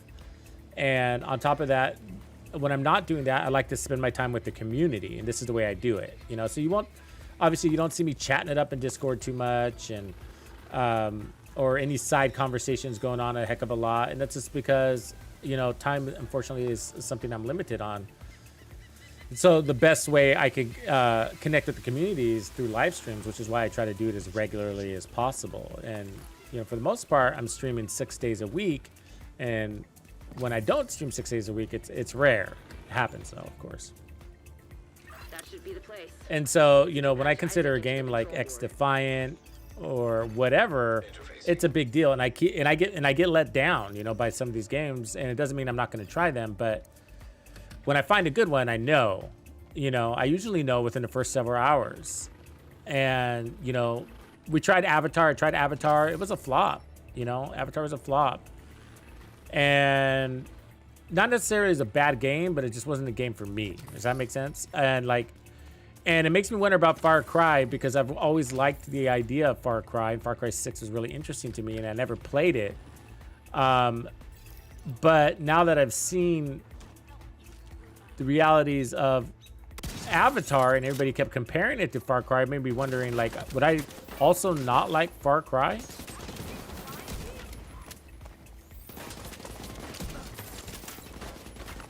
Okay, special ammo sucks. You know, it makes me wonder, maybe I wouldn't like Far Cry 2 also, you know? Charge exposed. I need this guy with the special ammo down there.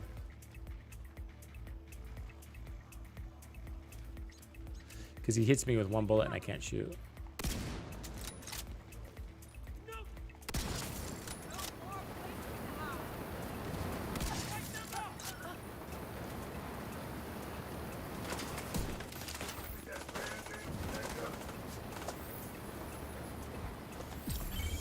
Charge transfer activated. His fire thing is very long. So, you know, so I feel really good about X Defiant, and I know a lot of you aren't going to take that ride with me because you're not a first-person shooter. But if you're a first-person shooter and a third-person shooter, like I am, I'm both, it's going to be a damn good game, and I think it's going to be exciting. And it's been a long time since the Division 2 has come up with, I mean, sorry, Ubisoft has come up with something exciting, right?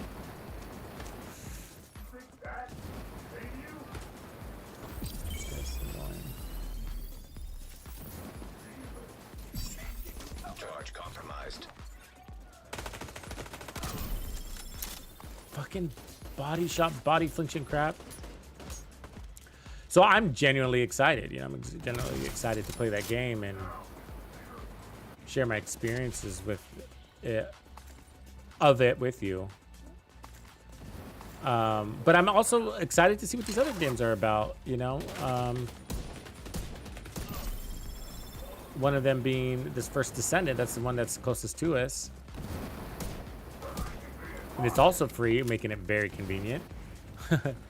And there's some small studio abstract games I'm also interested in trying. So I don't know if you guys have seen it, but have you seen the squirrel one? Squirrel with a gun? It's literally called Squirrel with a Gun. You seen that game? It's really cool, totally goofy, but hell of unique and looks fun. I'm gonna give it a try. And another one is, it's actually a PvP game mostly. And oh, I have to look on what it's called, but I've been sharing their posts on my YouTube account. I mean, on my Twitter account. Let's go to my account and see what it's called. I always forget the name. Hypercharge. Have you guys seen this one? It's coming out at the end of the month. I think it's the 31st. Small studio game, but basically it's a PvP, first person shooter. It might be both, actually. It might be both, but because I see things happening in both. So, which is smart, and I don't know why people don't always do that. Starfield's like that. Starfield's both.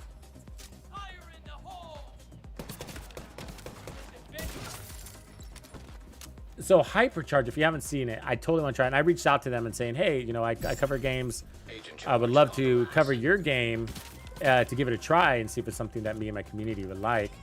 So I just wrote them that email yesterday and see if they have a way of giving us an invite. And it's right around the corner. But this game looks cool. Again, it's just a unique, small studio, oddball concept, and I love it. But basically, your toys. Imagine, you know, the movie Toy Story, right? Imagine the movie Toy Story, you know, Buzz Lightyear and Woody and all those. And the soldiers, right? And all that. So imagine that, except it's a shooter.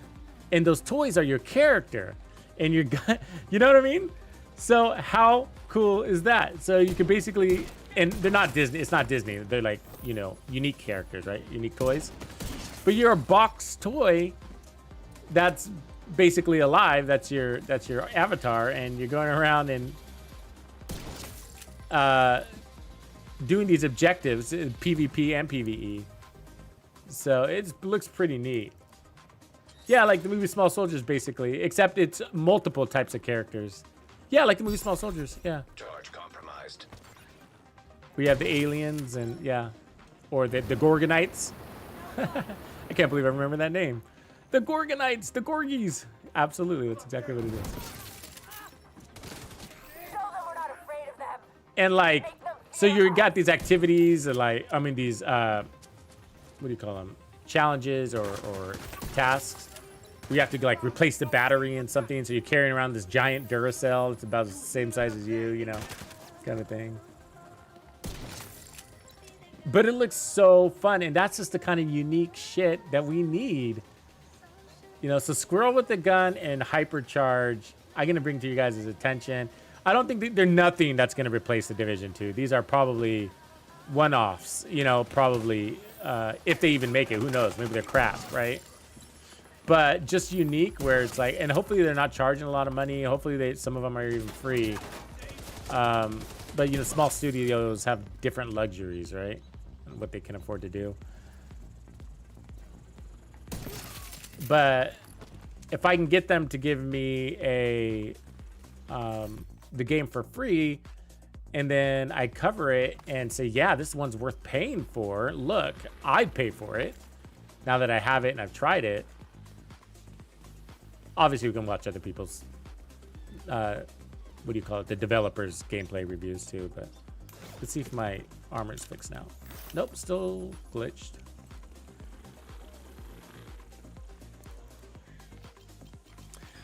Yeah, Assassin's Creed Shadows is gonna be one more for the long run, you know.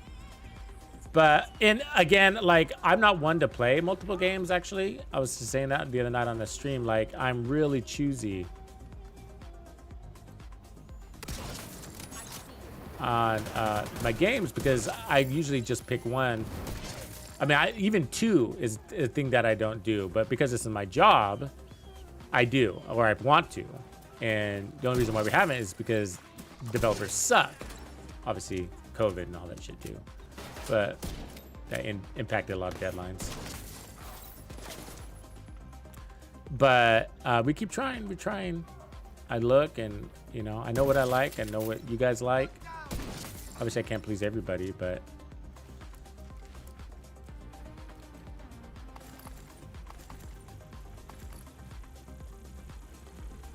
And I've gone through phases in my life where I like other types of games, so to speak, right?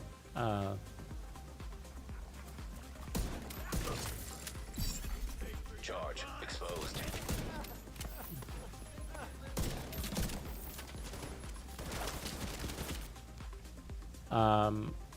Like turn-based strategy games. I've gone through those.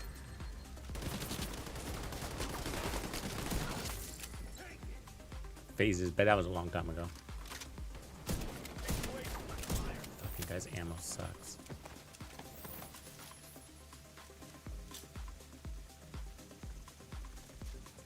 We're lucky we're doing okay with the game being glitched. You know what I mean? My armor's glitched.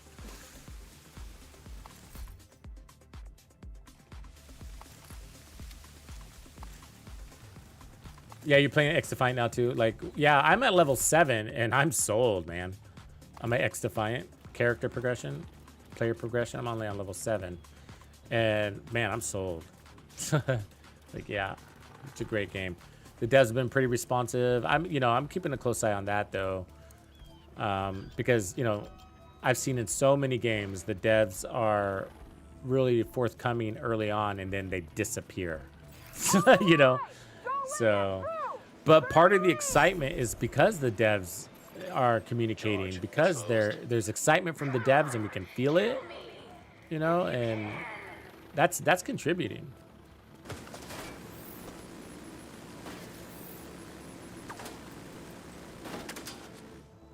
Where's everybody?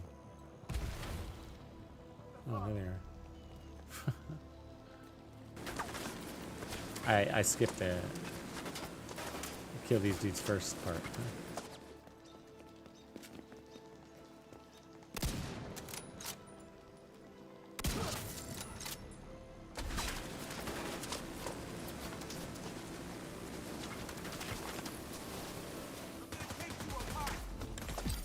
Activated charge transfer. Fuck you.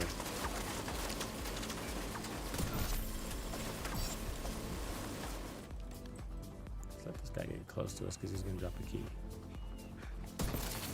Explosives detected.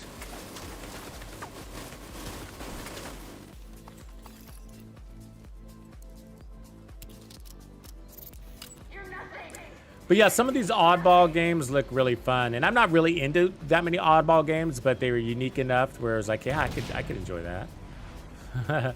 How neat would it be to be a small soldier, And if they kept the tactical elements in the game and played that smartly, it'd be cool. Agent charge compromised.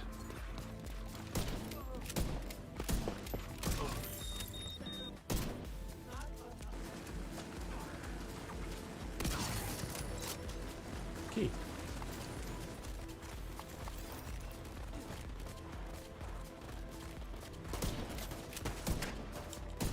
Really? Oh, that was a miss too, right there, huh? And an I call them unnecessary misses. It's a game forcing a miss. Shot him right in the butt.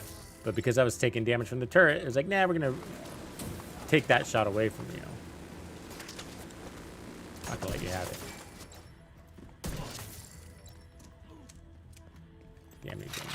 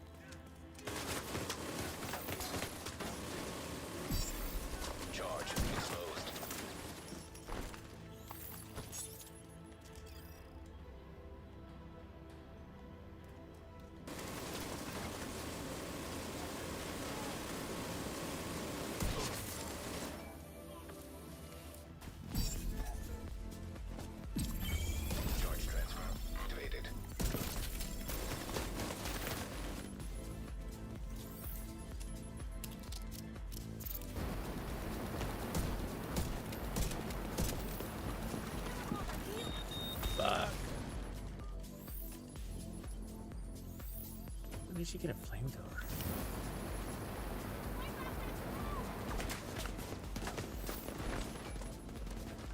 I usually kill her right at the door, but that plan failed.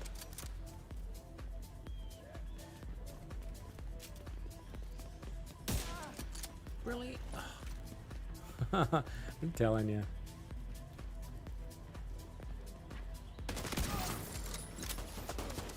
I hit that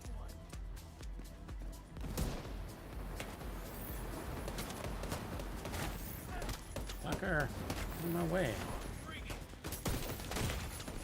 Vital signs critical. Out of fucking armor kits.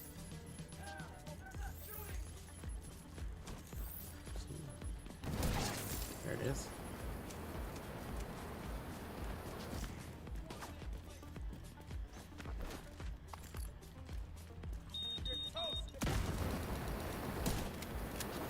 Every time I shoot her, I'm not seeing any damage. There it is. Ah.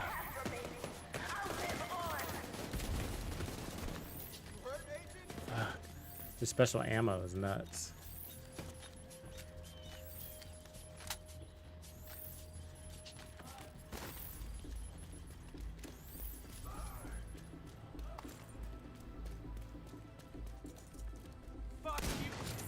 Aw, that was fucking stupid. Where is she?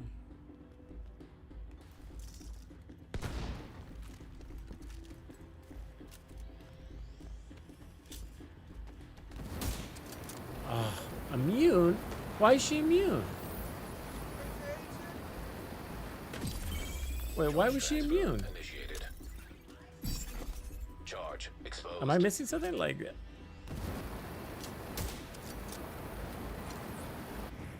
I don't remember her being immune. I've played this like a bazillion times, guys.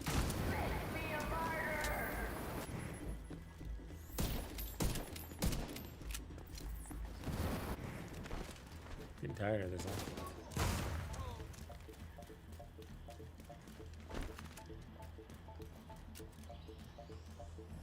Now she's not immune, which is weird. What was making her immune? Screw you, Emily.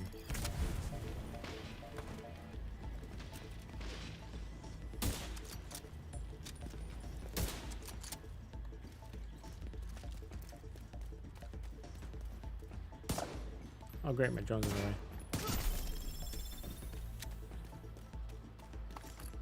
Good night, Philly.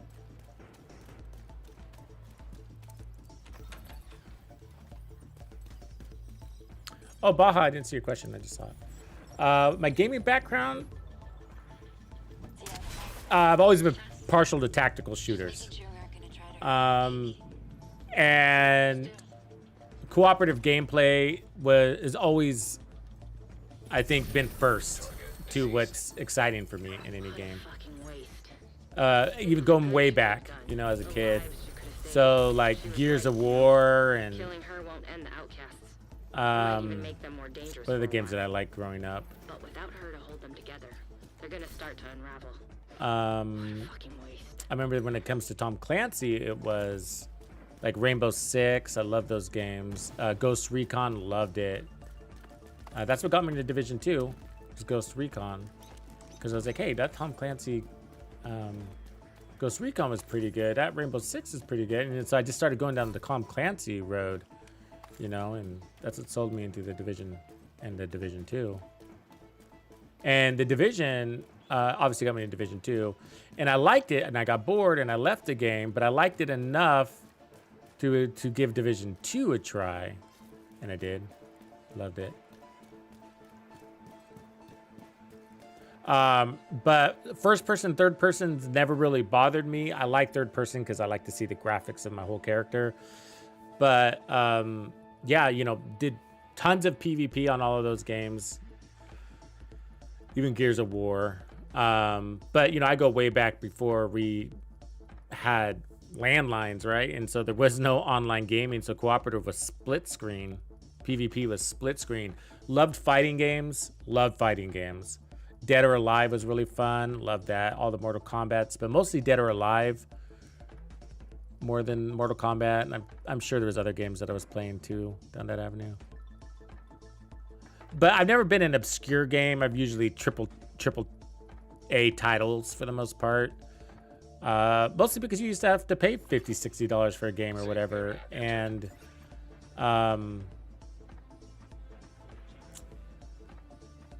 you know, you need to guarantee the game's quality, and it's being managed. And if you love it, more importantly, that you can continue that journey, maybe in a sequel.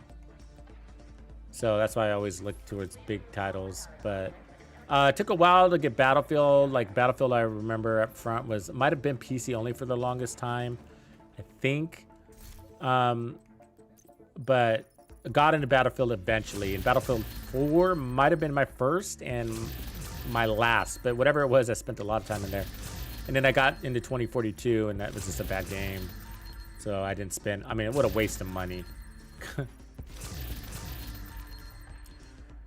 But when I was a little kid, I also liked the overhead strategy, real-time strategy games, like StarCraft. Oh man, I love StarCraft. We would play that in college with all my friends, and we would network in, and we had landlines. And so that's when they first introduced them. They started introducing them to state government facilities, like colleges first, before they started offering it to homes, residential. And so, wow, that was just a new experience, and it was so much fun. I love building up these massive armies. End World was fun. That was a Tom Clancy one. I like that. Similar concept. But yeah, and so even Halo Wars, I played that. Actually, there was a point in which I got bored of the Division 2 really early on. And so I was spending some time with Halo Wars, which is like an overhead real-time strategy game.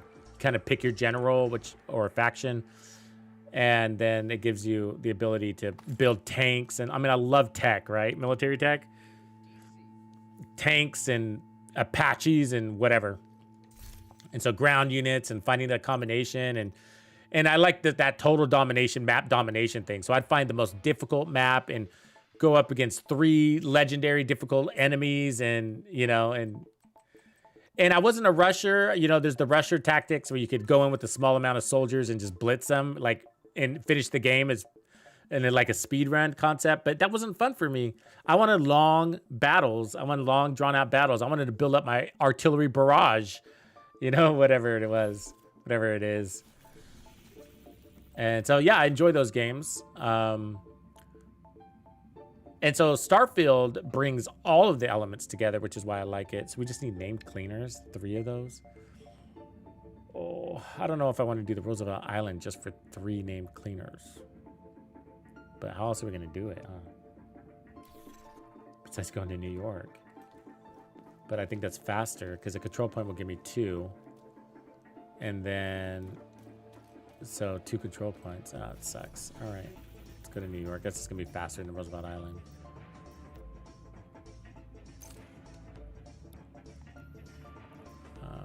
And then basically, Cleaner Town is this side, right?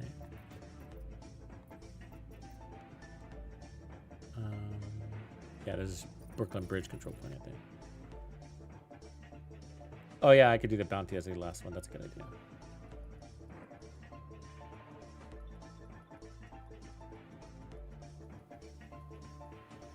I've always tried to get into Star Wars games, and they've just never really hit home for me.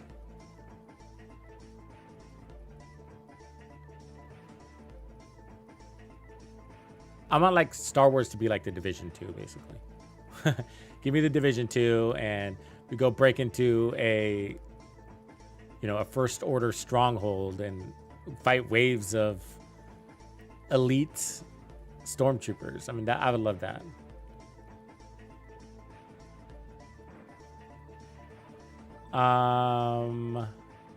If you're level 24, as in not watch 24, I think you're level 24, you don't have gear mods. Because you're not getting the level of gear that opens up the gear mods. You know, so there's the gear colors, right? And so you have to be, if I remember right, top of my head, I think you have to at least be blue to put on a mod. Maybe purple. And even then, yeah, I can't remember exactly when I started putting mods. I don't think mods became a thing until we were up there, right, guys? You have weapon mods, though. Yeah. At that level of gameplay, it's mostly just about pushing through. Don't worry too much about your power. It's just about maintaining your gear.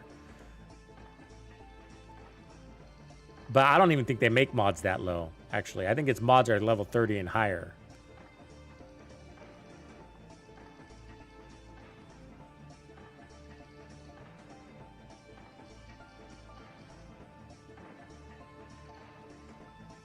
Okay, so good question, though.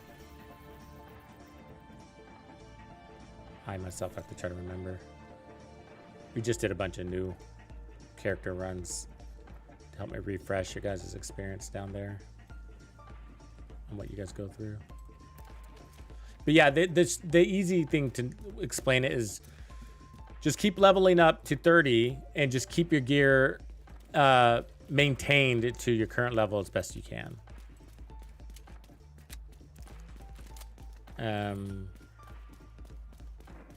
Don't go 10 levels before you realize.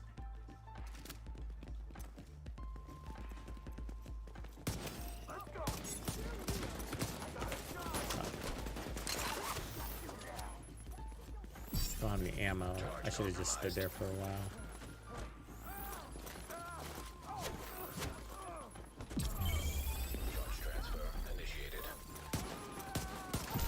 There it is.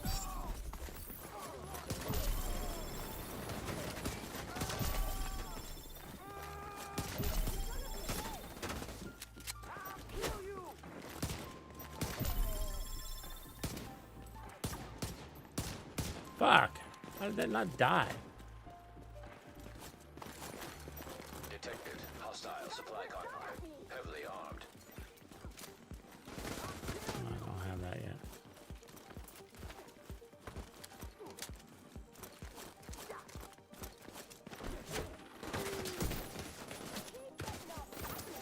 Not having ammo is annoying. Especially against these guys. These shield guys are fucking adamant. And they're so good at getting their shield up.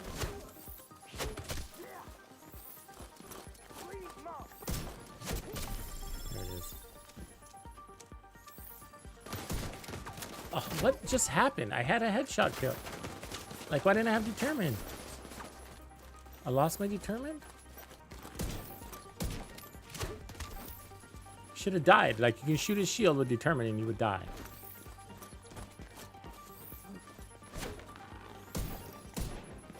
Oh, it's so annoying.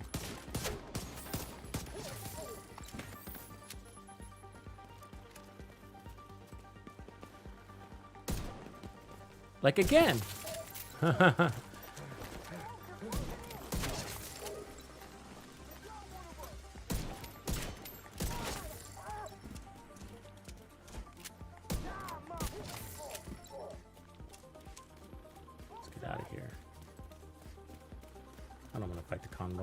I want to get my bosses and get out.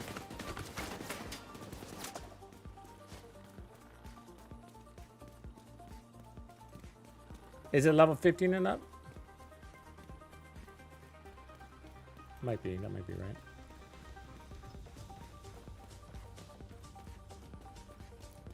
So you can only put them on your chest, the mask, and your backpack.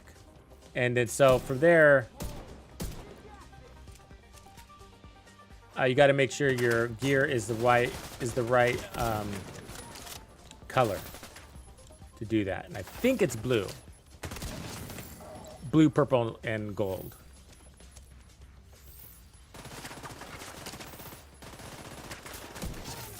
And then you got to get mods to drop, of course. So.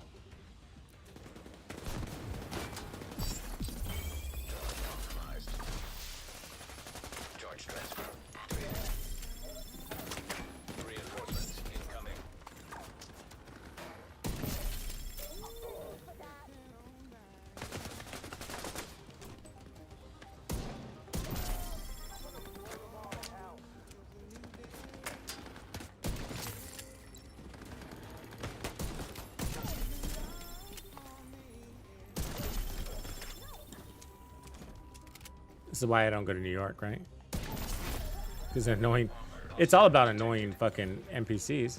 Just annoying. It's not a matter of doing it, but it's just a waste of time to fight those shield guys sometimes, right?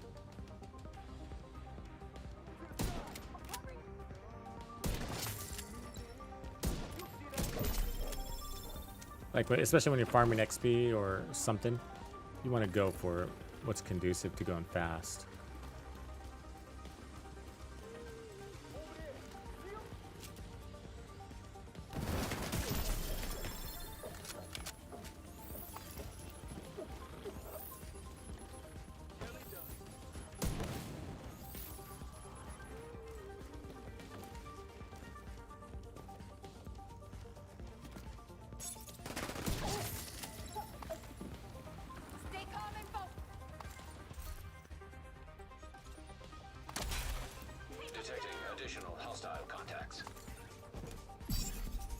Yeah, so then from there, you know, you'll see it just like my gear. There'll be a mod slot available right there.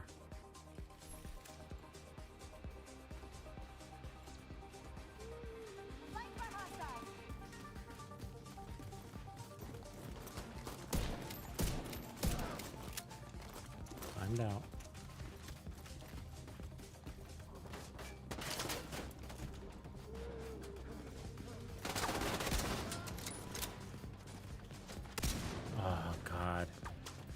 He stops right as I was pulling the trigger like he knew.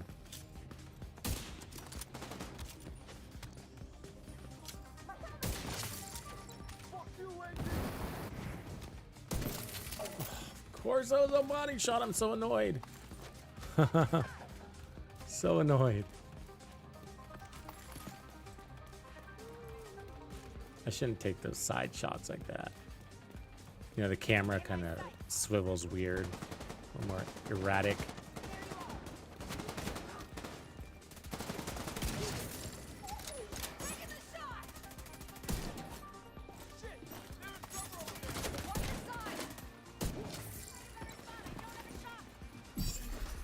Charge compromised.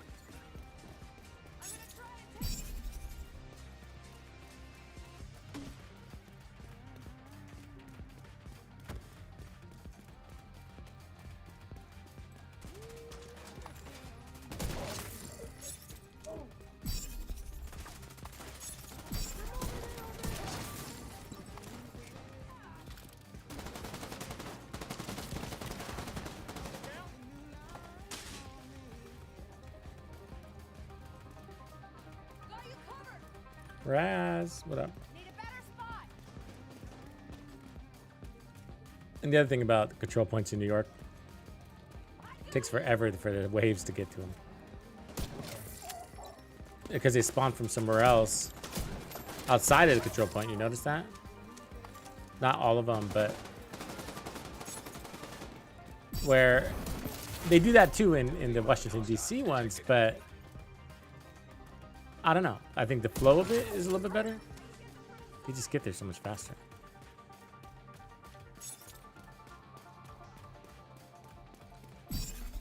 Charge. What's up, Grumpy? Morning.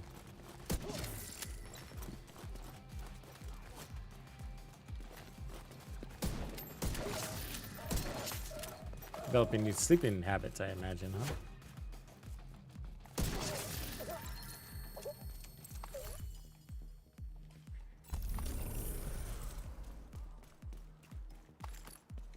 Happens to me a lot too, actually.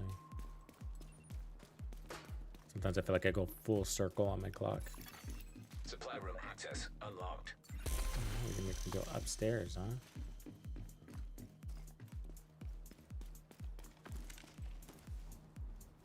Wish I always had you in my corner. Thanks, Agent.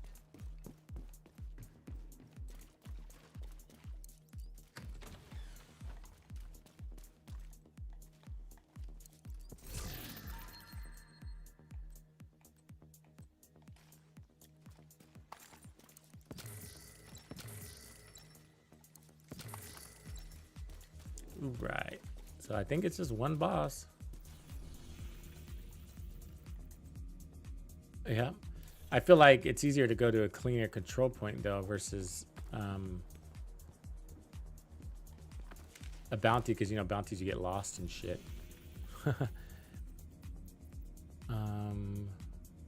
However, there is no other cleaners control point, is there? Derailed is so far away. Fuck.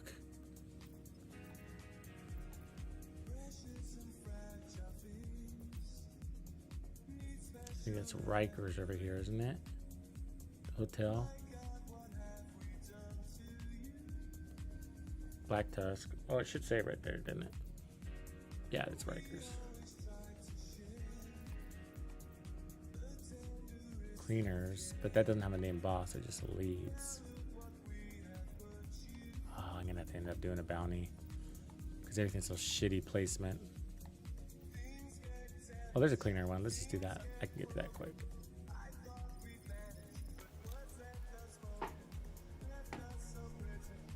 Oh yeah, I should have just reset it, huh? There's that too. Good thinking outside the box, Grump.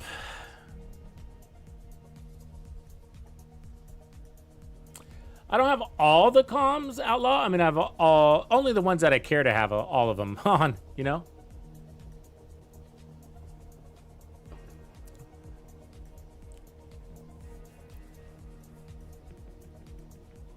Yeah, but I do for the manhunt. I'm not sure they ever patched that up in the end, did they? We got a patch in the end, but I mean, we did get a patch since the bug, but I think that patch only addressed the PlayStation bug, camera bug. Another body shot because of body flinching. Hostile broadcast.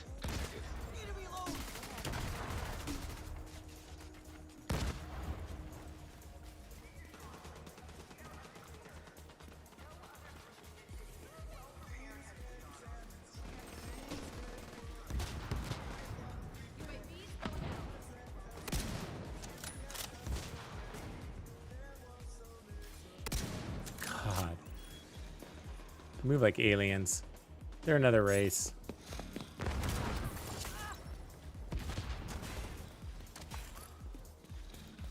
I like going into the control point with my Delios proc, you know? Makes it go so much faster. Just step right in and start blasting. We gotta get to somebody before our timer goes out, though. Somebody. Oh, and of course that was a body shot. Why wouldn't it be?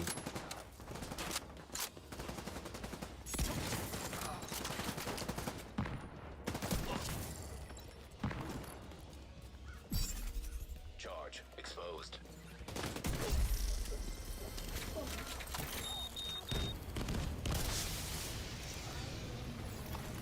Reinforcements en route.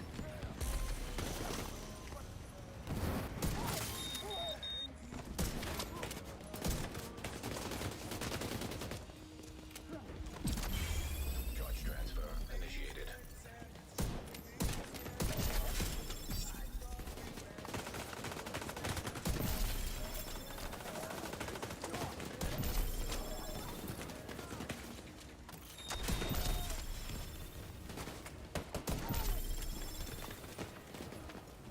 I'm on fire. Even though I have bonus armor. Do you think bonus armor should stop your status effects? And sometimes it does. Many times it doesn't. There it is.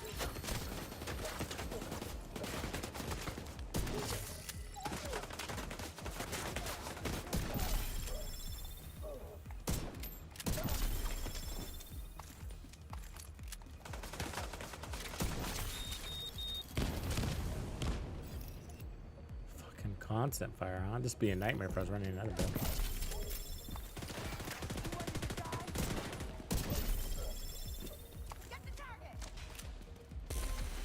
There you guys are. Might as well finish this.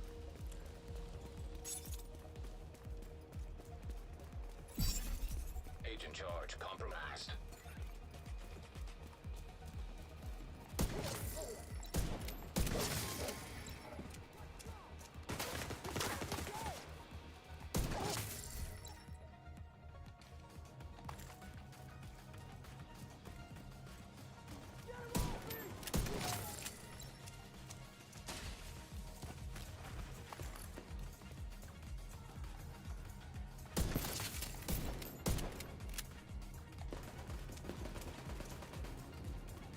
Hey, you coming home at the end of the month, Grumpy, after Memorial Day? Or before? I think you said the 31st, huh? I was telling everybody I'll be out of town tomorrow, so I won't stream tomorrow. And then Sunday, but I don't normally stream anyways. But I will be back on Monday. We're coming back on Monday. So I will plan on streaming on Monday night. Unless I'm super tired for some reason. And then next week, I'm going to try to pump out a lot of content. Ton of content. The 30th.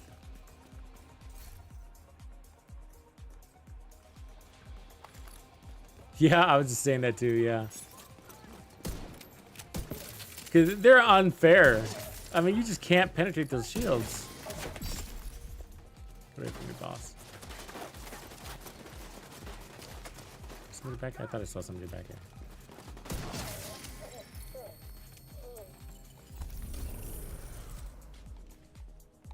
All right. Project done. It wasn't that bad. Wasn't that bad. Because, you know, I like, even if they give you, send you a pain in the ass places like Coney Island, it is more enjoyable when you have an event and you're getting red stars and, you know. I wasn't even paying attention to the fights. We were just chatting it up, weren't we? So that helped it go much faster. When you're doing it in beta mode.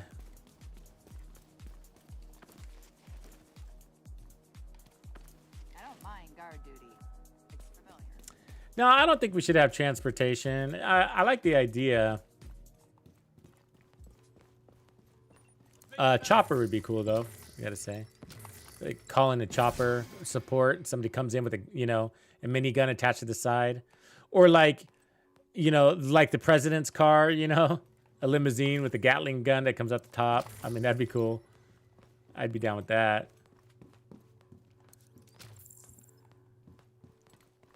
But so in Modern Warfare 2, in Call of Duty,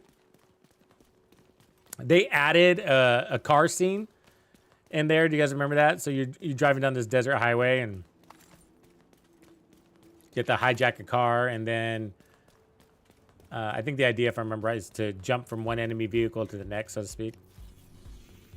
Either way, there's a driving element to it. And that's where I quit the campaign and never finished it. Because it was so clunky, you know. It was just like, it just not designed well. That's not what the design developers are. The game isn't built to do that, and so it just feels so clunky and it's not fun. And so I got bored trying to do it, and that was the choke point for them. And never finished the campaign. Modern Warfare, and went straight to PvP from there. I was like, eh.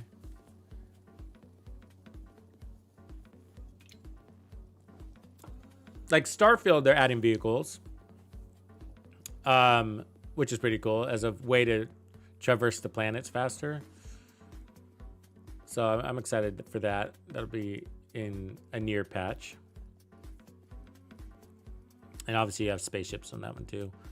But I think for the Division 2, it would just be a little bit out there. I mean, I would probably rather see my whole pet idea come into it. I feel like that's, you know, we're out here being nomads, basically, right? And we group up sometimes, but we're nomads. That's our task, is to be alone and to abandon your family for the cause, whatever. You know, at least we could adopt a dog along the way.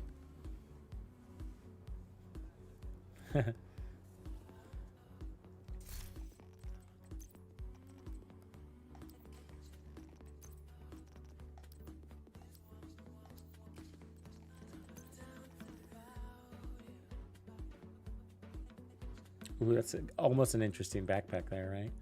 It's a double crits, but the tech support throws it off. That could be all red. That could be one of those unicorns. Unless I put a skill tier on it.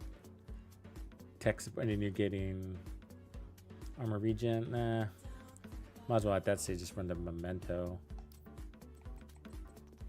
But yeah, there's still a few Bellstone unicorns that I'm looking for. Chest backpack pieces.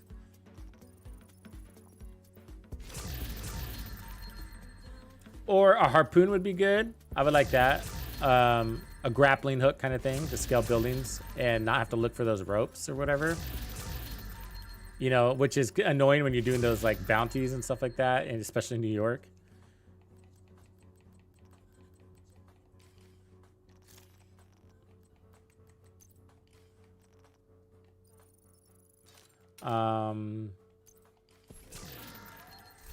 Fast travel does a lot in this game for us, you know.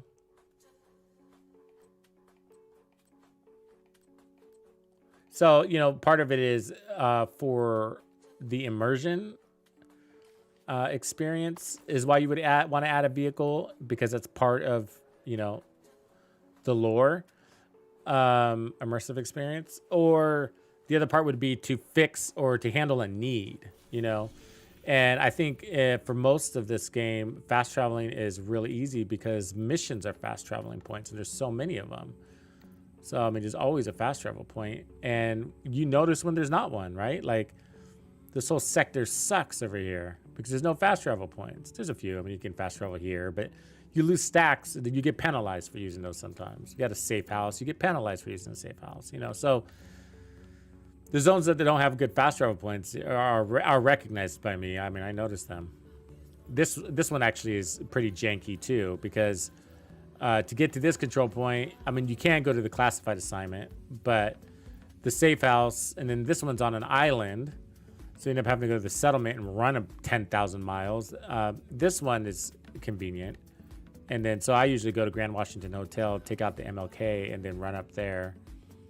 But I'm always fast traveling, so I don't feel like we need transportation in Division 2, because I would probably skip it anyways to just fast travel, you know? Skip it to get there. However, it could be a Grand Theft Auto element where you jacking fools' rides, you know? Swiping their ATM card, I don't know. Are there more classifieds I don't have unlocked? I mean, there's this one I beat.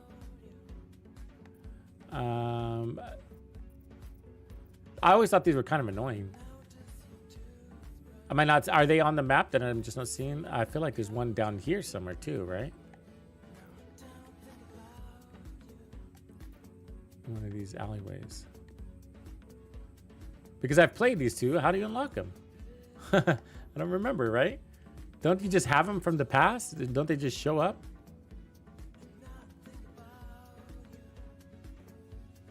Malreth, what up? Thank you for raiding.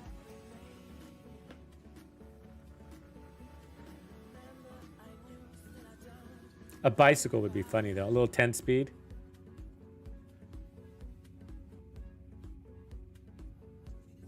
I am missing some, huh?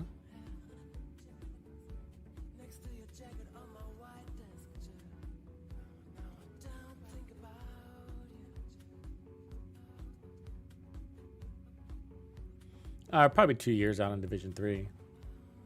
Chris, I imagine.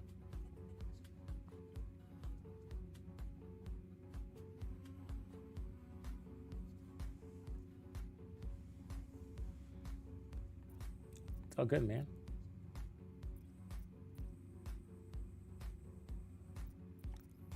Yeah, up here, huh?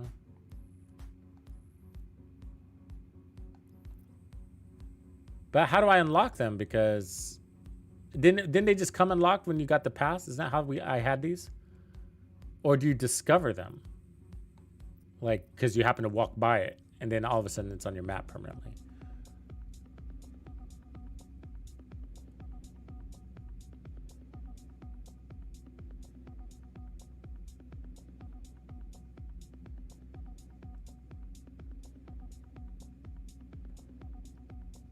Oh, where? I'm sorry.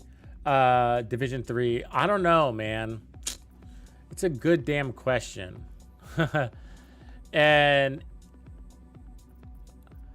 I wouldn't be surprised if they brought it back to New York. Because that's the roots of the game. And it might tie into Brooklyn, you know? And so it make a more expansive New York. I mean, there's just a lot you can do there. Underground, subways, big, tall skyscrapers, you know, bridges, Can you discover them? Well, I'm gonna have to look into that because these were a long time ago when I did these. Let's buy some things with our points, huh?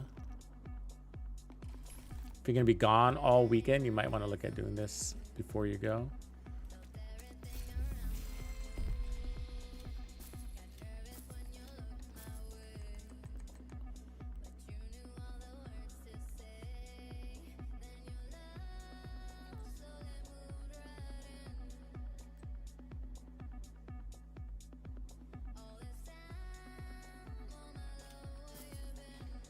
Probably a waste, but I mean, I definitely don't need resources, but I didn't want to accidentally waste 3 stars.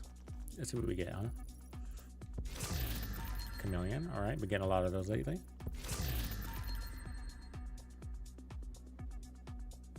God, Grumpy, but I feel like I've been everywhere on this map, on my map. You know what I mean? It's crazy I haven't discovered them. I mean, that's crazy talk. I feel like it's glitched. I know, I realize it might be down. So we got a mantis and a chameleon, huh? Some random alley that I never walked down, but that's crazy. I'll have to look into that. All right, so let's see how we did. So we were at like 411 or something like that in exotics. 423. So I think it was at like 418 actually. So we got no, I would have been less than that because we got 3 from the weekly, 1 from the daily. So that's 4 exotics. And then I just opened 3 more. So we got 7 exotics today. You guys are going to have me running. I know this is some sort of, you guys are trolling me. You're going to have me run all over the map, looking for these things, going up and down the sewers. Hours wasted. And there's going to be a ha-ha at the end of it. Ha-ha. I think you do have to discover them, though. I think you're right. I think this is how this one popped up, is you walk by that sinkhole. And then it says classified as assignment discovered. I think that is right. It's popping in my head.